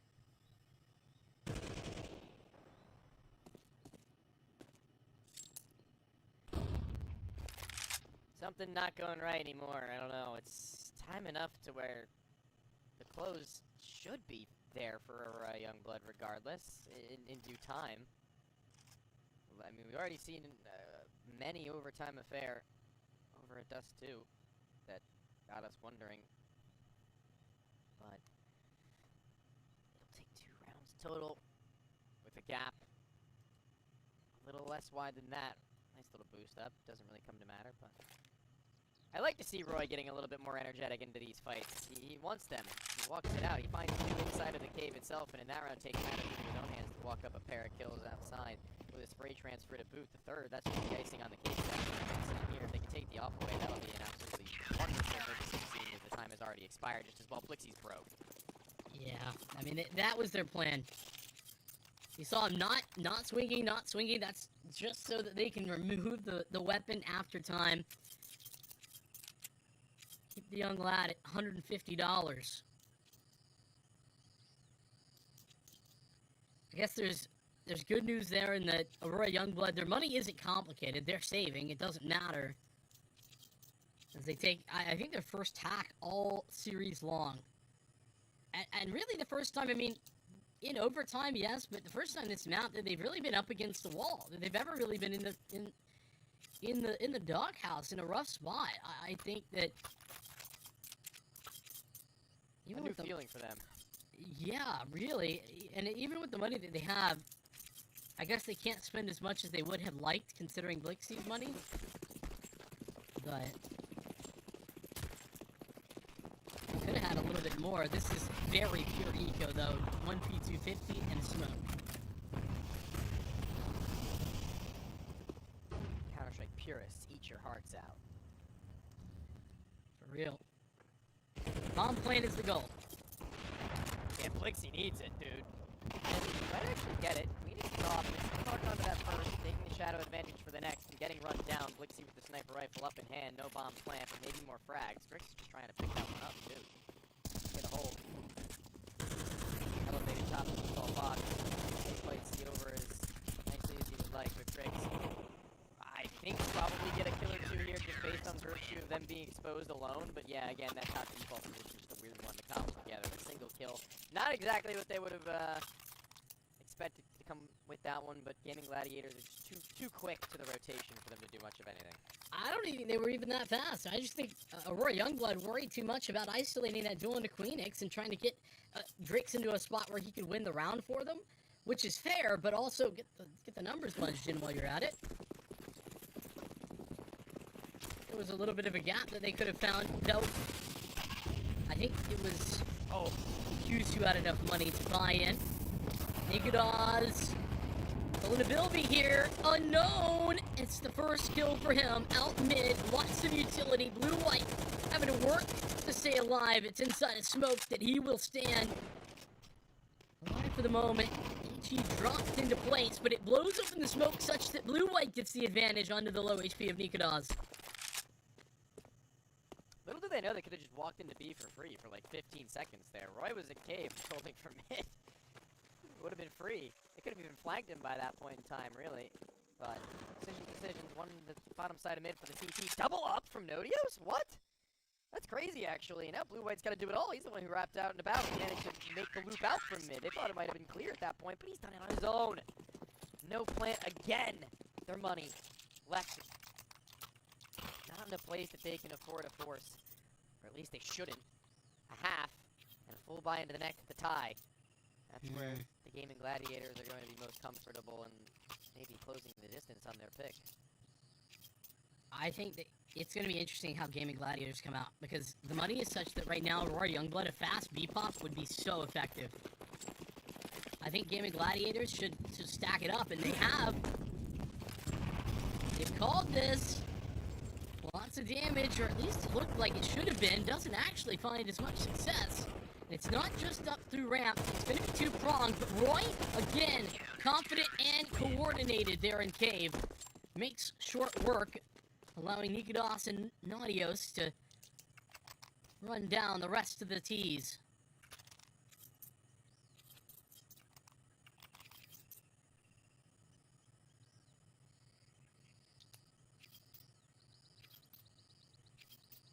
Take a little bit of a timeout. Of the technical variety, I can only assume. Blitzy yet to buy. Maybe it's he who are awaiting, but he's actually gotten his guns out now. Shouldn't be all too long before things are swiftly once again underway.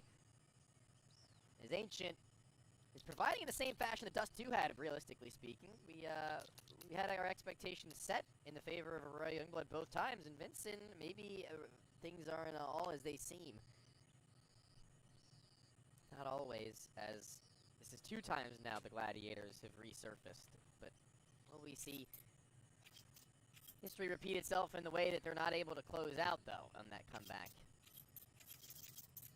You know, I don't mind that they're just putting Queenix's op over a day here, but I do feel that we're seeing another repeat where Nikodas is just, like, I just don't know why he's not on the op, and it feels like a confidence thing. He's playing more aggressive positions, and he just feels more confident on the rifle.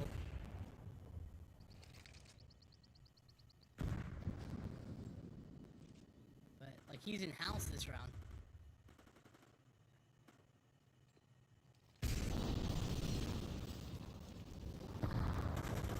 Roy's been a thorn in their side time and time again on this CTN. It's not going to be any difference in this round. He's been able to find his first, and they actually lose another body on the extremity there in blue-white. It makes things all the more complicated. 2 towards A, though. Not sure if the second was spotted. The Queenix, as you mentioned, towards this spot at the sniper rifle could play a really important piece.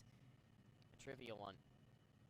As they've actually got a player out A. Hold on, wait. There's a T-side player behind them. Yeah, I don't know how this gap's been allowed to formulate. Grix gets a freebie, but will you expect the second guy? No, not a chance. And McHughes had to be the one to make the play. It's now Vilby versus 3. Big clutch up required. Queenix, solid from the donut. Give Gaming Gladiators that point, which is just absurd to think about. 11 to 5? 11 to 5, I think it was. This is a ridiculous comeback made.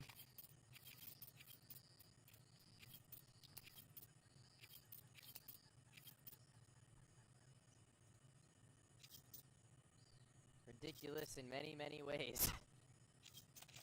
They just run through into map number 3 with a resurgence like that, with a return to form of this proportion. I don't know, man. That's a little wild. That's a little crazy. There's now timeouts aplenty.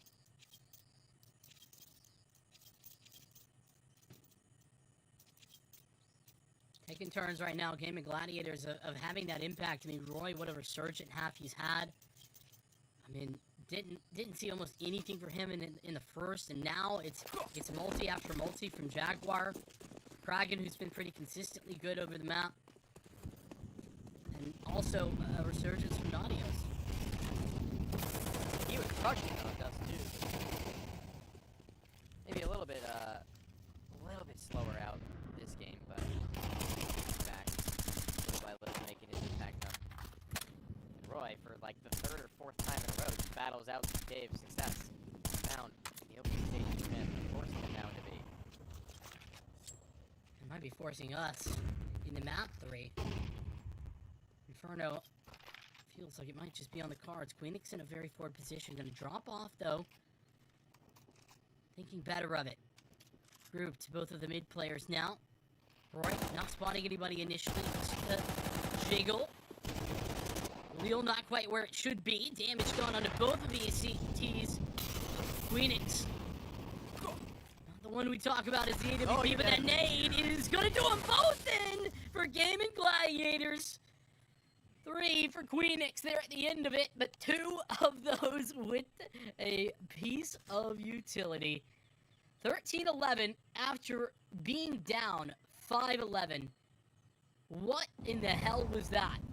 Yeah, gotta really feel pretty good about that one for Gaming Gladiators, to be honest, because that's just a testament to the resilience that they have to show. It wasn't even an overtime affair as I was intending it to be, or at least expecting it to be as they started to climb back. That is an Aurora Youngblood disaster class to finish out, and 1 for Inferno on the cards next up that I'm, again, gonna be a little bit concerned about for them. I think just repeating themselves twice over, not being able to close out comfortably where they very well should have. Aurora Youngblood are gonna have some head scratchers to be able to say to themselves, okay, can we close out an Inferno? Probably one of the most comebackable maps in the game. Yeah, and also, I mean, I think trying to get that done, considering how well Grix is playing on the map of Inferno, that I think is a little bit more difficult to get your opera activated, or at least it can be. Not always, but certainly not of the easier maps like Dust 2. All, I think, good questions, and ones that we're going to have to see if Aurora Youngblood can actually answer, as they're teed up to do so. It's Gaming Gladiators, though, who I think should be feeling great. They, you know, I was talking about how I didn't feel like it was super replicable what was happening on Dust 2, the fact that it got close. This year, this was good. This was Roy finding form that I think he is typical of. This is something that I think can be repeated, and something as well where I think Gaming Gladiators ended up making some very good reads of the situation on Ancient. Like, they had players in the right places to deal with Aurora Youngblood, kind of countering out any sort of T-side calls that came through from the Youngblood squad. Are they back? Are Gaming Gladiators able to take this one with a absolutely beautiful look to find themselves back into this series in general? We'll have to wait and find out. Inferno in just a little bit.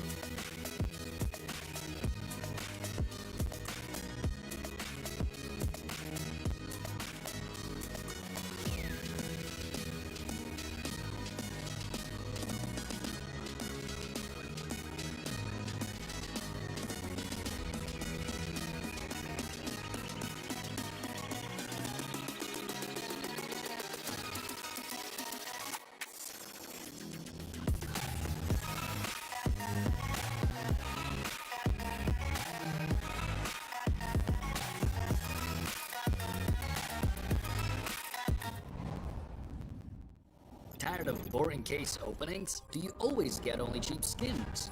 The Hellcase website has tons of options to upgrade your inventory. It's up to you to participate in giveaways, events, or compete with other players in opening cases. Hellcase, your world of expensive skins. Do you have any unnecessary skins or want to sell them? Try Skinplace. Visit the website, select the skins you want to use. Easily fill your Steam trade link. Make sure we offer good prices and choose a payment method. Hit the button and boom, instant cash. Safety. Low commissions. Instant payouts. Skinplace.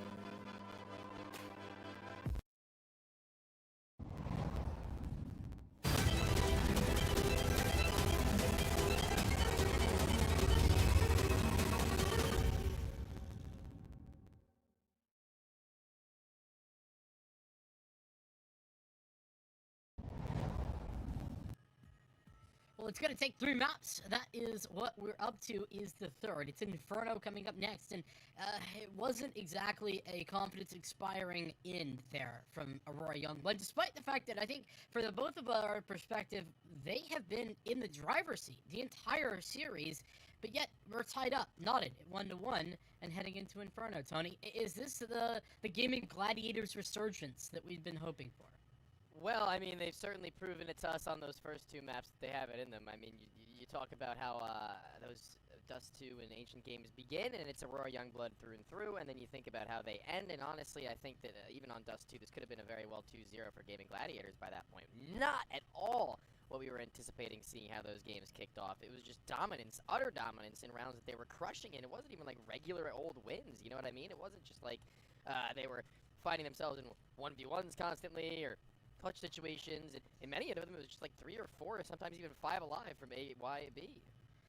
Yeah, I do think that Inferno does give them some space to work with. I wonder what the mentality is going to be like, though, coming off of a loss like that, because I think Aurora Youngblood rightfully should feel like they had that in the bag, and they fumbled it big time because they did. So, as they head into Inferno, a place where, listen, it's a middle ground map, but it is a very comfortable map for Aurora in particular. Like, they have a ton of maps played over the last 3 months on this map, 22 in particular, and nearly a 60% win rate over those 22 maps. Like, that is really actually incredible stats. I mean, Aurora Youngblood are playing a ton of Counter-Strike, to be fair, and Gaming Gladiators are not in officials, but still, like, the wins that they have is nothing to turn their nose up at either. Like, they have some close wins against, like, Eyeballers and Mounds NXT that aren't as impressive, but they beat BC Game, they beat Sampy a couple of times, heading into the player break and then coming out of it. It hasn't been as good, but wins against Zero Tenacity and Permita, also pretty decent teams individually. So I think that there is a lot to like about Aurora Youngblood on this map. It's just a matter of where they're at coming into it. I find the reps, like you mentioned, is something definitely worth highlighting. I think talking about roster changes, talking about the fact that more accurately, I guess, the upgrade players in Gaming Gladiators being in for the time that they have, they kind of need those reps more now than ever. You feel as time goes by, as we see them maybe not look exactly the same point that we need them to be. It's wins like these that would be really, really big. I think taking a win over Aurora Youngblood in general is a pretty decent team to topple. I think in the fashion that they've gotten to this point also, it'll just compound that, and it'll feel pretty good to have that in their book, right? Check mark on that. Opening 1-0 CCT, give them another chance at more officials in addition to the one that they played here, and also maybe even a look into playoffs if they can continuously batter and bruise, because Aurora Youngblood, as far as I'm concerned, and CCT are actually probably one of the stronger teams in this stage of it in general, if you tend to agree with me on that. Yeah, I mean, I think that, based on their performances recently, Aurora Youngblood should be like one of those teams locked to make it into playoffs. I mean, stronger teams, yeah, strongest, no. Like, you have Sinners in this bracket, you have Alliance as well. But overall, like, I think for me, the Gaming Gladiators squad, the way in which the fashion in which they've gotten to this map 3 should give them that confidence. I certainly hope so. Inferno, not my favorite map to play. not even my favorite map to watch, but maybe that can change if we can see some of the same exciting stunners that we had witnessed over on these last two maps. I think, sadly enough, I guess for the lack of better terms, the players who we had seen kind of find their footing from Aurora Youngblood little and little over time to join by Grix had kind of faded away as we went forwards into that best of 3. I think you look at Vilby, who was absolutely stunning on Dust 2. Not really that big of a factor on Ancient, where it was blue-white more often than not, but well, I guess we'll have to see if they can find that same level. Yeah, I think that's a return to the norm for Vilby, kind of like the same as what I mentioned with Naughtios, who was stunning as well on Dust 2, but actually really struggled early on Ancient. Came back into it late on, which is, hey, I mean, they won the map, and that's all that matters. You know, it's how you finish, not how you start, as people like to say. But we are into action here. Smoke for the bottom of Banana, and full take as well for the Gladiators.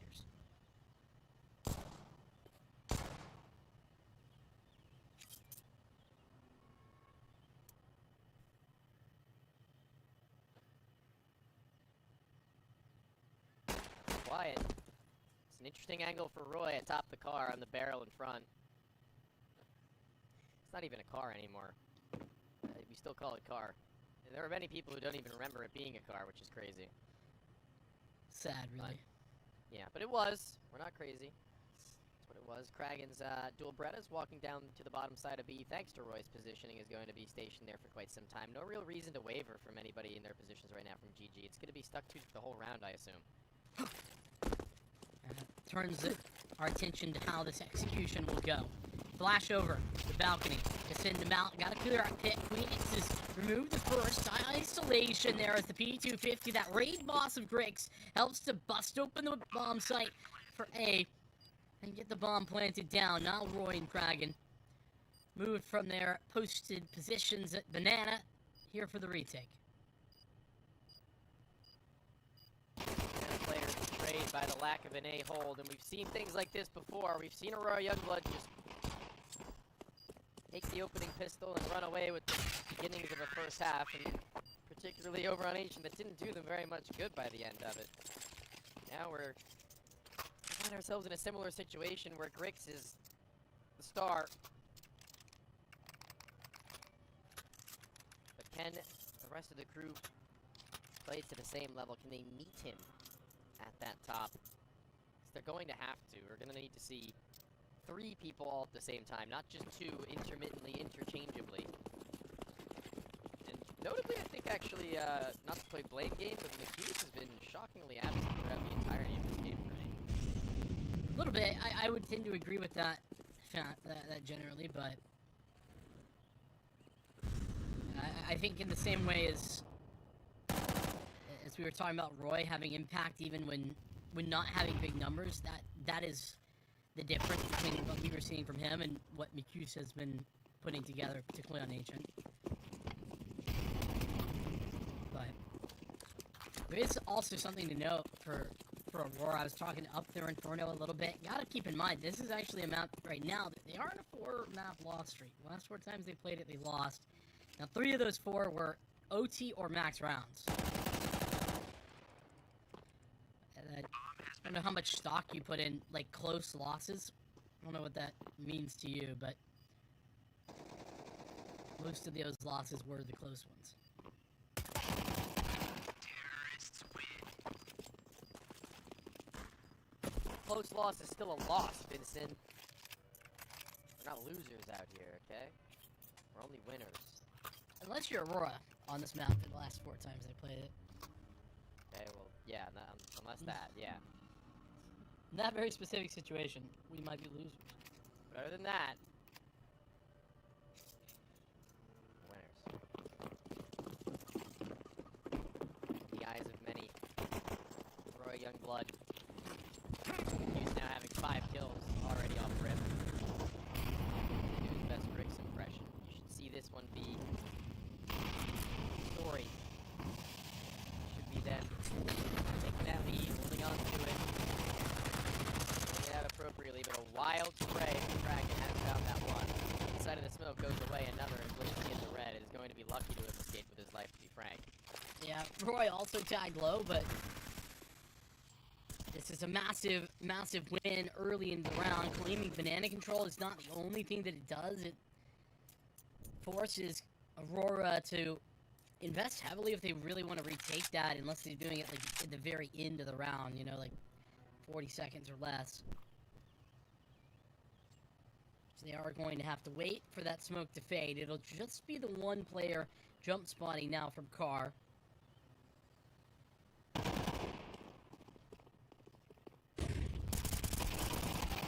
Flash sends them back in. Somehow it's only one. Had them all lined up, did some big damage still. It's not as successful as I would have thought. But with these low HP bars, surely this should be the round. Still going Gaming Gladiators' way. 1-for-1s again. Getting onto the site. Ooh, 1v3 maybe. They need that plant. They need that plant. More than they need a lot. More than they need. The kills in terms of damage on the Gaming Gladiators.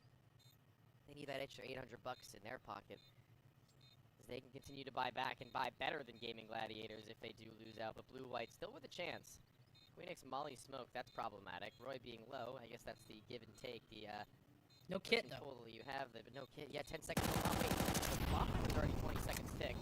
He is going to get Molly, but it's they're capping up. He would be so pleased. He can even peek behind, but the smoke on top of Roy covers it completely. Yeah, there was a lot going for Blue-White in that clutch. There was a lot of options that he had. Didn't quite connect when given the opportunity, but a difficult situation. You have to give him credit there. And as mentioned, it's extra money. Not 800, but 600 thanks to the fuse. But still, a tall stack of cash. How tall is a stack of $800? In singles? Yeah. Or even fives. I can tell you. Pretty huge. No, yeah? Okay, man. Once again, just not sharing the wealth.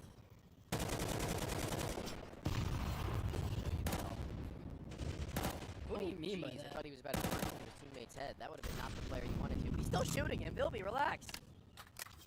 Friendly fire! Friendly fire! I'm on your team. And Don't hurt me, please. I'm sorry. Lord, forgive me. Shooting our friends is not the way, Vincent. Unless it's me and you in matchmaking, and it's me shooting you. So it only goes the one way. Yes. Correct. There's a lot of control of the map that our Youngblood currently have, and Gaming Gladiators, they want to rip it away, but their aggression here on the porch side, 3 strong, and the first 2 just fail. Roy, grabbing a couple back, and it's from the other side, Arch side. He'll be alone.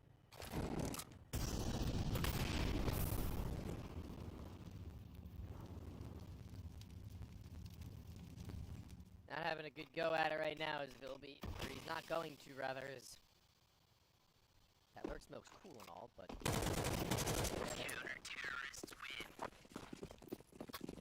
Roy's got it.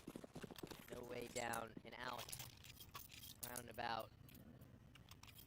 No two ways about it in general that this T side is not really seeing the same gun round success we would have hoped for them to have. As that clutch got close, they were fighting just a little bit to try and keep the money down from GG, but never really successful at handing over AK-47, reinvestment not required. They just didn't have the, second approach to that. Bricks does a phenomenal job of dealing with the porch aggression, but This is fine. not, it actually doesn't, but it is.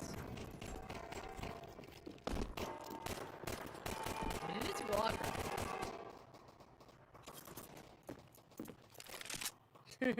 the hard cut. Is this real?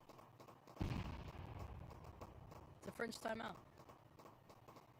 May as well be. They're gonna be out of ammo. The Glock has like 100 bullets. What do you mean? That's not enough ammo. I think that's plenty. He's already fired 4 clips.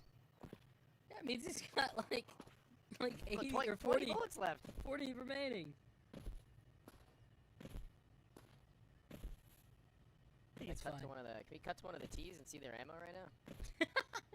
I'm not worried about the amount of ammo. They're not I gonna get am, to shoot dude. How that are we gonna much. kill anybody with 0 bullets? 20! Oh my god! He's got 40 left. It's fine. He's reserve. He's dead. How many times are you shooting 40 times at a Glock on are an we gonna eco win? round? How are we gonna win? We don't, but not because of the bullets. I think they actually did it.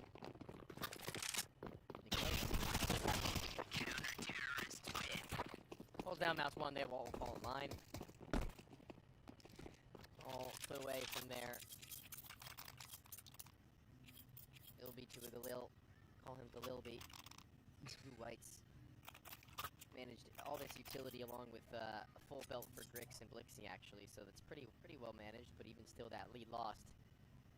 Even Gladiators back into it, no op-out for either side, and that's going to spell a very nice thing for Gaming Gladiators, considering that Nikodas has been opting to play with the rifle over the sniper rifle regardless. Yeah, especially. I'm waiting though for Gaming Gladiators experience and their ability to stick around in these series to come to play. I think this is where that will happen. Flashbang. Send Galil before. See? Holding as that smoke fades away. Grix will go for one. Roy again with a double. So many times he's been critical in the opponents making up a victory for Gaming Gladiators, and this is another one. 3-on-3, he's got 2 and still surviving the top of car. It's banana control maintained.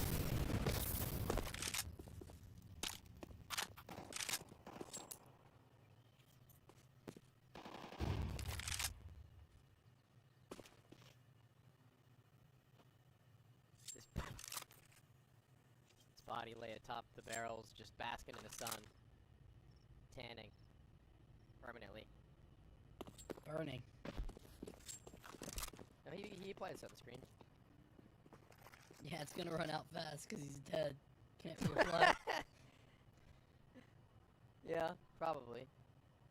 But best chance they've had into a bomb site plant with the post plant successfully established just as well. Queenix is playing off the angle at Archway. He's not active, so he doesn't actually know. He might have spotted their tail though.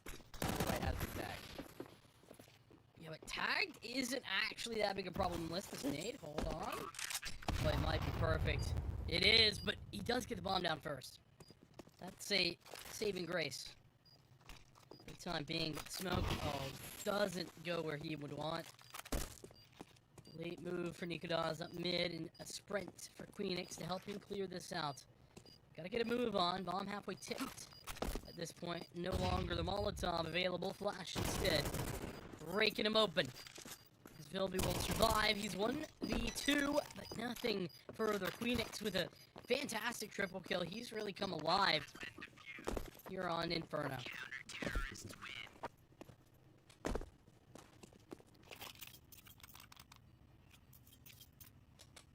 Double up for the Danes. They're gonna be happy with that one.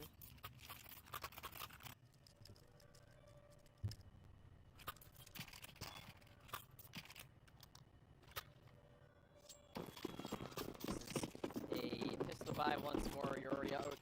Whoa, Aurora Youngblood experiencing something that they very rarely had in our previous 2 maps. It was typically them buying up the entirety of the game, really, affording themselves rifles. I think they have maybe like 2 or maybe 3 eco rounds in the entirety of the best of 3 before this. Think back to like 2 rounds on Ancient and like 1 round on Dust 2. They had a couple more because of their CT side on Dust 2, but yeah. Oh, right, yeah. In the first half, it was different. This Barely is a lineup anything, just in general. I have yet to see. Casa Dolce Vina. The Sweet House, something. Or other. Yeah, I definitely know Italian? Italian. Yeah. Sent out their nades already, and they haven't actually gone with it, though, Vincent. That's the weirdest part for me. Like, Lane has been smoked, Moto has been smoked, and they don't have any more. They've got 1 flash to go anywhere. I feel like they're trying to sell a bit of a double fake. Kinda. This could have been a little more punchy, though, if the Molotov from Nikodos wasn't so perfect. Timing was such that it was right at their feet. Overwhelmed, just one man with the AK is Nikodos, but he is turret, working for 2 before falling. Still, they're slow. 20 seconds, when to go? If not now, then never. Here we run. Dropping into the mini pit was Blitzy, with Nautilus and Phoenix have the crossfire set on the site. Fourth Gaming Gladiators into another victorious round.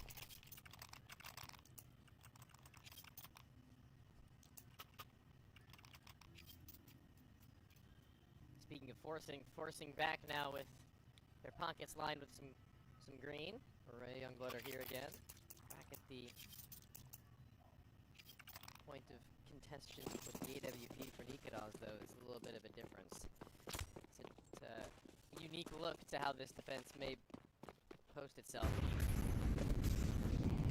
Spread thin. Rick's already tagged up by that sniper, if I'm not mistaken. That would have been the weapon to do it.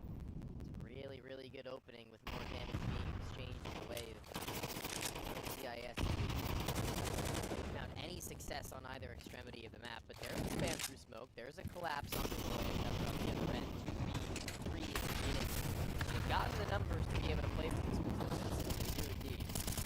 Yeah, good utility to force Blixie out, remove him, and the advantage they had found. There's Nikodos finally back in business. He's got Queenix to provide the coverage. With Grix trying to refrag, leaves Vilby reverted from Galilby into the AK. Yeah.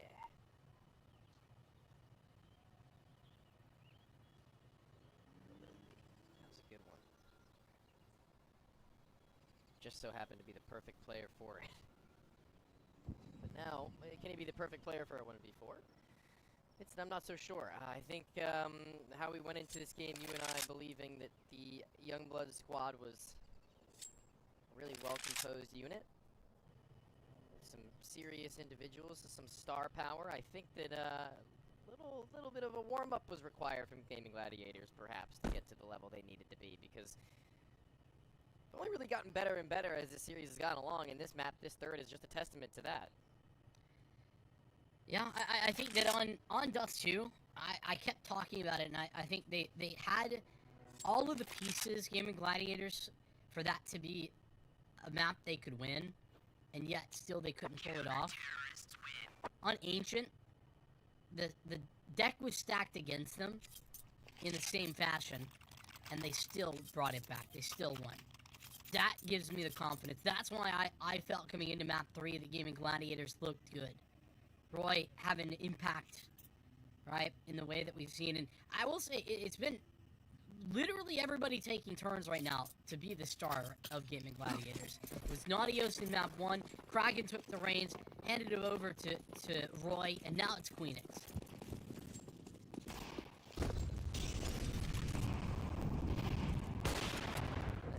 Not a lot, but back at it.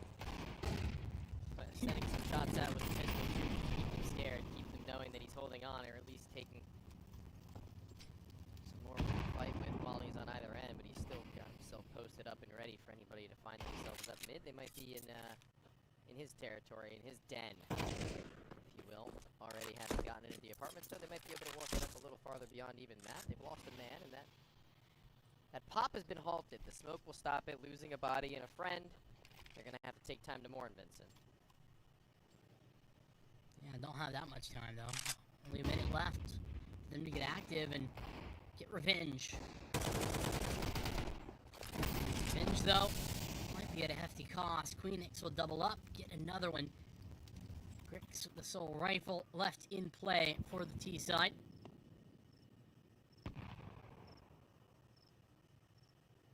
When do they go? Just trying to allow Grix to work a pick, but this crossfire, again, Phoenix and Nautilus have posted is just so difficult to best. And they won't get in, they won't even have a chance. It's Queenix with another triple.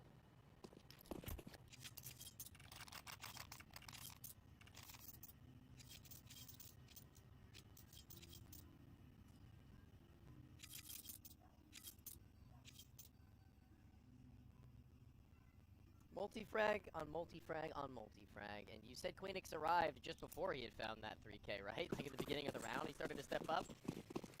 That's something different. He's giving me Grix on Dust 2, but like almost doubly so at this point. He started out like 12-0 on H2. That's actually crazy to think back to. I forgot, and they lost. That's even crazy. Poor guy. So Queenix is up with that same face. Right now they've already won out on the half thanks to largely doing part of that. The ability to lock things down and over a banana. The 3 setup has really been working out for them because they haven't been losing it without getting it kills back in their favor with the halt of Aurora Youngblood now in many instances having to make new decisions, in which case they have this round with bombs towards spawn. They've got 2 sent towards A, 3 at B with losing a first. The body drops to the floor. Similar scenes to what have worked so many a time for Gaming Gladiators, but sticking 3 in this direction might be a mistake. Maybe, but I mean, Turtle on the site, GG have themselves plenty of firepower there. At least it has been the case. And it is the move being made. Kraken to return. Back over to the library side. All but one of Aurora Youngblood going to be popping out of the apartment. Flash to send him in. This guy falls. Queenix will blow one up, but the rest of the site has fallen instead. They'll be checking all the boxes, ensuring that Adios doesn't go unchecked, and it's Nikudons on the outside looking in, an op in hand, trying to work through a smoke, has to have Roy really be the brunt of this retake.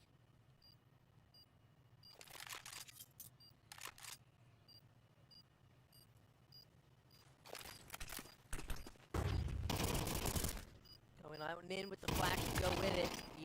The A1S that's gotten up close and personal isn't able to find Vilby, though, as the sniper is not the greatest weapon for the job. Pistol pulled. Nikados knowing that might be better for it, and time enough with Kit should be fine, and it should be an 8th as they finally get into a bomb site with some post-plant potential. It doesn't really come to matter when they retake with such tenacity. Like I said, Vincent, though, that was the scare I was talking about with having 3 at B.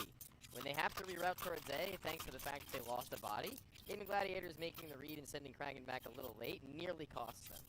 Yeah, I mean, he doesn't even... All's well that ends well, you know. Exactly. It doesn't even really get there in time, Kraken. He gets taken out. He's kind of the first to fall, but it does enable the double setup on site to get a little bit more done, I think, and keep the advantage in the favor of Gaming Gladiators. Speaking of, I mean, Nikudos grabbing an AK there because they had so much money coming into the final 2 rounds of this half. Queenix had 15k, Nikudos had 10. Breaks another double. Might be the change they're looking for. Queenix will respond, answer back in kind. The bomb not yet grabbed as Grix makes space over at B. It's the run back for Blixie to try and recover what has been lost. Oh, he's got no clue. Grix has won this round for his team, almost certainly.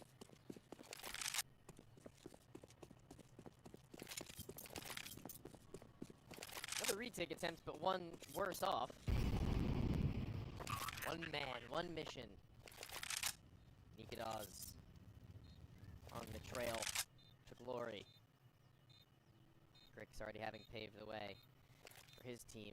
Will he be answered back on that molly? Well placed. Flushes out Grix now into the open from behind the pillar. He's taken substantial damage. Oh, and Grix will finish his job.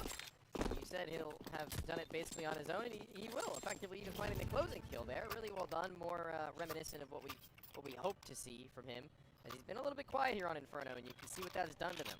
I mean, I'm gonna be honest. I don't feel don't do it. that he's even been quiet.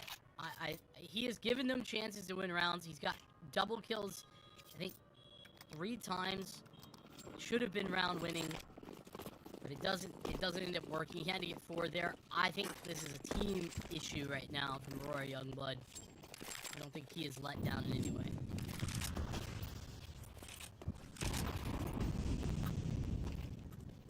Yeah, well, whatever. Okay. It's not whatever. It's a lost half, and by a wide margin. This is the most dominant half of Counter-Strike we'll have seen, really. Ever. In this series. Certainly the case in favor of Gaming Gladiators. It's been Aurora Youngblood ahead at half every time outside of this. We're going out though. This a sec. Oh! Looking good. Blue-white. Able to drag his crosshair back for not the kill he was initially trained for, but one important enough, even still over tap to the smoke catches a jumping player. Another moment of impact from him. Tag up and tag out through the balcony. He does his job and then some. His teammates just as well on those entries. The pop through the smoke is something that catches them off guard almost entirely with their pants down. The gun is not pulled and ready. Sight. Now Roy, in a hopeless scenario, at least seeing now Aurora Youngblood find 4. It's decent enough. They can get their CT side beginnings, get their bearings to where they had done a majority of their best work. Yeah, I feel that Aurora Youngblood, they let this half get a little bit away from them, but a recovery of sorts there towards the end. Not a lot, but enough that they have some space to work with. I think that's the key. But a Queenix 17-6 masterclass right now will be something to speak of throughout both Inferno and the end of this series. If this is Gaming Gladiators coming back to win this one in reverse sweep fashion, that would be pretty incredible. And again, talking of the staying power of this team and their experience against a really young Aurora squad.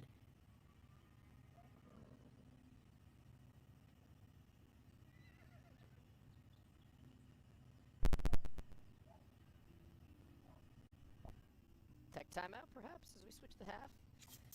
Looks Gotta like make sure it. everything's alright. Gotta make sure everybody's okay. See Grix is doing a little bit of a dance there, really working those hips. And 1, and 2, and 3, and 4. Yeah, workout instructor. I'm pretty good at that. Me? Yeah. You think so? Yeah. I'd attend.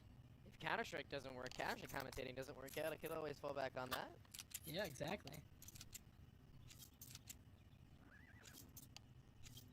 Could do like the VO for one of the, you know, those like mid 2000s, Yeah. or 90s workout DVDs.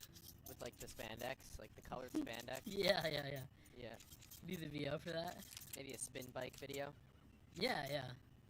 Would it be? What's the thing all the rich people have? Peloton. A Peloton? Yeah, you could do it for that. Okay. I'll keep that in mind, and I will look into it. You can see actually getting a little bit curious in the ultimate right now. Aurora Youngblood, blue-white, looking it out. Long haul now peers back. Has to get back towards the site in case they were to rush up. Mid-vision, no longer joined by, I believe, Vilby. And 2 players for the hold. Just making sure that they've got a line of sights to be able to find a kill if Gaming Gladiators should go in that direction before anything else. And they've left Nikodos to lurk, so that's a little bit odd. They've grabbed the bomb. Once they activate towards A, I wonder if this 3-player site hold for B will find themselves caught in rotation and transition, or if Nikodos will go out before that. I think either way, this A hit should be very effective. Gaming Gladiators have drawn this up correctly, and Nikodos is actually creeping in. He has gotten a lot of space. I don't know how he's here without being spotted. And, oh my goodness, it's enough to call them back. This is crazy. Aurora Youngblood, they've stacked B. Nobody has seen Nikodos, and he is at grill. Is he just waiting to pull the trigger on a kill? No, I don't think he's seen anyone based on their positions, and it's called them back. Nikodos is calling this wide open. He's like, I don't see anybody at B, but yet there's still 3 players posted for this hit. Oh, wait a minute, 'cause the player backside might actually activate, and Nikodos will have a line on him. See him, doesn't spot him first. Oranges, like you said, he's gone undetected for long enough, but a good transition, able to find him even so. Mike can smoke, he might be the hero, he might play spoiler, he might be able to drop the bomb, in which he does! Retrieved very quickly by Roy, who plants it on the top of the fountain. The blue weight to clutch is too far removed. He's from A to CT. And to break these 2 players apart, Vincent, it's the dynamic duo. It's the 2 brought in to ensure wins like this. And yeah, I don't foresee it going any way other than theirs. No. Breaking this open is just such a tough crossfire to break, but blue-white's gonna give it a try. Would have had to have checked Roy first and foremost, but you can't leave backhaul unchecked. Construction has to be looked at, and look, he does. Die he will. Aurora Youngblood, 3 strong on B, yet not enough. Look, you guys. Die, he will. What are we doing? Yeah. What are you doing? An impression of you. I sound like that? Interesting. You based a movie character off of you, I hear. Yeah, in 1976. You are old. Where I was definitely born for sure. Absolutely alive. Yeah, there are so many USPs at Archway right now, man. It's the Astrala stack -1. It's a little bit of a baiter in Vilby, man, not committing to the bit, but whatever. He's got 2 flashes to go with it, but there it be. But whatever, man. He's the guy throwing the flashes for him. Whatever. That's just an excuse to bait. That's why I do it all the time. I was about to say, so that's why. I get it now. You guys go out.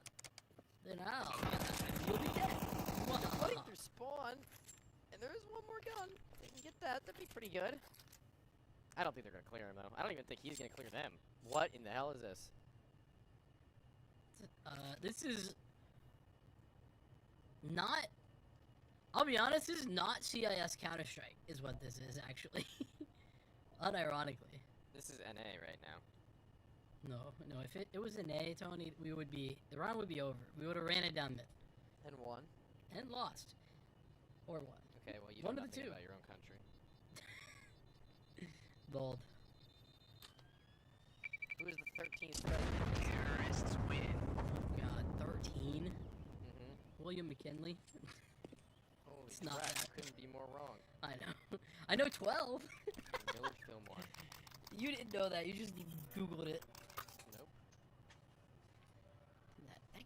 That guy's Also, lame. 12th was Zachary Taylor. I know that. That's why. That's my name. That's why I know it. Your name is Zachary Taylor. Yeah. Can you give me your full I legal was name and birth date? the 12th president of the United States. 12th president of the United States, Vincent Cass. that's me. Alright. Jokes aside, this is serious business right now for Roy Youngblood as they're entering the final stages of this one. What? He took so much damage at the beginning of the round. He it was in a Molotov for what felt like minutes. He was down to like 12. No, he's dead. He's gone.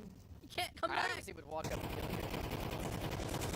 He's trying and doing. Oh, here's McHughes. Great flashbang. Oh, have another one. Wrong way, but hey, gotta clear him out. Cleared he will be. Now I'm doing it without. Okay, darn it. That was Yoda talk. Yeah, that's what I'm saying. You're falling into the pit of character impressions. You're gonna start like slowly morphing into him, but needing to slowly era right now in prime is Vilby if you want to pull out with a clutch right here. I don't know why I chose Coldzera specifically. I probably should have went with somebody Russian perhaps, but that's too little too late for that, guys. We gotta move on and move out. Ship up and ship out for Aurora Youngblood now, though, as they're within 2 of losing the series following a map 1 win. I mean, they were looking ship shape. They had it all. It was all right there. An 11-5 lead on Ancient.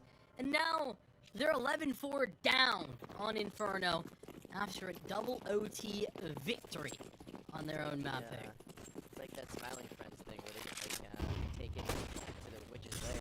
We were right there, man. True. They were right there, man. They were. It was within reach, and Roy's gone.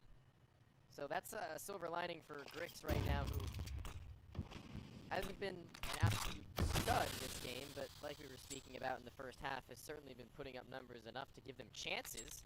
And here's another instance just such as that. It's a shot to the corner of the wall and pitcher between the net and the inside player. Cooks the reaction advantage. It's the same 2 for the 5-7 as they're both blind. Great flashbang. That's not a great smoke, but it's okay because Blixie got them both. So nobody there. Naughty has to play recovery.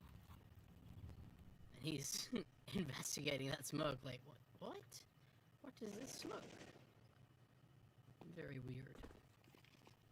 I don't think we're gonna see too much of a chance at this recovery. Though weapon advantage is a real thing here.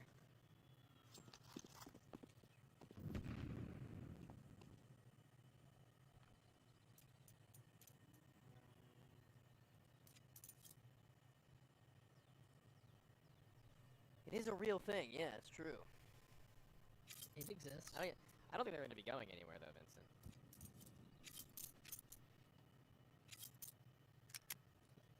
Well, I mean, listen. In my defense, Listening. they were all the way up porch and taking fights. So I thought they'd stick around. But like you said, they've gone nowhere but back home to spawn, where you buy guns and also save guns. It's a real double duty that Spawn provides on this map.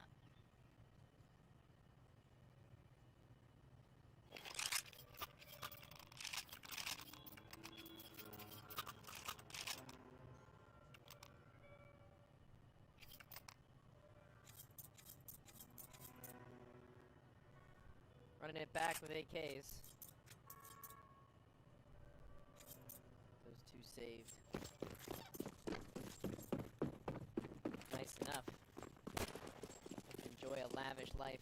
Automatic rifles once more. MP9 to the other end. Maybe a misread in the money here, Vincent. Maybe they're expecting them to be on a low buy, because Houston could very well have bought himself an M4 if he's so pleased. Blue-white, very much so, also could have bought one, sacrificing one flag without even sacrificing any utility. He could have gotten himself a FAMAS. Just enjoys the MP9. Okay.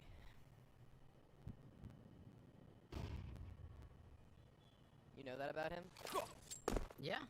I mean, he made that decision right now.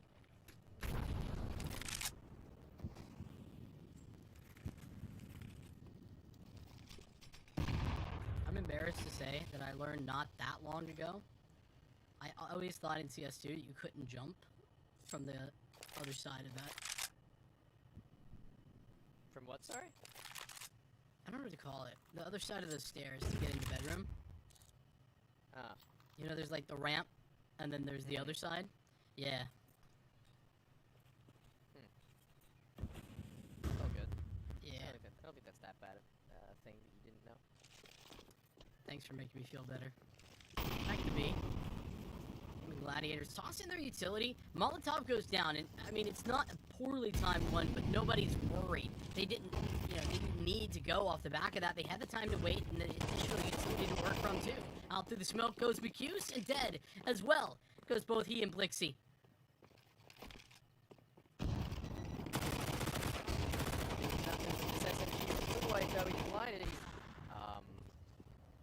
Able to get away somehow there. Somehow. That is something.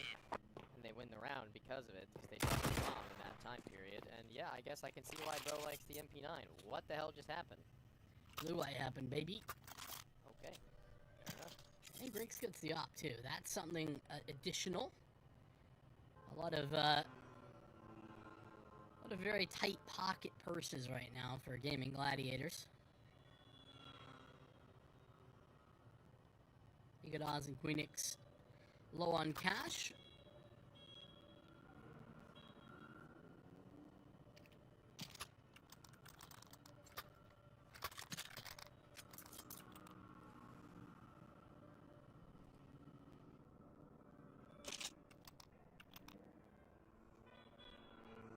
Money is always pretty good.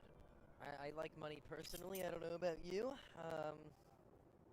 Makes this job pretty cool. Well, I mean, you keep talking about all the fat stacks you've got, but you're just saving them, not sharing. Yeah. You keep saying that. What society do you think you function within currently? The society of your creation. Socialistic. The society of your creation. I just get money and you're like entitled to it by default for some reason. I don't understand where you got this concept from. No. I've just asked you to share, and because you don't want to, because you're mean, you said no. I am mean. See, in my In my house, where I grew up, sharing is caring. Your worldview is askew. That was nice. Wait, did you see what just happened? Chris came back, he picked up the gun, and it instantly fell out of his hands, but there's a ghost of him still in the server. It just floated through his body. This has been a really silly time. I'm crying a little bit. Don't cry, Tony. Don't cry. Just the worldview comment actually got me. I just thought it made me laugh. You got yourself? You Yeah. can't get yourself. I mean, you can. You can. You just did. It just happened. It's real, but Okay, I think we're good. he's we're not recovered, good. We're guys. so not good. Whoa! Alright. Never Back. seen a round reset before? No.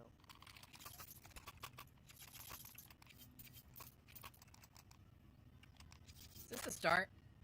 You know, I'm usually. Do we agree, Tony? I'm the comeback guy in our duo.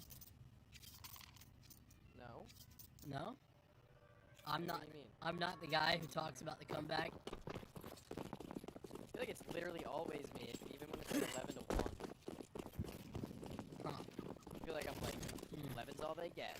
Like, come back starts No, now. no. On broadcast. I'm the unrealistic. No, I'm speaking for myself. Yeah, I'm the unrealistic comeback believer. You're the realistic comeback believer, and it's very unrealistic at this point in time. Until you jinxed it!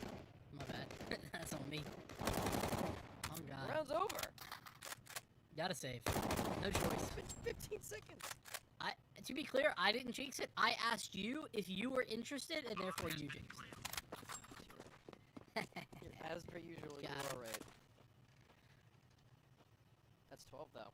That's the game in their hands, potentially. Now, did they go hunting? I feel like they definitely could afford to send one of the higher HP players, at least one of them.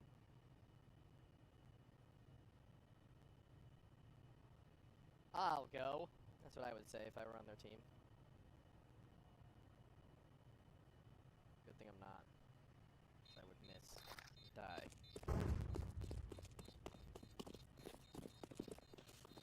A round like that, though, is pretty confidence-inspiring to be able to just close out then and there, though. I mean, like, 3B setup. Terrorists win. Swept aside that simply. That is not something you'll see every day, Vincent.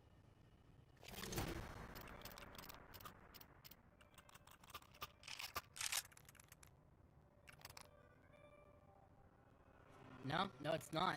I think that Aurora, that last round, and to be fair, this one as well, with the saved weapons, it's not over. But I think that one was the one that they needed to manufacture. They needed to add to if they were to make this comeback happen.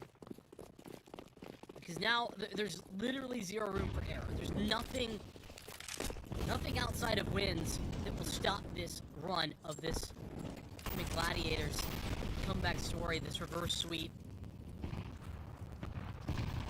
Some nice denial, actually. That's two Molotovs put into place very efficiently to deny space from Gaming Gladiators.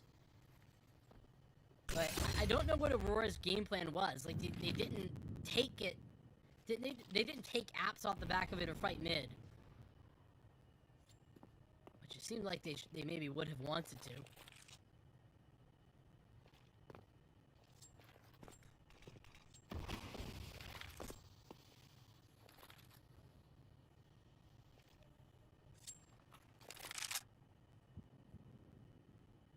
Quiet around juncture, but that damage taken leaves Gaming Gladiators with not as many options as they would have liked. It's a nice angle. What is this angle, actually? I don't even... Are we in halls right now? What is Yeah, this? we are. We're in halls. It's out balcony side. I didn't even know that existed. Use that, but using and abusing mid right now is Bilby. Aware of the possibility of a swing out. That flash. Oh, great honor minutes for his teammates in the pit undetected. It's another round. Obviously, Bilby gets two there too, but another round where Grix gets a double, and we're right back in that in business for Aurora Youngblood. And it's the reason that, you know, this Grix pickup is what rockets them into the conversation of constantly working into playoffs of CCTs, finding success against bigger teams, beating the likes of like an Amcall, Zero Tenacity, where, I mean, genuinely speaking, this is no disrespect to a core of, especially the Blixie and Blue White, that I think have a lot going for them, but they were never in that conversation before. They were fighting for getting to the Swiss stage, not getting out of it. It's very true. The difference an opera can make, Vincent. True that. And that's why, when my friend Lucas asked me to drop the AWP, I do it.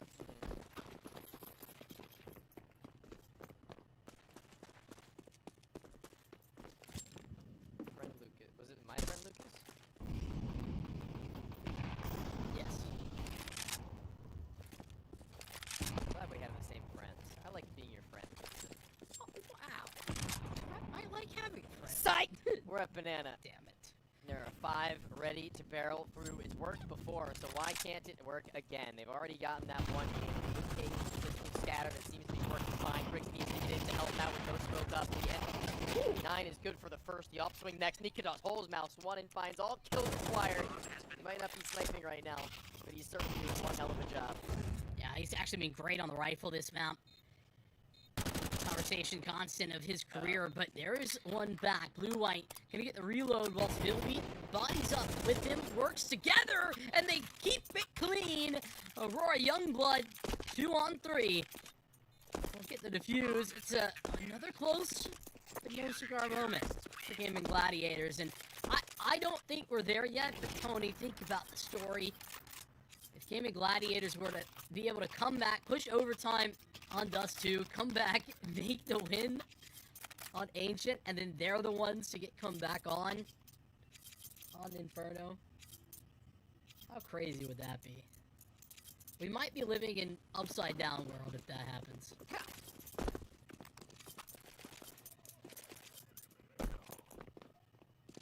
You turned into Batman, what? Bruce? Sorry, they made a character after me too, I guess. I wasn't aware, and I guess that must be the guy. It's just a small world we live in. Yeah, the money is gonna be good next round for Gaming Gladiators here doing damage. It doesn't really matter. Reinvestment on the AWP is really all that they can say is a success in that story at all. But Philby taking matters into his own hands, to exuberate a little bit of confidence. Confidence. Knights in the conference? Lord. What kind of conference are we having? What were we discussing at the round table? Best flavor of Pop-Tart and why oatmeal is yucky. So, but how By do the you way, the feel? answer is not s'mores. Grow up. What? That's crazy. What is the you have to answer now. If you're gonna say not s'mores, Just any other one but that one. that's cringe. You're cringe. No, we need to. I will be a child, and it'll be fine. I'd say in terms of just being like better options, I think blueberry is better. I think strawberry is better. Strawberry is the only valid response. I think brown sugar and cinnamon is better. That is the best, actually, unironically. But I think s'mores is just like dude, go have a s'more, man. The marshmallow isn't even really marshmallow. It yeah, doesn't taste like it at all. I was gonna say you just want the fake marshmallow. Oh my goodness. We have hit our quota of ridiculous off-topic conversations. Yeah, on I this mean map. that was a good round to do it though. Yeah, nothing really to talk about. A cleanup, if you will. Now we get down to the nitty-gritty. This is like the most important round of this map up to this point, potentially even beyond, because if they lose out, obviously they lose.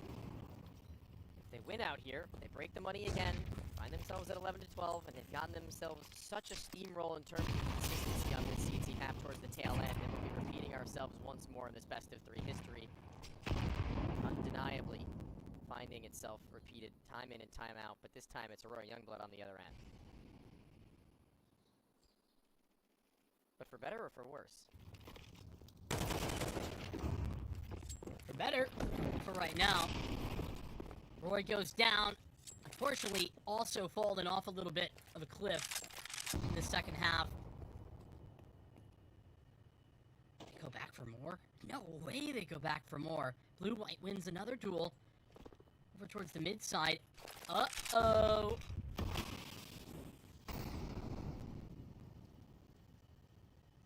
This is a 5-on-3, Tony. Too strong still at B. It's gonna have to be another Nikita's entry masterclass on the B site.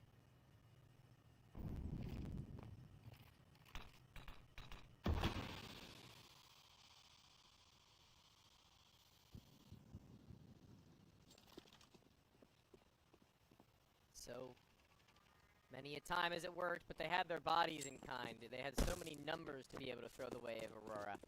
This time, not so much.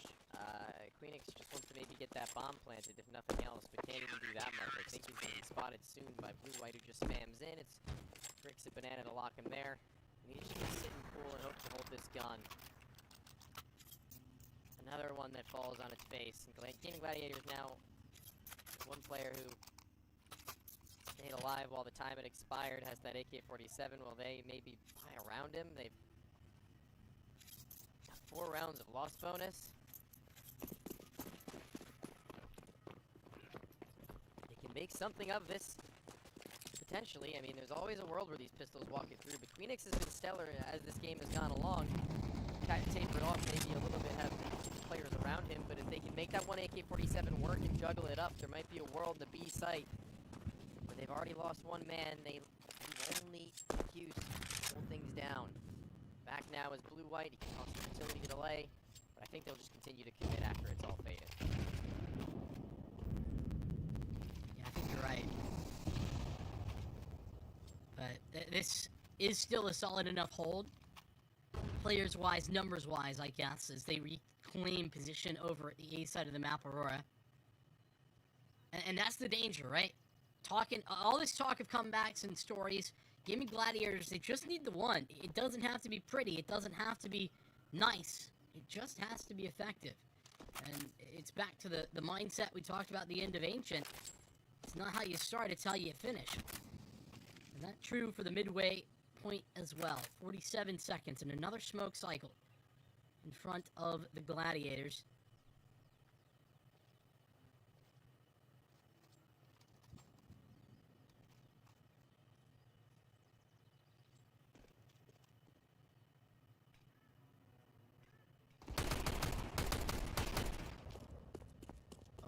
Cycling utility, but cycling kills all the more important. Nodios has gotten a notable one with that up into the floor with 17 seconds. They need to barrel in and do more than even that, and the pistols are getting you done, Roy, with a rifle. They've got a man up somehow, some way, low on HP, but Nodios can play. Yeah, he's got it. Or not. Oh, he should have. I mean, he had to gimme. I mean, he's got another chance. He's not done. Oh, it's across. Oh, spotted. Now knows where both of these players are located. Kit still in hand here for Vilby. Clutch seems always possible when he's alive. Definitely should. Roy's got him inside. Low on HP player taking the first engagement. Protect the office. He's not going to spot him in time. Not there. Couldn't close. Couldn't stick it out. But Gaming Gladiators sure as hell can, despite a first map loss. Despite some very tough scenarios in which they might not have been able to close before, they certainly do now. And it's very well fortunate that everyone really coming alive by the end stages of this best of 3 series. Yeah, this is a Gaming Gladiators reverse sweep that just makes the most sense. They were slow to start on map 1. They slowly got into this series, each individual taking a time to step up, and I think that, you know, this is part of this victory, even though it's a win, kind of shows us why Gaming Gladiators has struggled over the last months, but it also shows that their experience, their time in the server, just as individuals, not just together, is so worth for this team. Like, they're able to get into these positions where even in those late game scenarios where, hey, they were letting that comeback happen, they still can find one to close. That's what you need. Yeah, that was baller. Really, really well done, I have to say, from Gaming Gladiators by the end. They looked like a different team as we went half to half, not even map to map. They just kind of came to life at each given turn in different ways, and Inferno especially. So it was a completely different look from them on both their attack and defense, where they kind of only had a 1 in both of the games prior, it felt like, Vincent, to be able to close on Ancient. It felt like they were very one-sided in that affair on their T side, it felt like. And then on Dust 2, I think same story. Their T side was definitely where they did their best work. And on Inferno, you saw a bit more of a balance, and that's really what you need. Yeah, that balance found and met. 3 maps and a reverse sweep victory. Aurora Youngblood, I think they're going to feel so hard done by in that they probably should have won this series. And I think they probably should have done it in 2. But they don't make it happen. Grix, though, I mean, we saw him before. You know, he was a conversation point, you know, in the greater mind of the CS community, and he looked great, still looks great. And this kid, I think it's not at all crazy to say he is going places, that's for sure. Yeah, in that note, we have more Counter-Strike to be played. Another best of 3 on the horizon, Permitta versus Eyeballers, a new look Permitta that we can preview later on, but until then, we are going to be taking a slight break to let the players get prepped and ready and have the server up for you. So don't go anywhere, we'll be back with one more best of 3 on CCT for the day. You look into your inventory and there's only... It's time to forget about this garbage. Here you will find everything to play with really cool skins. Open top cases. Upgrade dropped skins and turn your junk into a cool gun using the contract system. Every day, thousands of people upgrade their inventory with us. Hellcase.com. Look at yourself in a new way. Do you have any unnecessary skins or want to sell them? Try SkinPlace. Visit the website, select the skins you want to use. Easily fill your Steam trade link. Make sure we offer good prices and choose a payment method. Hit the button and boom! Instant cash. Safety. Low commissions. Instant payouts. SkinPlace.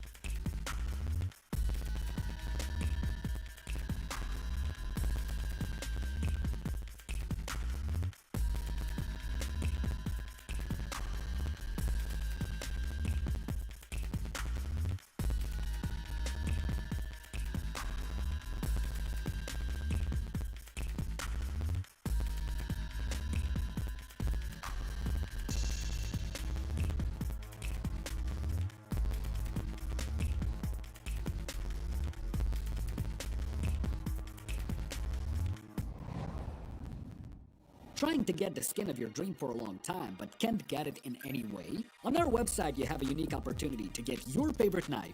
Users on our site can hand out skins themselves, and participants need to fulfill some simple conditions. For example, watch a video or buy a case on our website.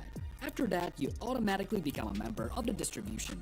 Go to the user giveaways tab and do what you like. Hellcase.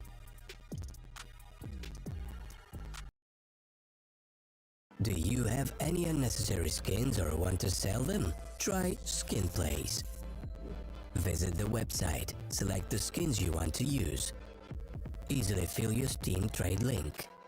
Make sure we offer good prices and choose a payment method. Hit the button and boom! Instant cash.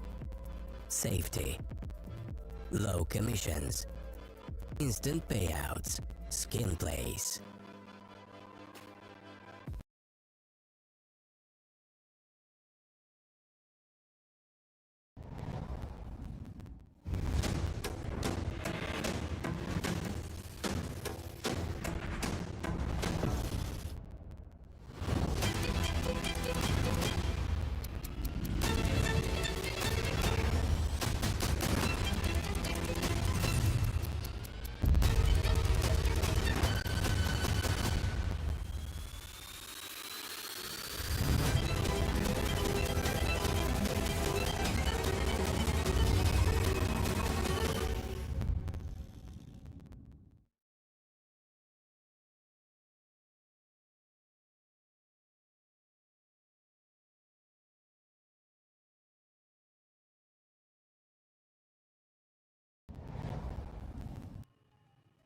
Well, alrighty, everybody, welcome back. We got one singular best of 3 remaining out of the 4 that we started with for today, and we will be bringing you through all of that action once again.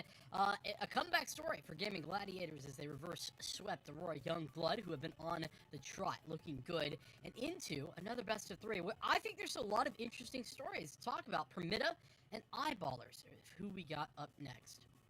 Yeah, Permitta and Eyeballers, you look at these two teams, one of which is actually actively making changes even. In Permitta, we saw on Twitter just earlier that they were actually replacing their AWP player in Spavaku. He's going to be dispatched in place of a bunch of different operas that they're going to be trialing in a short period of time. I think today they're using a stand-in. I don't think he's actually a permanent player or a tryout for my knowledge. He's playing on a team actively, but we'll find out who that is when we do take a look at the rosters. But before, we've seen 2-0s galore for our first 2 games of the day. Not even close to that for the game that we had just finished, you and I, Vincent, Aurora Youngblood and Gaming Gladiators. A 2-1 affair, which took basically every single round required.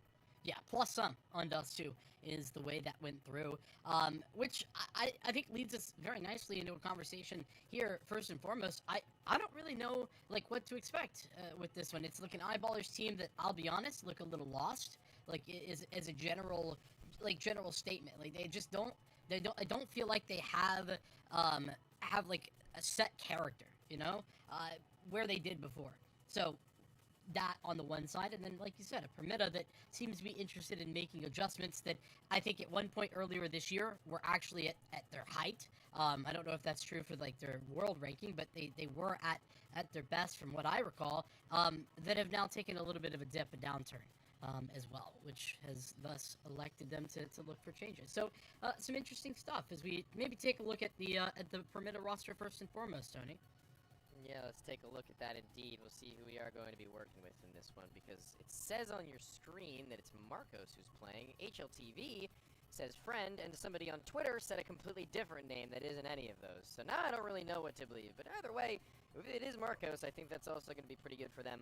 I think he is on paper an upgrade over who Spavaku was and how he was performing most typically, and I think that they made the right decision in maybe looking in different directions than that one. But poaching isn't something I was going to be anticipating, actually, but even still, I think this is a really solid roster that an AWP upgrade could certainly bring to that next level.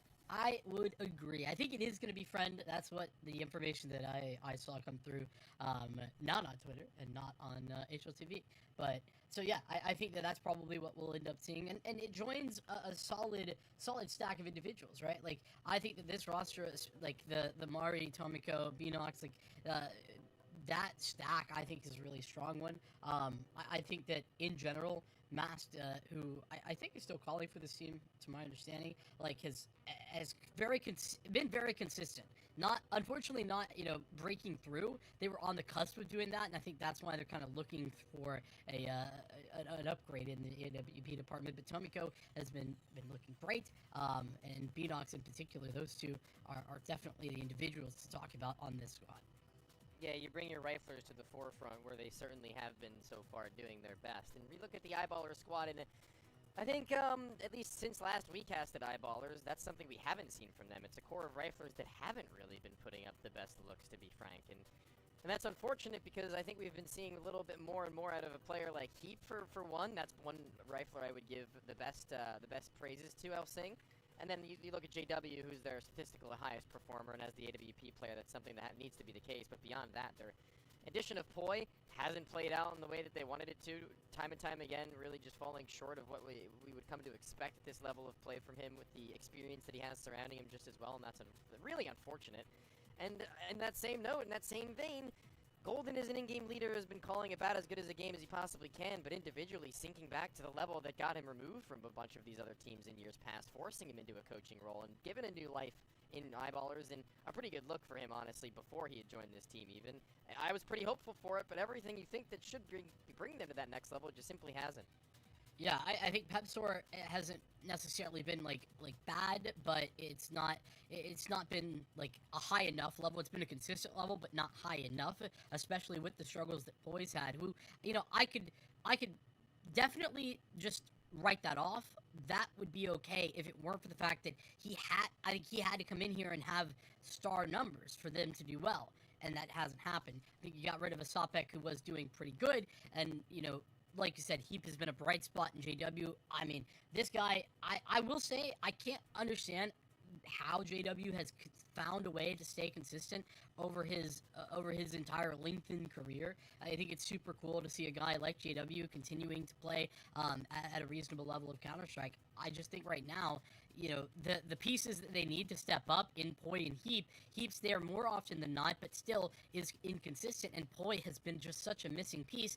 You can't then also have Golden struggling. Like, all of these things can't be true at once. Some of them can be, but not all of them. And that's the issue that Eyeballers have been running into.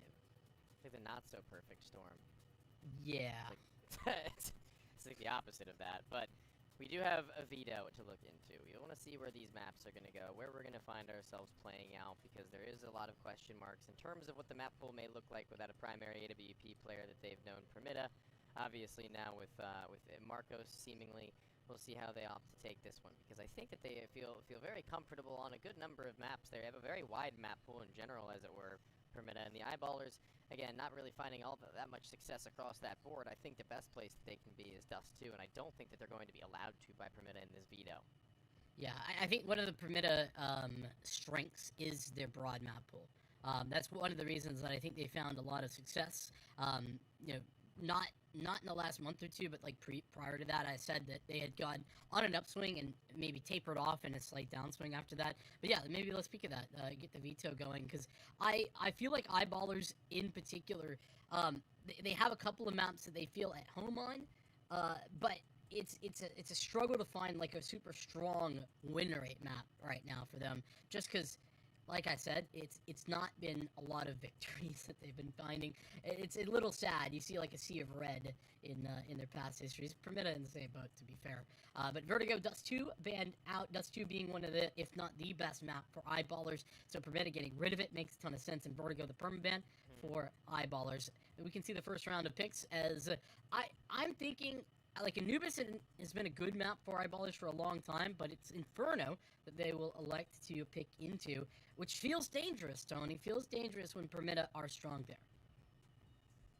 Dangerous indeed. We've seen Inferno. We've seen Ancient. These are familiar territories to us, Vincent. The question is, if we do go to that third, are we going to have more of the same?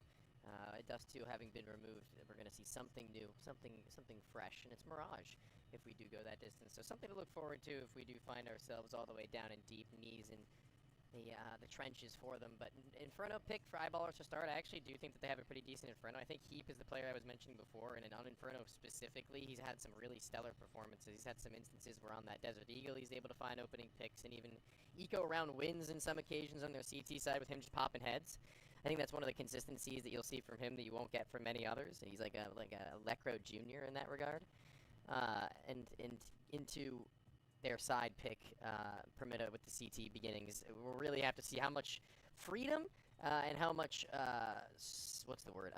set plays they have in place for an AWP player that isn't their primary or even one of their tryouts, if this is just going to be a stand-in, seeing as it's on such short notice.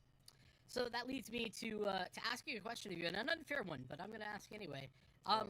Who do you think is the favorite here? Because I think with their 5 Permita would be I would even say comfortable favorite, but considering they're playing with a stand-in of some sort, regardless of who it is, who do you favor?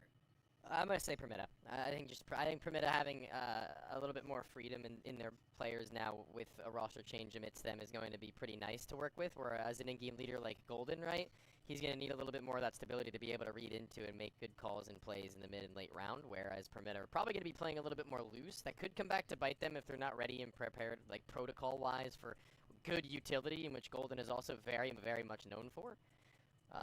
But in terms of just like the heads-up aim duels and positioning and this and that, I think that they should have the leg up. All right, I think that I would tend to agree. I think Eyeballers can win this, but it's I think really about having, you know, one of these series where Golden is not, you know, not a .8 player. Honestly, like, I mean, like, obviously that's not fair to put like a number on it, but that's the thought process, at least, behind it. So as we jump back into Inferno, where we have just left, we will come back to. It has been a step up, by the way. I looked back. The last time we watched Poi, it was really quite a struggle. Last couple of events, it's been a little bit better. So at least there's that for me, because I do think that for how young Poi is, while it hasn't looked good, it's also not been that long since they made that move, and he is certainly a guy that can get more comfortable in this team.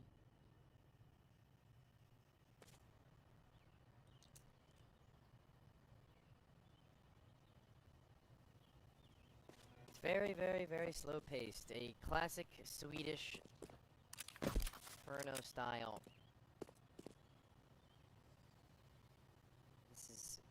Golden just spotting out mid with his smoke, a Molotov for Pepsor. No flashes for entry point. I think that's the most interesting piece to this, because only one player has decided to buy anything, and that was the captain in IGL. Golden to JW thinks he might have caught a timing, in which case he actually has. And it will be Friend joining us in the server and not Marcos. Yeah, that's what I was seeing. Yeah, I haven't seen that much of Friend, but I've seen their results on its current team, so looking good on the pistol, too, for out of Friend. Needlock's the same. Good Permita the pistol victory.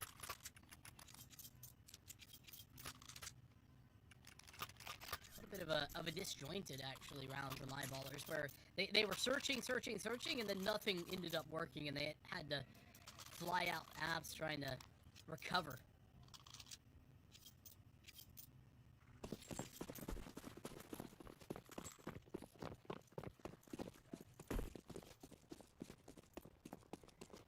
And for A1S for super sub Friend. A good one at that for stepping in on such short notice. Thank you. Granting us a game of Counter-Strike that otherwise would have been missed out on. JW has already been figured out. Dealt with. Not hard for Mary to make a little bit of money in that spot, but Tomiko might have to come and help out because the Arch player is down and Friend's running out of ammo. And running out of life. Tomiko, he asked him to help out, but he is dinked down the same. These Glocks doing an absurd amount of damage in this round, to be honest with you. Everybody getting a little bit done. It should have probably been a little worse off for Permita. Get 3 players surviving. They'll have a couple of rebuys forced. Mari has kept a MP9 that actually he will drop over to Math.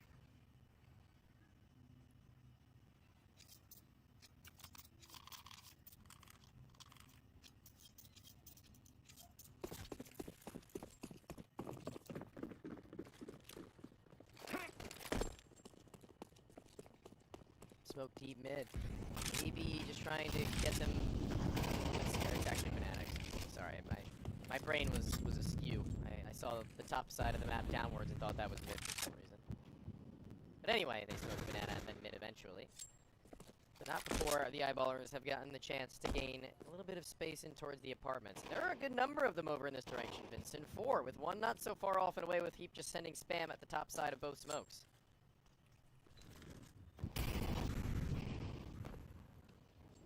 Minute. Looking to respond and carry over an additional player towards the A side. Pressure at the bracket applied. The eyeballers sitting them forward into the smoke actually for Boy. Trade should be there, available, yes, but then Golden goes down as well. Multi-frag available for Mari. His friend comes in from the other side. Checked out. Our eyeballers with Kamina taking all of them down and an easy round.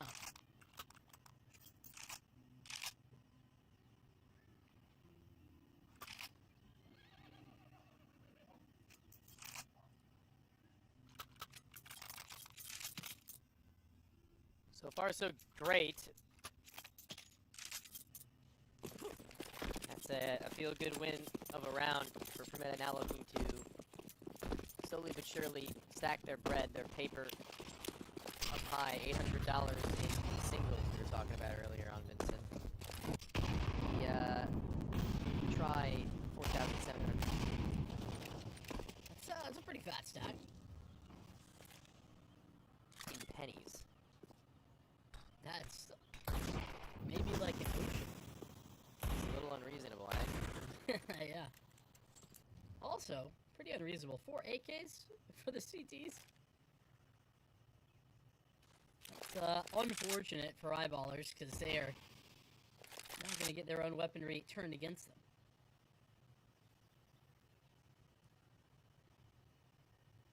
Like that Looney Tunes bit where he like bends the shotgun that like wraps around into his face and he still pulls the trigger. Yeah. Or is that Tom and Jerry? Might be No. Tom and Jerry I'm thinking of. Either way. I think that's both. Probably both. That's a very, very cartoon thing to do in general. Yeah. It's Warner Brothers either way. Who of these players, I think, are going to break out towards one side or another? I'm not sure of, but Golden take that first engagement. Half Blind himself still manages to find the frag at the archway, 2 bodies shoulder to shoulder as they get up through lane, or at least attempt to shut down the crossfire set, and Frank shouldn't be broken apart in the slightest. Actually, Mass running out of ammo is slightly problematic. Teammates have gone down around. It's all good. Yeah, let's go because JW had 7 health. A little bit more staying power. That could have been a different situation entirely. Damage-wise, not bad, actually, out of eyeballers. Feeling the same as that Glock round was, but at the end of the day, losing these rounds still ticks the number up at the top of the screen near Prometa's name. If you didn't know, Tony, that's the whole goal. That's the win condition. You get enough of those and you win. Hooray! Rounds? Mm-hmm.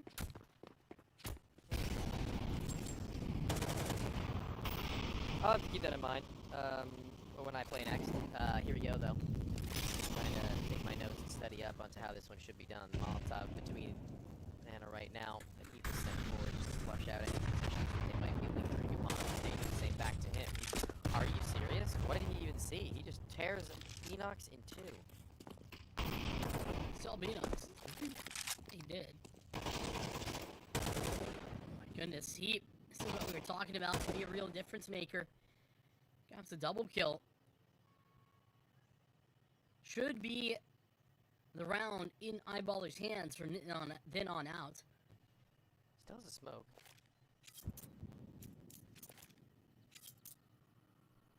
He's gonna hang on to it, actually.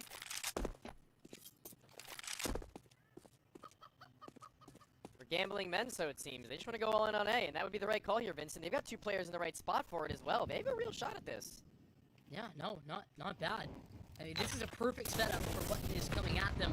Needed that headshot. Does Mask, he just can't get another, but unchecked from the balcony.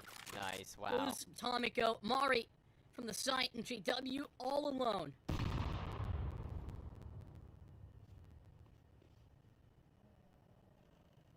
Goes without saying, that is really well done. Really well done. There's just no doubt in these players that their teammates are going to cover them or at least follow them up in these instances in which they get their one, right? I mean, somebody from the T side had to be setting up utility, so JW left behind, left with it all to do by the end.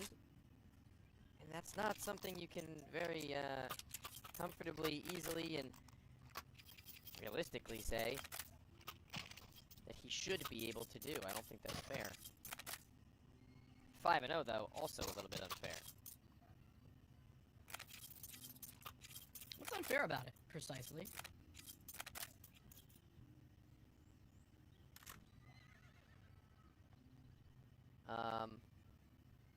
That,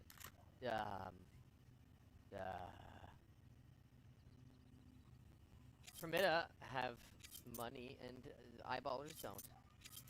So when they buy utility, they can throw it from their comfortable place, and JW's got to be really far away because he's only got a little bit. Oh. So they can shoot their guns when they throw their utility, but JW, you see, he can't because he's really far. The whole team is dead. I think we just did Counter-Strike for babies. Baby strike. We'll see if your high-level examination of this unfair behavior. I have a level 12 intellect. How high do the levels go? 12. Wow, top level. Self-proclaimed though, you know, so we'll see. Yes. However, here's me proving that that level 12 intellect is true, because look, friend kills that guy at Arch and they hear utility over at B, they gotta be going B. Could be going B. Shots through the smoke. Phoenix removes. Oh, but one. Peekaboo. His friend will take two as well. Yeah, that was indeed a bit of a utility diff. I could concur.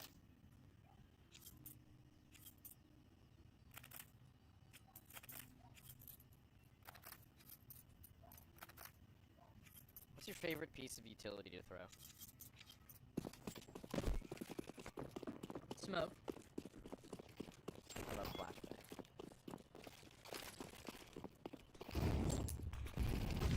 So much stuff. They're so, like, versatile. Like, go all over the place. You can wing them, you can underhand them, you can jump at the floor and up and down with the fence. So much. So too can Heap, actually. He can do so much for this round. Flash player on the top side of the half wall. B-Nox, though, gets out with his life. Gets a spam from Mary to be able to walk up past. Boy, he's gonna have to be difference maker. Goodbye. That's lane. Open for business. And I think that should be the A site just as well as Poi has done it all. His first 2 kills. Yeah, big openers there from Poi. Massive victory onto the first guy in Boiler. That one especially, and then the refrag comes through. That one's a little bit easier, but very snappy and quick on the response. It's Permitta finally tagged down and out of a round where they aren't even going to go for a retake. 2 on 3. Numbers look a little bit good, but they're so far away. You can't realistically work it back in. Plus, Mari's gotta save this this KD. He's 8-0. You wouldn't want to give up a free death. You do that all the time. What? Go 8-0 or not give up a free death? Give up a free death. I do give up a free death a lot. I'm just kidding, man. Yeah, but you're Mary keeps his streak alive, 8-0. Isn't that pretty cool? Isn't that neat? That is neat, yes. One thing, though, that I think Eyeballers got to be careful of here, they have, I was going to say lived and died, but mostly died by, keep taking early contact over Banana. Like, that's been quite successful for him, despite the scoreline. But Eyeballers snapping towards the A side of the map, that could have gone a lot worse. Thankfully, Poi winning some heads-up duels helps them out in a big way. So, keeping that in mind, looking for these next rounds and how they play out in the same fashion.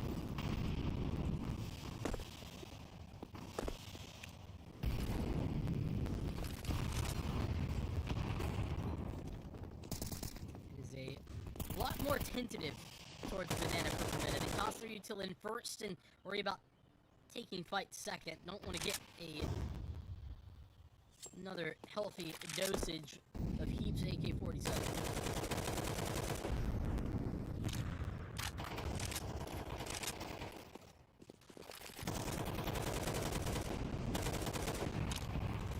The really weird mid-control right now from Eyeballers that has netted them not only brackets, but a player. I was going to say an archway undetected, but Mastico's clearing and finds the frag.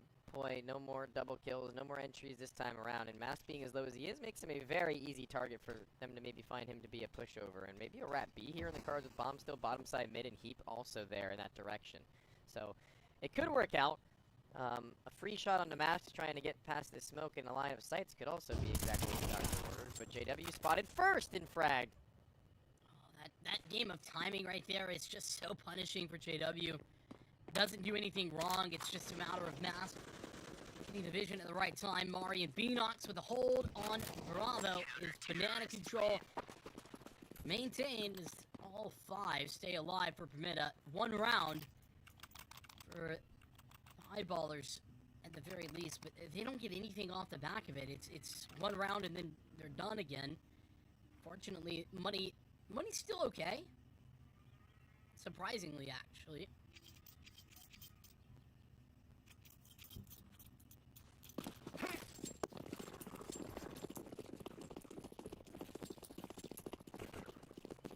To 1 though, I think we need a little bit more than money, Vincent. We're going to start seeing some rounds put together here. The pick of Eyeballers, and they missed the ball. He hits the back of Heap as he looks to entry once again, eats the nades, and that could be problematic. And I say could, it should, it will. Every little bit counts, especially with how many times he's been the opener for Eyeballers. Even in rounds gone by that haven't been won, but have been close. Reroute. Eyeballers unsuccessful in their banana approach. Back towards bracket. Friends op. Posted. Now known. Will that lead? Chunky! So much damage for Tomiko. It's only 1 kill itself. Friend jumps through, and it's through the box that he fragged him. 3 boxes, 3 smokes. Heap has no vision, but no problem. Tracks another one down here, but it will be Permita allowing for this to be an Eyeballers round. So much damage done. The early utility and the mid-run utility put Eyeballers in so many low scenarios, but they still win out thanks to Heat.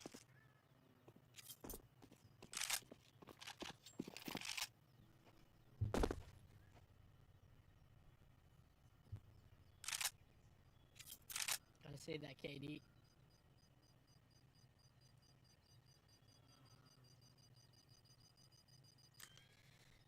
Beanox elevated in the back of the bomb site, looking to see somebody on their way to hunt, but there's nobody near.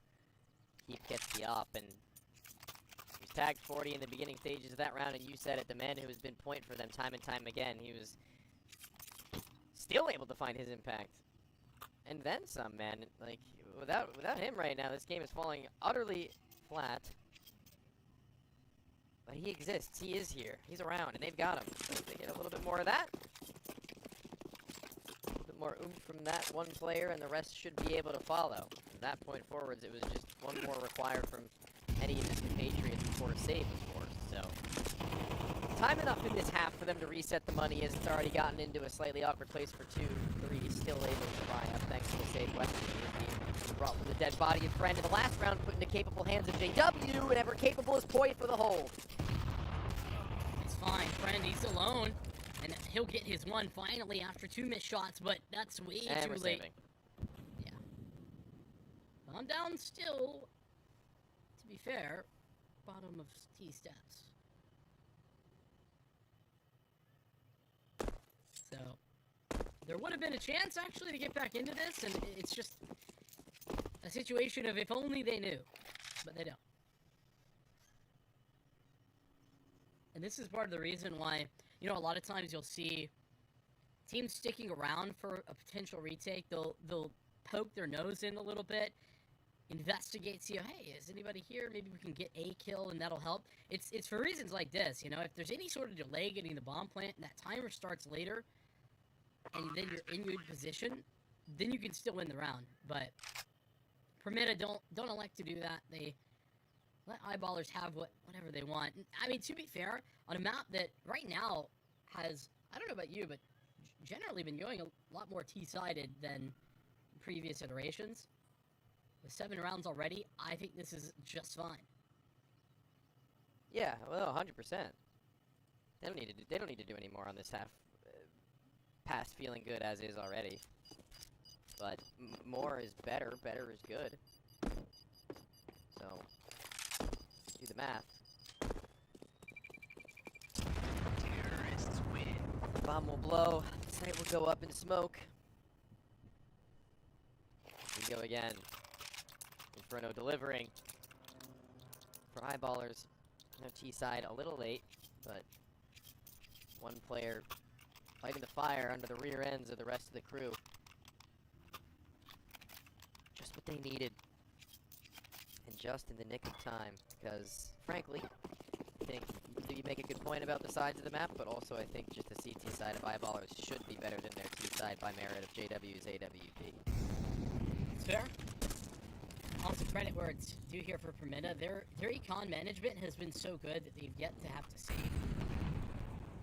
Yeah, that's actually pretty similar to the last best of 3 we had. Aurora Youngblood. Yeah. Alright, more position this time. Remove heat from play. Send him out. More damage done. Trying to escape does Mari, but stay alive. Can move on and move over towards the east of the map where now pressure being applied. Friend holds, waits, gives it a full second beat before he takes the shot, and it's rewarded. With Boy going down, unseeing was Friend. Oh my lord, that was nearly on the money. Knowing a player was in the Valk room, eventually found out the frag has been one and another. The A site looking thin. Still 2 to defend. Friend and Mary both low, both about to maybe kick the curb. JW is just sitting out no scopes. He's unfortunately kind of let his teammate die by not zooming in there. Unfortunate for him. You really do be your own. Beanox now left in the 1 versus 1. Oh, great work from Beanox. So, holds on the smoke, waits as he's ahead of it, ensures that GW just going to be a little bit distracted.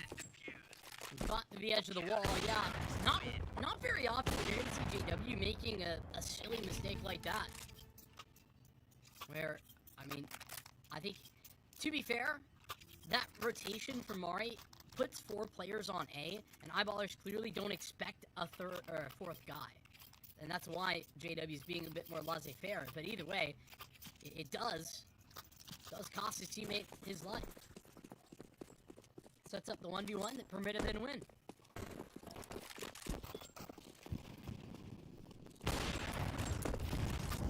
Shot out. JW takes the timing on that one, very similar to how Friend had, but not in the midst of flash and amidst the smoke instead. But they still managed to bring this one back their way.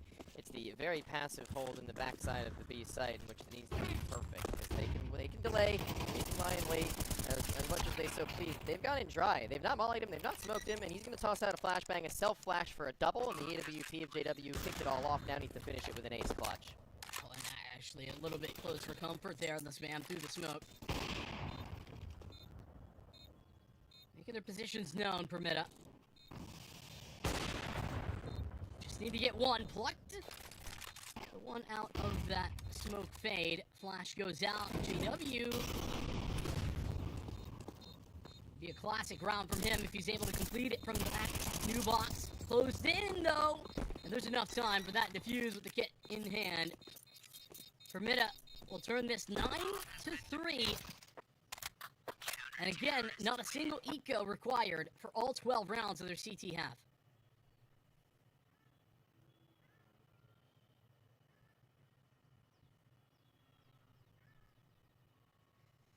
Six, the difference. They can stretch their arms out pretty comfortably with this one. They've got leg room, Vincent, in this one.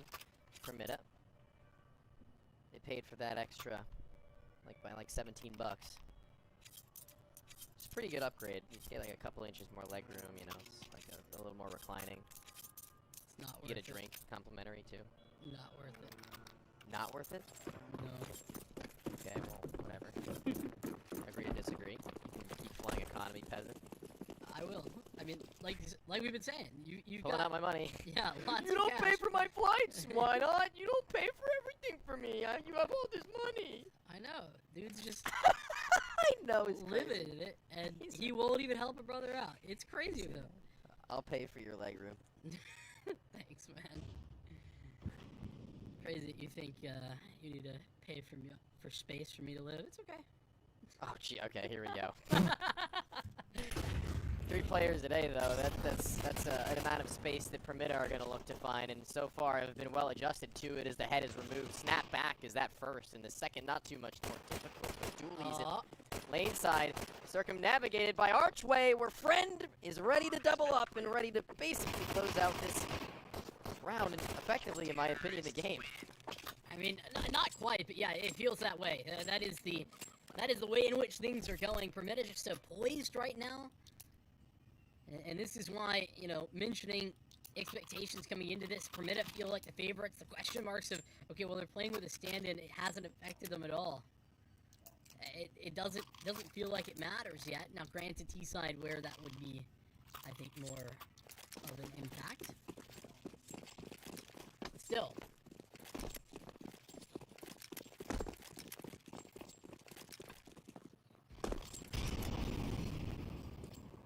It's a force buy. Eyeballer's putting all their eggs into this basket right now. It's not the let's save, let's get a gun round. They don't have the confidence on that. They need to win now if they want to find a chance at this half or this map.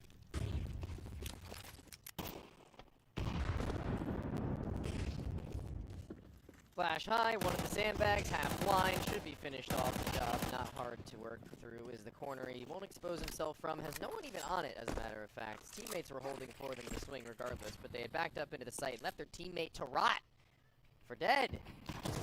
Vultures arrive and they pick the meat off the bones.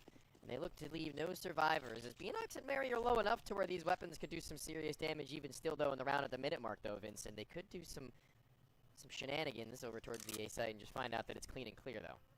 Yeah, it kind of looked like they were already making the move. Confirmed, but I think they're right now just trying to sell a fake. Will they realize how empty it is and call the bomb back over? That's the question. I think they will answer that with a yes, a resounding one. Yeah, bomb now heading out. As Mast is calling, hey guys, they're just not here, actually. Be nice to tuck in for a longer play. Though, he being the low HP one, I feel like that is a free deal for somebody. Bomb has been planted.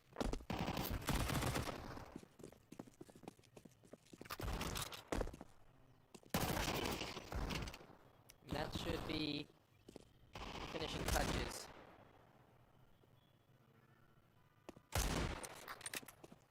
Okay.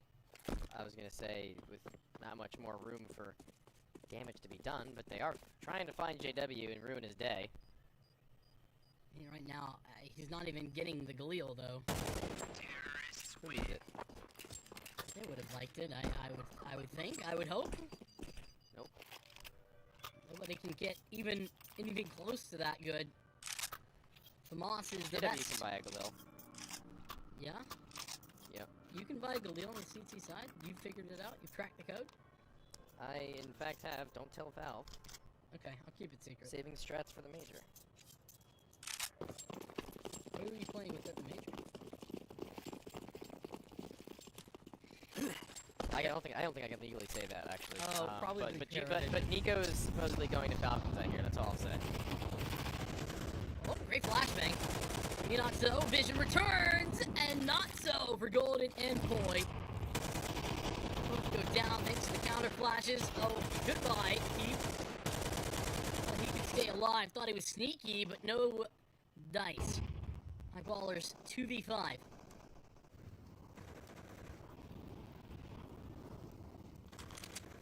Pepsor and JW separated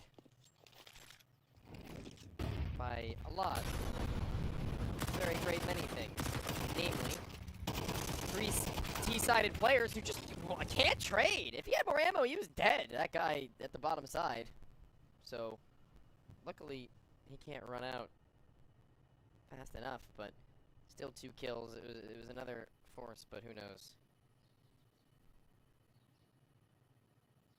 They're so careful right now after that a little bit of a scary moment.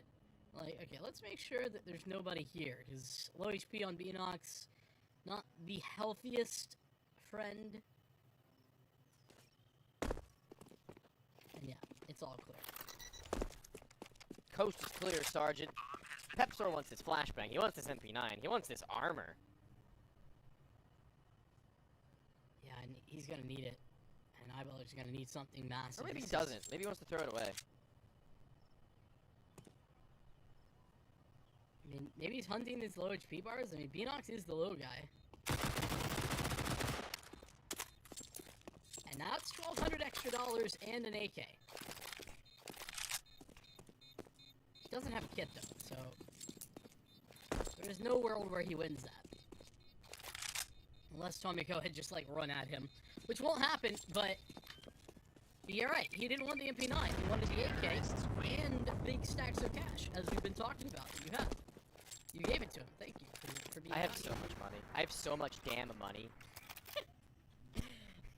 I don't even know how this bit started, but I'm enjoying it. The best part is nobody's probably here from our previous game where it began, so they're like, what? What are these guys? These guys are maybe crazy.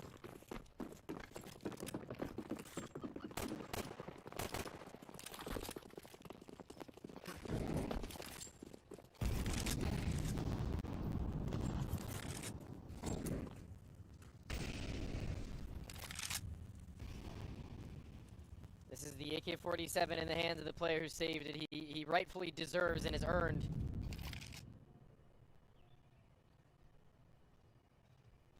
Now he's got to put it to good enough use to prove that it was worth his while, because right now it won't have been him, but it'll be Poi, who's been floating towards the bottom of the board for the team, who's now doubled up, taking the space, and a solo man with Golden just behind, who didn't really even have to lift a finger. Yeah, Boy had it figured out.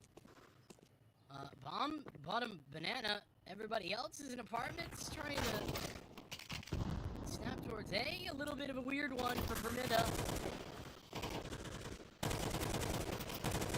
Trying to finally close to that jumping player across Boiler, but he will be traded out. AKs for everybody now. So upgrades aplenty to start the long road ahead of them, because it is long. It is grueling. 8 rounds more than Eyeballers would need. I just think that we haven't seen anything yet to suggest that that should be possible. Fortunately, I don't care what you think. Oh, that's truly hurtful, but fortunately, it was an eco. That's what I was gonna say before you hurt my feelings.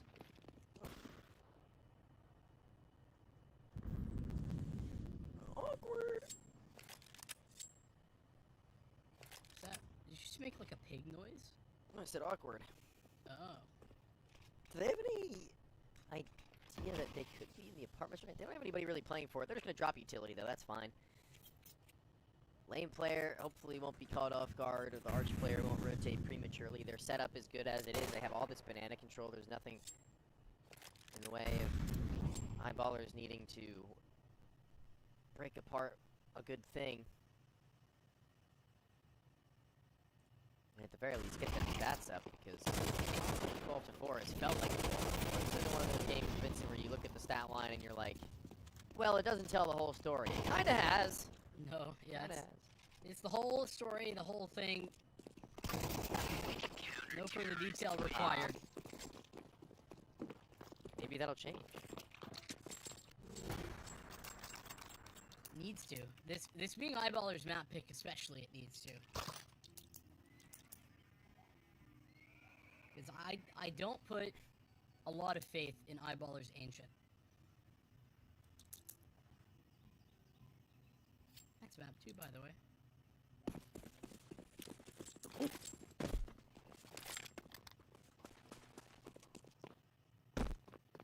It's a gun round, but there's a lot of concessions made to get the utility. Galil's for 3. 5. Rather 4, pardon me. Phoenix has one too.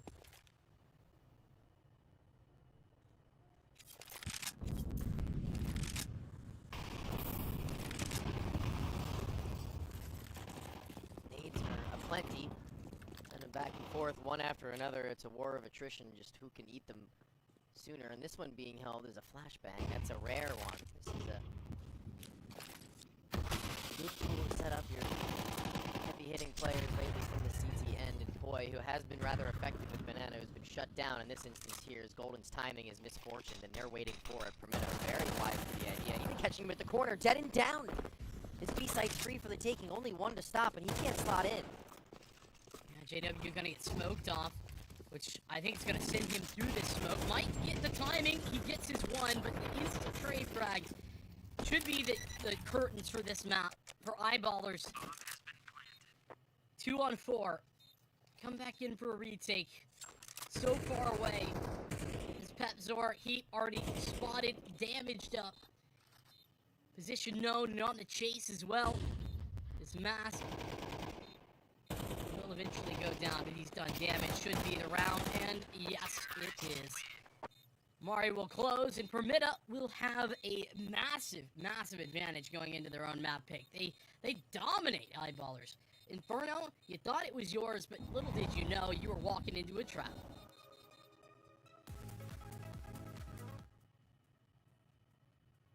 Big moves.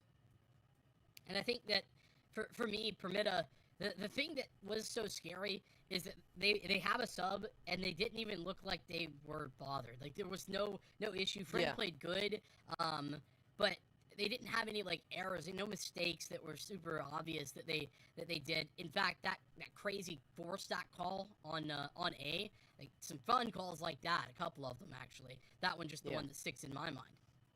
Yeah, 100%. I think that it was a lot of fun to watch them play, to be honest with you. It looked like my, what's the word? My prediction had come true. I think that certainly coming into this game with a little bit of more freestyle, a loosey-goosey development from Friend. They had played through it and looked pretty good, and I think that individually he looked to be fine as well. He didn't look to be struggling in the slightest. I like to see that, and I also like to see that going into their map pick. This wasn't even there. This was Eyeballers, man. Yeah. And with that, I mean, we queue up Ancient. 13-5 on Inferno doesn't give confidence. It's going to have to be a bounce back from Eyeballers. We've seen a reverse sweep already today, so I won't put it out of the cards entirely, but I'm not feeling confident. We'll see how we're feeling in about 10 minutes' time, because that is when we will get back with Ancient up next.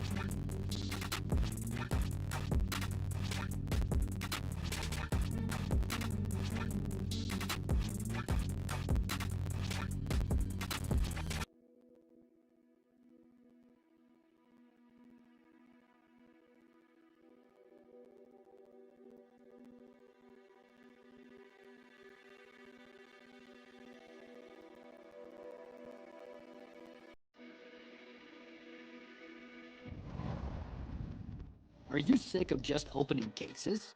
Join the events. At each event, you can find special cases from which tokens fall. Tokens are your ticket into a world of unique awards. For tokens, you can buy a skin, premium, or special balance. Try your luck in the skin generator. Also, you can leave your tokens at the token vault. And the more tokens you keep, the better skin you'll get. Add variety to opening cases with Hellcase. Do you have any unnecessary skins or want to sell them? Try Skin Place.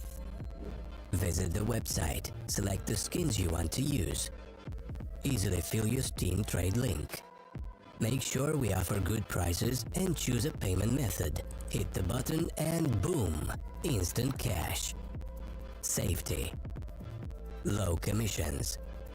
Instant payouts. Skin Place.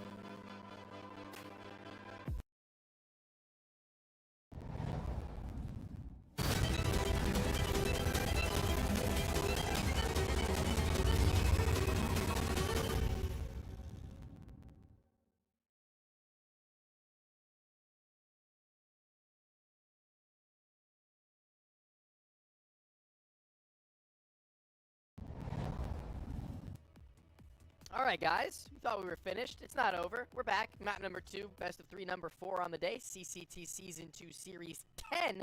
God, I can't count that on my fingers anymore with one more. We're going to be kicking things off, not with anything out of the familiar. It's Ancient we go back into now for our second game into this one, having a stomp on the pick of Eyeballers, War Permitta. Yeah, but you could be forgiven for thinking it was over. I think it might be over, because Eyeballers, they struggled, and big time, on their own map pick of Inferno. I mean, it wasn't close, it doesn't look close, and they just got stomped. Like, I think that here's the biggest issue that we're seeing with Eyeballers right now, is that there is not somebody that they can consistently rely on to help open up rounds. Heap has done what he can, and so many times in that Inferno map, and it just wasn't enough.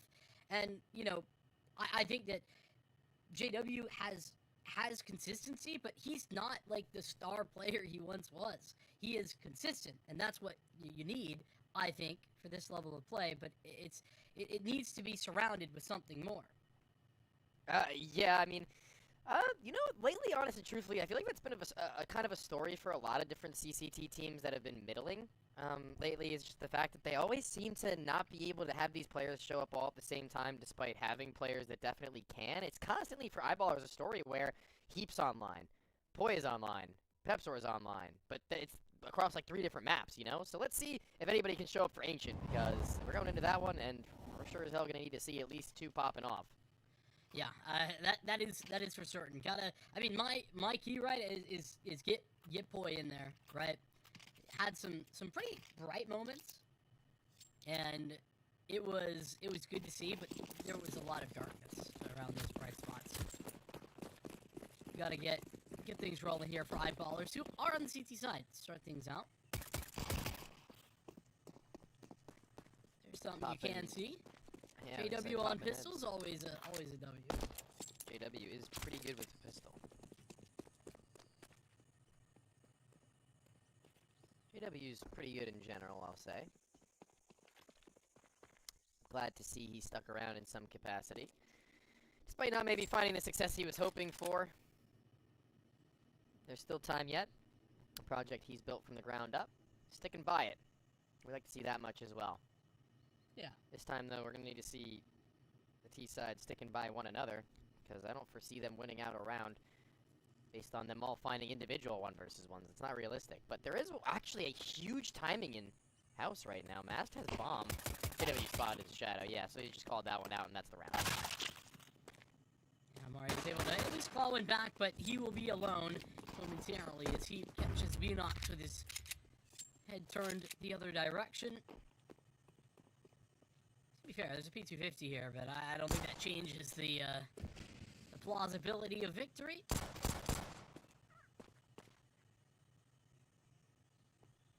So much time, so worried about everything else.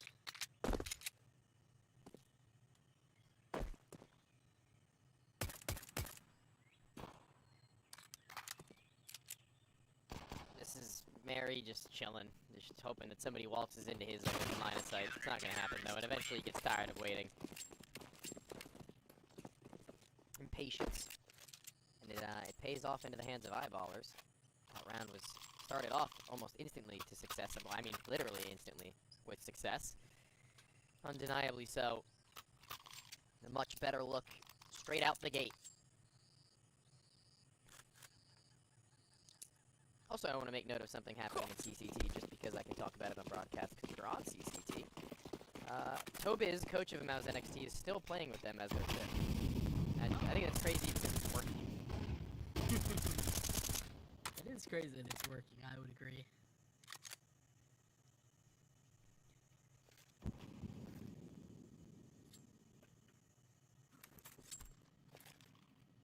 Wasn't he a player not that long ago, though? I think so. Similar to Cyclone in that regard when he was their coach. But even still, back to this one, back to where we are now, and this Tech-9 buy has actually worked out, and maybe a little bit of an overly stacked bomb site directly on A for eyeballers, despite knowing they have the advantage in every weapon way. Oh no! They're gonna get their backs turned. They're gonna get their backs broken by Mask right now. He's got this line lined up and ready to tee off. Yeah, great job as well, just taking his one and then allowing his teammates to clean up the second, not getting overconfident there. Oh my goodness, I don't know how the player who was in Donut got, like, he just sprinted out onto the site past the player at the sign. This one exit here for Pexor isn't going to matter too much. It's extra money, I guess, in his pocket. That at least will feel a little bit good, but for Mida, oh, they've just stolen that back, stolen it away.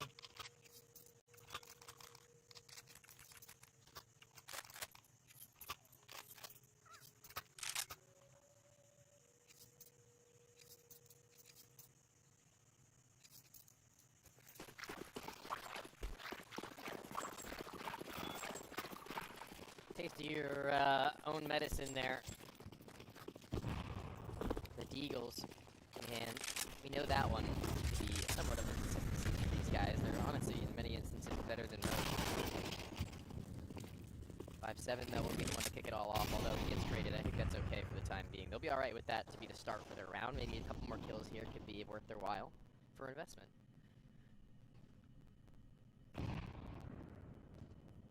I mean, I think that the goal here is win the round, but they've already lost so much space. That's almost too far gone by this junction. Golden fully disconnected from all the action happening on the B site.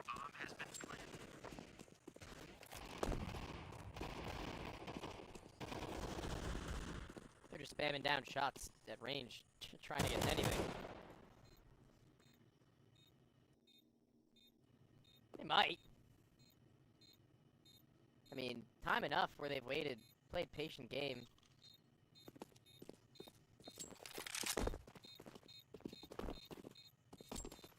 They can kind of just bail out here without having to worry about them, though, because they've sent all of their forces retreating back towards the opposite ends of the map. In pretty good fashion, they've managed to keep all their guns in place for a minute. That's going to be pretty nice. This bomb plan, in addition to that, their comfortability is being afforded to them. Yeah, I think that for eyeballers, that almost works out, like, outside of winning the round as well as you could have hoped, because you can, when you get everybody surviving there, you essentially get a second chance at the same round.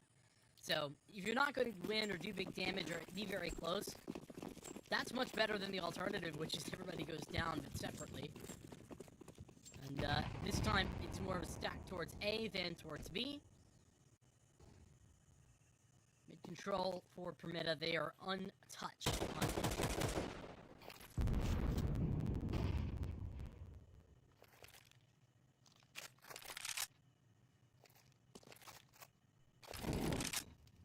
Nobody B is going to be beautiful. That Molotov hits a weird clipping. Just stalls out in the middle of the air, crashes out, hits the floor. It's not really that big of a deal. They have to use that Molotov because of that, but whatever. Pepsor is the only lone ranger wielding his pistol and spinning it about, hoping to find a straggler. He's been found in the meantime, the A-lurk, soon to be active, even more so with Mary turning around and about face, catching all of them one by one. No success. The next pistol by. Yeah, nothing at all. I have a question for you.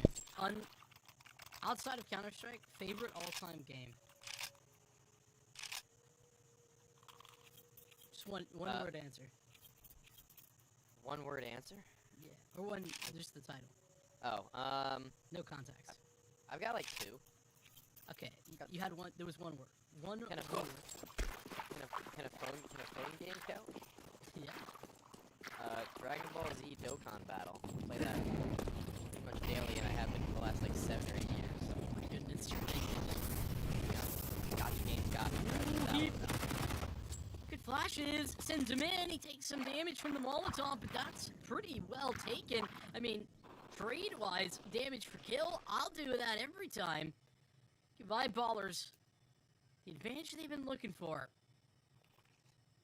And it's not a swift recovery either for Permetta. They've got to come back into this and got to take care to clear out all of these angles, but Eyeballers have already evacuated the area.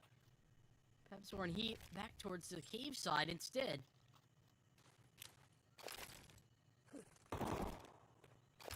No, the missed molly pin. Oh, that's going to stall them out just long enough, I think, for Golden to get back once. But he doesn't run it in. He doesn't get back in time. And Heat is still stuck in the cave side. He'll soon be made note of. But Golden is here, but both of them with SMGs still are going to have their work cut out for them. Plant needs to go down before those smokes fade. Vince Harris knows they can get for them if they can.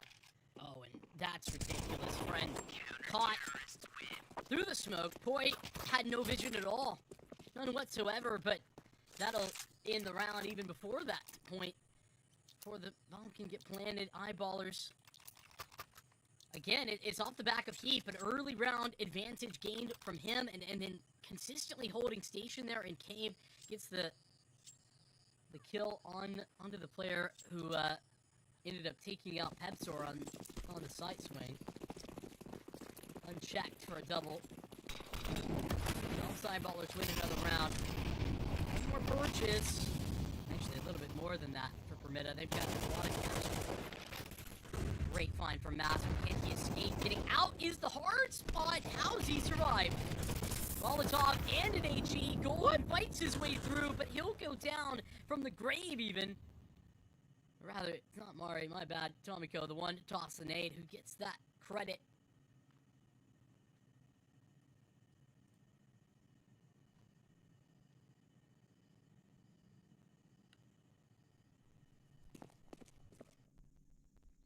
I thought that going down the way that it had with the mid-fight for Golden to find his one would have actually spelt a lot more success for Eyeballers. I think that, like, in sheer numbers, Vincent, seeing how that played out with where the positioning for all the other players were, it should have been much better than it actually was. And I guess if Heap can do something wild back over towards B before they get directly implanted into the site, then they could go for a retake. Yeah, I was just about to say, this round isn't technically over, even though it kind of looks that way. Heat's here, but the smoke, as it was fading, that's part of the reason they had to wait. It's a Molotov as well, not Smoko. The smoke goes down a little later, but just before it blooms, Tomiko swings through. And now the round should be over. Pepsor still rocks up as if maybe he can have a say in the matter.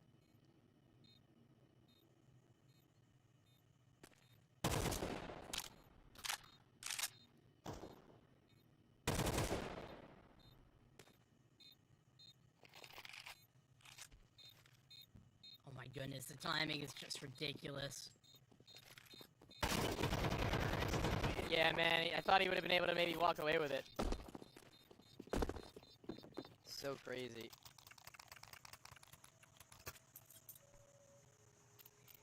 Pepsor giving it a look in, giving it a shout. Not exactly the look he wanted to, though. It's a little bit more awkward than that. Shot in the side as there's a world. There would have been a world, maybe. But that's, never easy. These wacky CCT ninjas and other things of that nature haven't really been seen too recently. Honestly, thankfully so. They make me very, very anxious. And Angry sometimes. That first that off. SMGs, not the distance they want to take these tools, but eventually it will give them that close distance. And there it is. Mary, online and ready to play. This is key to control the line from here on out. Flash off the mark, off the money. Friend not blinded, takes yet another with him, and this should be 5.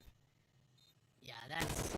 I mean, it started to look like there was a chance there with those SMGs. The amount of damage that they were doing, the double swing from sight, looked very nice. But eyeballers bested when the AKs come in and start to fry them. Cooked up and cleaned out. It's eyeballers. Still 2 rounds though. It's not too far off. All you gotta do is find a couple more rounds in here. One step at a time, you know? It's all they need.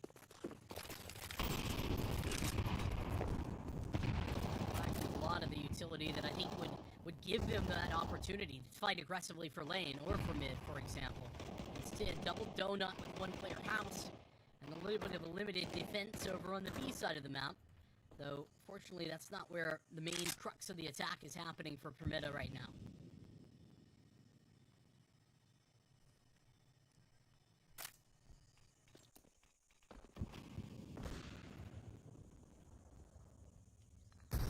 Been 40 seconds, and the CTs have utilized almost all of their smokes. All of their mollies, all of their nades, the entirety of the belt dwindling, and so too are the numbers of Permetta, though. It doesn't really matter how much they have. Mask goes ahead, and there's no gap enough to where he won't be spotted crossing, and it leaves it all on the shoulders of Mary. A night and day turn of events, a twist in which Permetta may not have been expecting, and where now it's Mary having to either save or go for kills, and I think for kills, because their money is beautiful, and they're happy in terms of round count. Isn't at a perfect place, but it's at one that's okay, so it's certainly eyeballers with more to gain in that regard.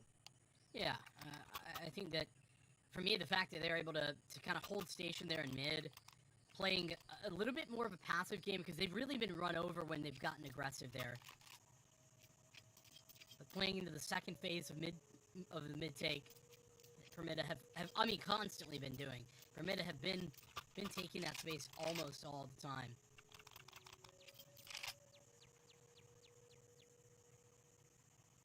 Tech pause, it seems, is the way. Permetta still money good for this round in particular.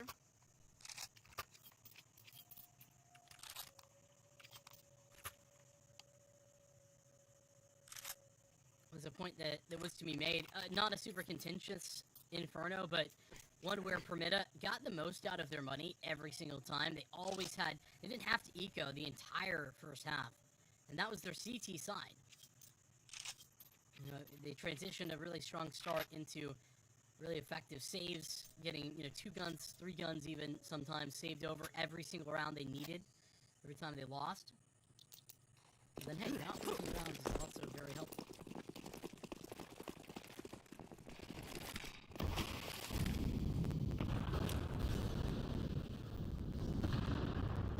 Friends, sniper. Got them an opener prior. That B site was lessened in its defense, and it might happen again if Pepsor isn't careful. He's over to the long, but he's holding a different line. And one that allows them to walk their way up. Line, tucked in the corner, and I think, oh my god, Enox, what a spray! So perfect. W gets one, trades out positions here with Golden to allow them to get back in here. JW, though, held as he swings, crouching around the corner and holding his friend into a great position despite that missed shot. Tomiko's too fast. Tomiko. A 3-piece from him to give Permetta another round. Instant responses. And now, I'd say, you said good but not perfect. This is getting to perfect position for Permetta.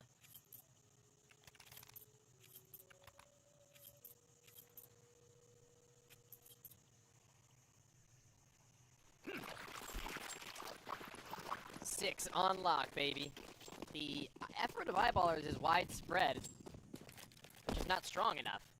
You know, it's 5 players who are playing to about the same level. No one is falling behind. Nobody's really stepping up and ahead. This is massive. There's 2 players clearing the top side of Boost right here. They get shredded by virtue of not being able to hold for any other positions as they get swung on by pistols, and Poi picks up the AK and puts it to good use. This is a nightmare scenario, actually, for Permita. Yeah, a little bit, just an overlook in one specific moment that provides the opportunity. This isn't over yet. Mask, though, No.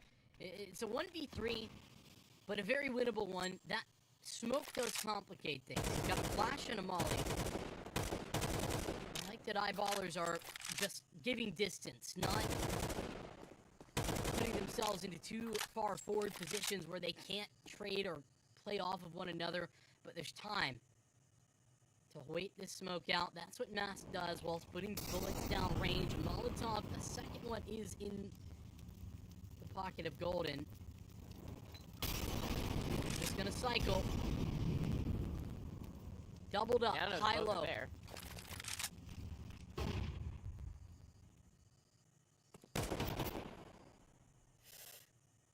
He doesn't know the Poi is there also now, though. He thinks he's over on the other side, and he actually shoots right in between them, unfortunately for him. Can't find a single, and that is, that's a pretty big statement round from the Eyeballers there, to be completely frank.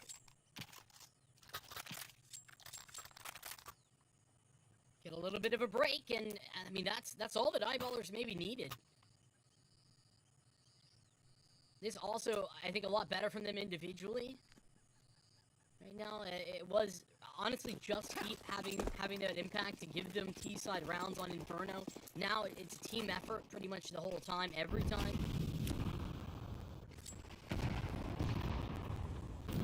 And it's enough to rock Permita's economy. They were in a pretty good spot, but, you know, losing against Nico will do that to you. Change the game pretty dramatically.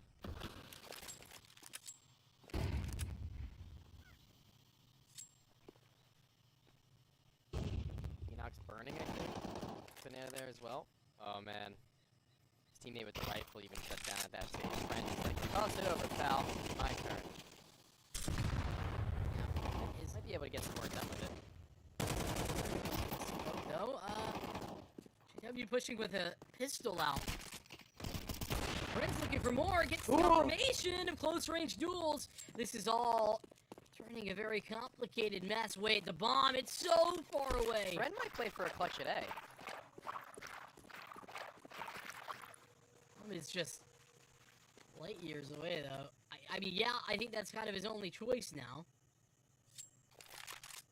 But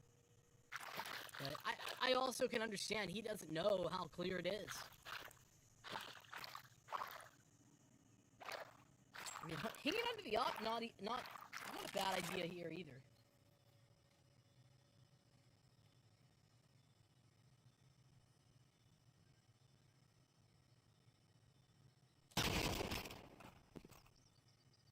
Not gonna get that. Well, now B-Dox kind of has to die. What the heck? And he's got 10 seconds to do it. It's kind of mean. No, I'm concerned for his economic welfare.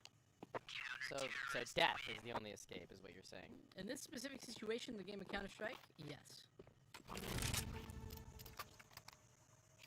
Surprised that they don't go hunting him. I mean, he gets out okay, actually, just because they don't look for anything further. But he was on low HP. That, you know, stray bullet through the wood wall, through anything, really could have been his demise, his undoing.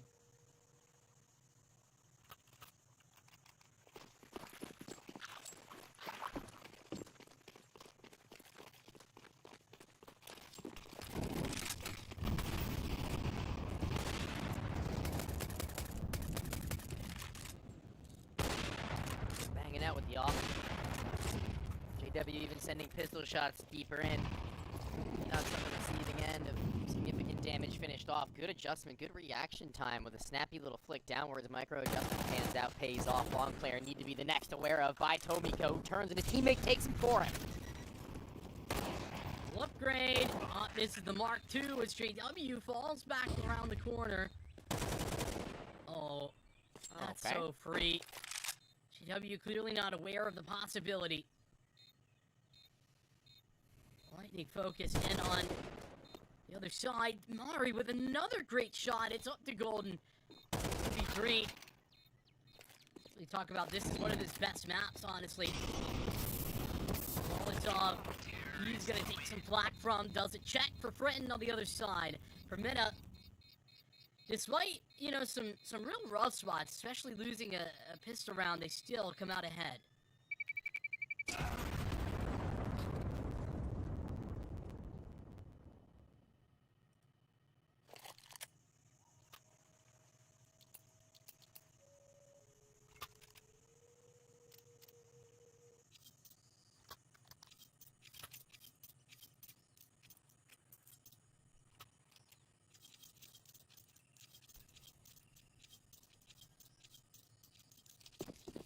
Kit, Smoke, Mask, the one to hold. I remember back when I was doing open qualifier casts and not like paid gigs and things like that. I did a cast of Mask on a best of 3 that he like just blew my mind about how good he was. I haven't quite seen him at that same level since, but he's certainly never been bad. Certainly never stagnant. A piece I would point the finger at to be removed, but I've seen him do some nasty things. And I'd like to see that resurgence at that same level at some point in time, but right now his teammates are really just doing all the work for him to where they don't leave a morsel, a scrap for him to get the kill from, as they get all the players of Eyeballers finished off before they even have a chance. It's like this whole round is just like a nothing burger. It's just nobody had a chance on the other side. Like Eyeballers, all of those fights, they get on the site. They had the utility to set them up, but really nobody was there to stop them. Nobody to play defense on the site. And then once the retake started, Permita just like walked in, tap, one tap, one tap. It looked so easy, so simple for them.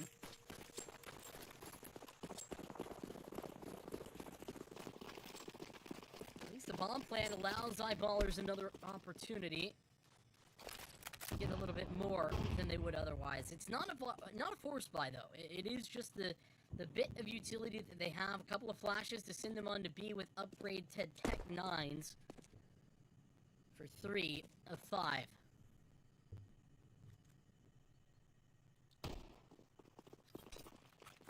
Fire off that one shot. And they're like, alright guys, like they just call it. Alright, swing with me. Coming up. Friend even wanted to spam it and smoke for further damage. Beyond. Repositioning actually saves his life potentially. From then onwards, it's an easy sweep. Unless that happens, where Golden just sends a beamer back right through the smoke, straight between the eyes. It got quite expensive there. For them to lose a couple of guns that they probably shouldn't have. So, early stages of Eyeballers, if they can win this next round, getting right back into action. 9 to 5. It's not too crazy of a comeback of any sorts. 4 rounds only. And now just 1 round between Permita and a broken econ.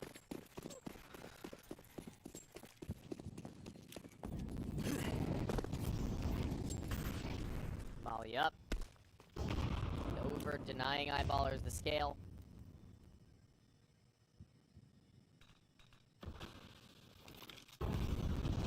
Golden, as per usual, setting up a banger of a flash that just needs to be met with some shots to connect with them. His mid is under fire, literally and figuratively. Tomiko handles, actually slips back into the king to be able to... Oh, what the hell? Defined 4 in the round. I was gonna say 2, and then it turned into 3, and through the wall he makes me question my sanity.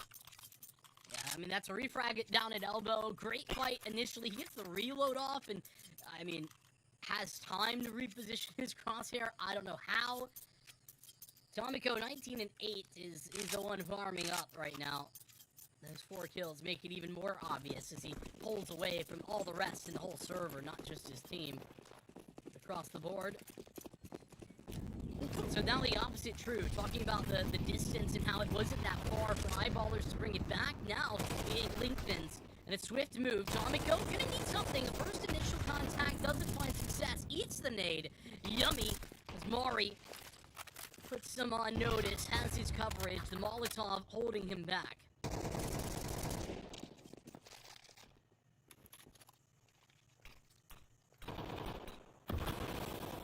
Over the top side of this smoke is golden, but not high enough to where he can spot over top of it. Not going to be an easy feat to try and claw this one back into their favor, as the entire crew has arrived, ready for whatever is to be thrown their way, even playing a high-low in the cave. It's Mask to play first bait. And against pistols, that's just overkill, man. They're just trying to make it out here. They're just trying to eat. Trying to find their next meal. Well, that meal made up of Eyeballers players right now. Ew.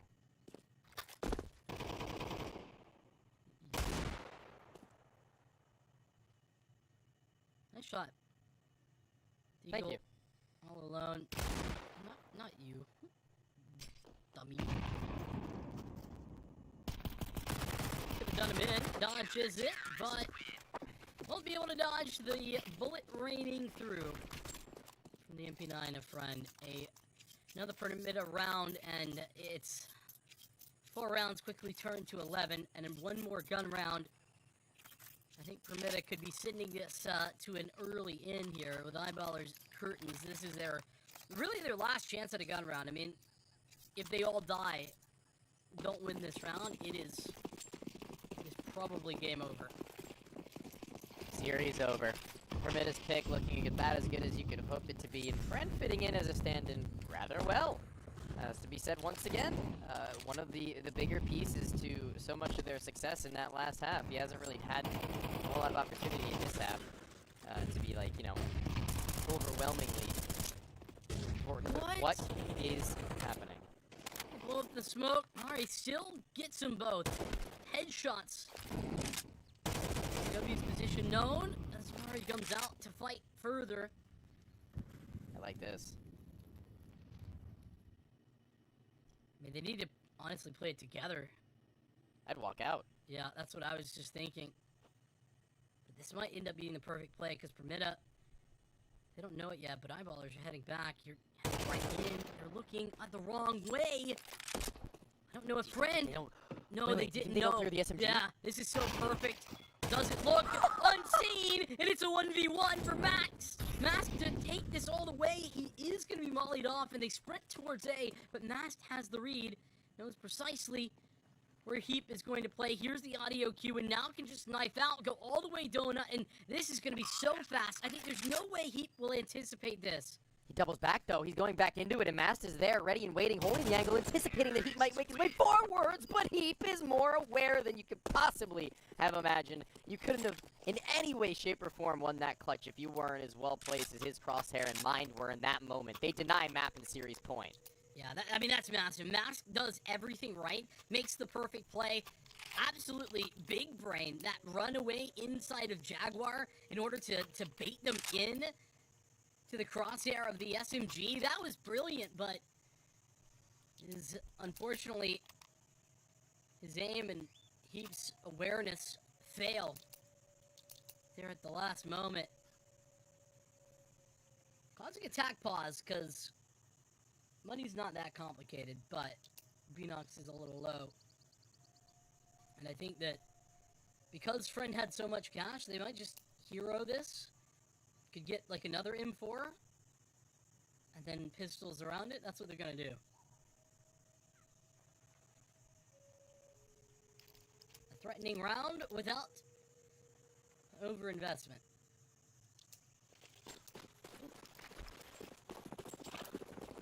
Hey, Vincent. Yeah.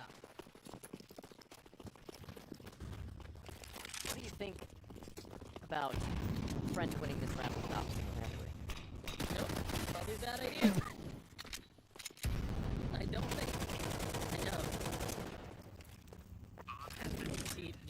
I mean, this is a good round for Eyeballers to get so aggressive. They have not had the opportunity to do that, and finally putting Permita on notice that, like, these more forward holds on B can be removed so easily. That they can be broken apart. It's a good change of pace that helps to to create the illusion, at least, of eyeballers having Permitta on the back foot. Illusion of choice. They do right now, at least have Permitta on the back foot. Interesting that they throw the op away, but they're keeping the max in.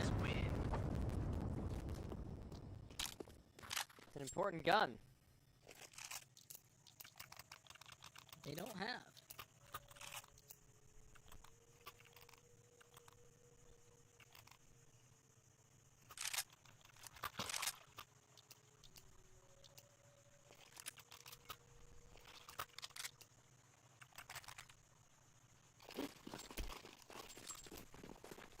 $11 to 7. My new chain convenience store idea.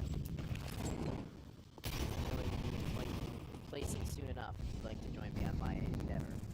Seems like a great idea. It's like this Not push. a terrible idea. It was great. Got two different minds on that one. Great until it wasn't. And I don't know how Minox gets that first kill, but he does. Refrags of plenty and oh. Gap. Yeah. Friends caught the timing into this gap. But what does he do with it? If it wasn't for the fact that probably all three eyeballers go A main, he would have plenty to do with it.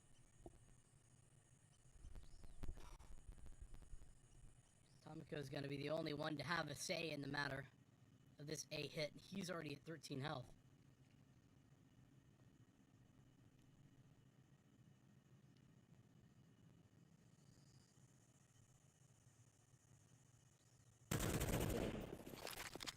Pulls a nade. Around the box, he's safe enough to do so. And it's perfectly placed to where they can't do anything to stop them. Not yet, not until Friend decides to be a hero. If he so chooses, it'll take a lot. Bro is gonna have to lift a heavy burden off their shoulders, and I think they might just end up having to play for a save at this stage as his teammate is bailed out, so. Yeah, the HP, a big part of that decision-making process, but not only that, how long Friend would have taken to get into position here on this flank, and the lack of kits on either of the two remaining CTs, all add up to a save call. I think what we learned in CS2 is that there's never too far comeback. Terrorists win.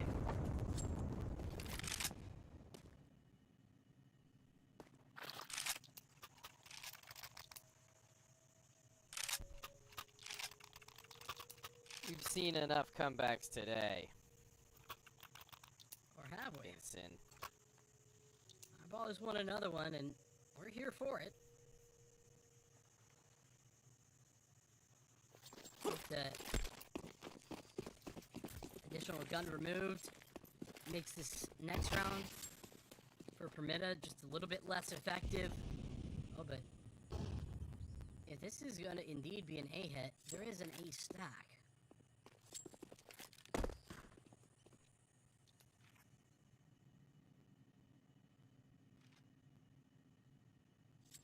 It's kind of a curious way of losing out a round that we've seen in the very same fashion previously in the other half, when the eyeballers had done the very same.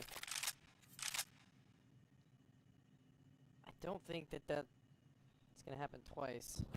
It usually doesn't strike in that way.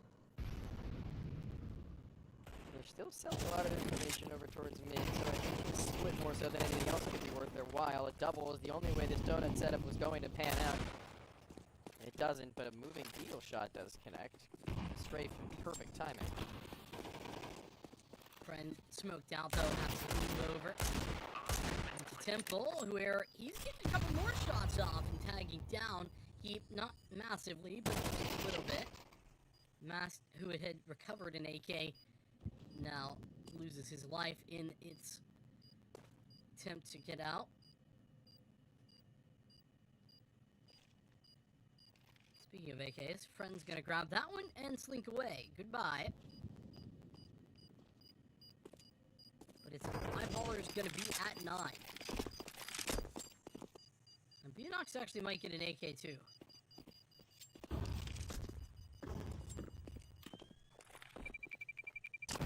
Terrorists win. Gonna go looking. There we go. So 2 nice finds there at the end of the round for Permitta, but I mean, it's still a lead, right? Lead that they can hang on to.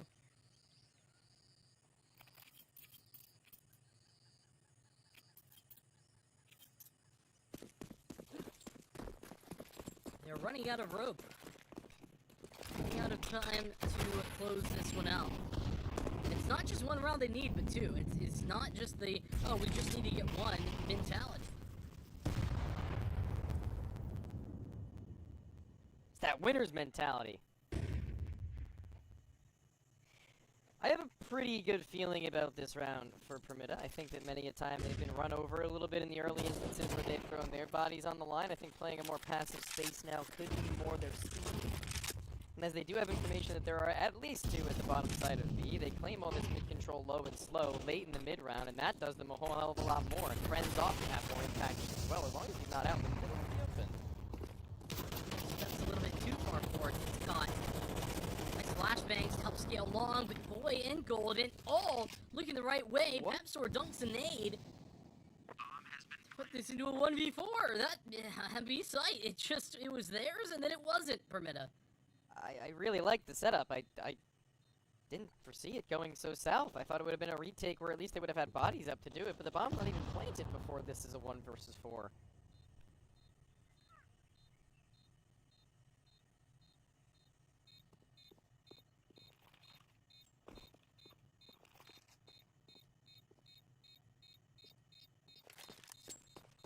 Yeah, I think the Permitta in the early round, like you said, it was good ideas. But Eyeballers just a step ahead. The Flash has come back in and retake long control from Permitta, and they just lose that fight. Too many bodies for the T side, or too many bodies for the CT side to overcome.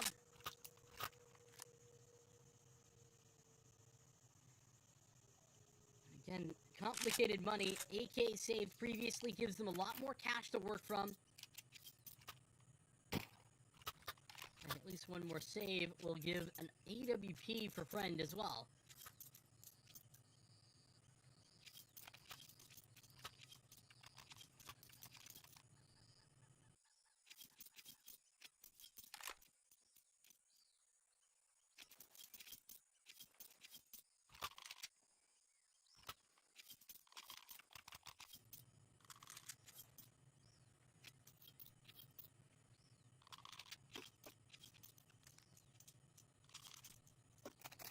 At this point, I don't really know what the answer is.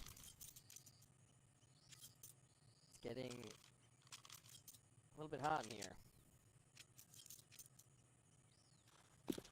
Pressure mounts. Nerves starting to rise. Friend. Really 1 more chance on this op. With the rifles, he was doing fine. With the op on the T side, he had his moments here and there where he only really needed to find 1 kill at a piece, but now, seeing as the rest of the crew have slowly sank back in their chairs, he's going to need to sit up a little bit here. No more JDM mode. No time to relax, as there's a lot of stuff happening at B right now. Can't quite see it. But it's happening, I promise. No 1 for 1 on the expensive zone. Oh, and I'm not sure about that move from Massive. A lot of damage was taken as Beanox wins his duel in Jaguar, but... Oh, into Friend. Big multi out of Friend. Can't quite complete the equation. Tomiko alone, and he's already low. With an SMG versus 2, this just seems like it's so far out of reach. But he'll at least get the upgrade. Now, it's a little bit easier. His position known. On top, elevated. Oh, it's so close. Barely anything left in the bullets as well. Just out of them. Absor will deliver 3. The multi-frag from Friend I thought would have been enough, but it wasn't.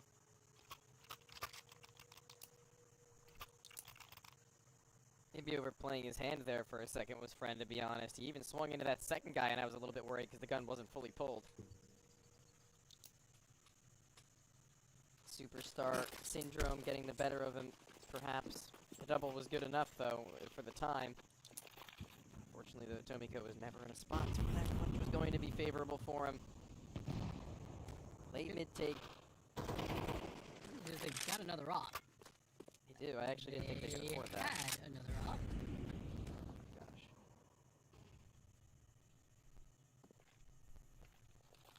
Eyeballers, you're making this work. They're pulling it back. Great performance out of Poi right now. Double, though, from Beanox, and he gets away, too.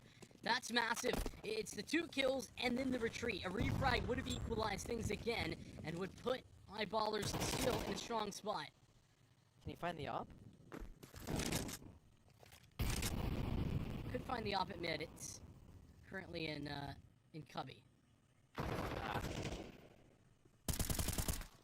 Oh, or we could find some more kills over the top side of this smoke. They're still in a man up, but no more relying on Beanox, frankly, here. JW. He's in the round-winning position, maybe. Oh, the timing is crazy. JW is going to get him for free, but they're so low. Just 50 HP between them. And it's not enough to stay the test of time. AG could do it. No. Oh. Tagged up, but not gone. JW, know where he was last seen. Gotta be careful. And read like a book is JW by Mast. Permita will take 12 first, but not before Eyeballers find their 11th. This is still a game and still can be overtime. Eyeballers have so much money, but a massive, massive round for Beanox. And Mask does get that off. Whew, alright, well, I mean, it's overtime at bare minimum. For Permita, it's a bit of a struggle here. On their map pick, I wasn't anticipating a T-side resurgence from the Eyeballers, if anything. Although I will say Golden, once more, a tactician I do have faith in, if nothing else. His tactics are solid. The executes are also very, very good. The early and the late round from him are pretty good. It's just, again, a matter of actually hitting the shots that really just makes all the more, and he catches him over the top side of the door. What a shot and a boost that Gimmick employed for Friend. Yeah, that's the best time to find it, is in a round like this where you're up against overtime. The comeback story has already started and nearly completed for Eyeballers. That's when you find that opener. Force Beanox out. Oh my gosh, that's crazy that he doesn't burn there. I want a refund if I'm the Eyeballers on that molly because it doesn't work as intended. Now the double up, Tomiko and Mast. Mast will get the refract, gets confirmation of the final man. And this should be over. Mast playing with his food. He's trying to call in rotations, call in support before taking a commitment to this fight. He might do it all himself. Out of bullets, Tuck. He will finish the job. Permita let Eyeballers get close, but they don't let them take it over the line. They'll close in 2 for the 2-0 victory here to open the Swiss stage. It might have gotten hairy, it might have gotten a little bit dangerous. They felt them breathing down their necks, but at the end of the day, it's a done and dusted cleanup from Permita on the new look. With their substitute, I can only assume, and Friend, they looked about as good as you could have hoped, but maybe not as well composed on their CT side towards the end stages of Ancient. But that's okay. Those things happen. The money might not have been there for a majority of the rounds, and the rounds that were, they came down to either just maybe one single piece of mispositioning and an awkward stack, or just a multi-frag from someone like Poi. So, I mean, all is well that ends well. Again, a win is a win. Yeah, I think that is overall the thought process that you get down to by the end of this one, because Permita, 2-0, you dominate your opponent's map pick, and even though it gets close on your own, you'll be okay with that, walking away, especially like you said with a stand-in. Eyeballers, still a lot left on the table from them. We talked about it, and to be honest with you, if we saw that form that Poi was in that map consistently, I think this Eyeballers team would be a lot better. But we don't see that, and a lot of times we're seeing, as a whole, what we saw on Inferno, and that's the bigger issue. But another big performance from the likes of Beanox. I think we saw some actually huge moments. I know Masked wasn't at the top of the scoreboard, but actually played, I think, a really important game. Had a lot of big impact moments, actually. Personally, like, and also we just saw him in those like late round scenarios. His decision making was just like almost perfect, which I think was also cool to see. Yeah, and I'd also like to give a little bit of a shout out to Tomiko, who is typically one of the stronger riflers this team has to offer as well. On their T side, he was kind of doing it for a majority of the beginnings, finding them multi-frag after entry and things of that nature in between, and then turn over to the CT half just as well. He started things off with a bang. He was getting them a lot of their eco round kills to keep their money up and get kills to get at least, you know, a couple of extra bucks into their pockets, and where he was able to be a rock, a very solid piece to allow the rest of the players to work. And also Masked in that same vein, I will say, to add to your point, as the Cave player felt pretty consistently strong. Yeah, strength in Permita. That's what we have here to close out today. And that leads us into the end, actually, of our day. As we have completed the equation here. We've got all 4 best of 3s done and dusted. To open up the Swiss stage, the Swiss rounds, as we will continue. I think more Swiss games in round 1 coming through tomorrow, if I'm not mistaken, and I think you and I will be back as well for some of those. So no, I'm gone. Oh, no, Tony hates me. Okay, it's all good. But I will be back for more tomorrow. All of that being said, thank you so much for joining us. It's been a pleasure. We will see you here tomorrow for more from CCT Europe Series 10. You look into your inventory and there's only... It's time to forget about this garbage. Here you will find everything to play with really cool skins. Open top cases. Upgrade dropped skins and turn your junk into a cool gun using the contract system. Every day, thousands of people upgrade their inventory with us. Hellcase.com. Look at yourself in a new way. Do you have any unnecessary skins or want to sell them? Try SkinPlace. Visit the website, select the skins you want to use. Easily fill your Steam trade link. Make sure we offer good prices and choose a payment method. Hit the button and boom, instant cash. Safety. Low commissions. Instant payouts. SkinPlace.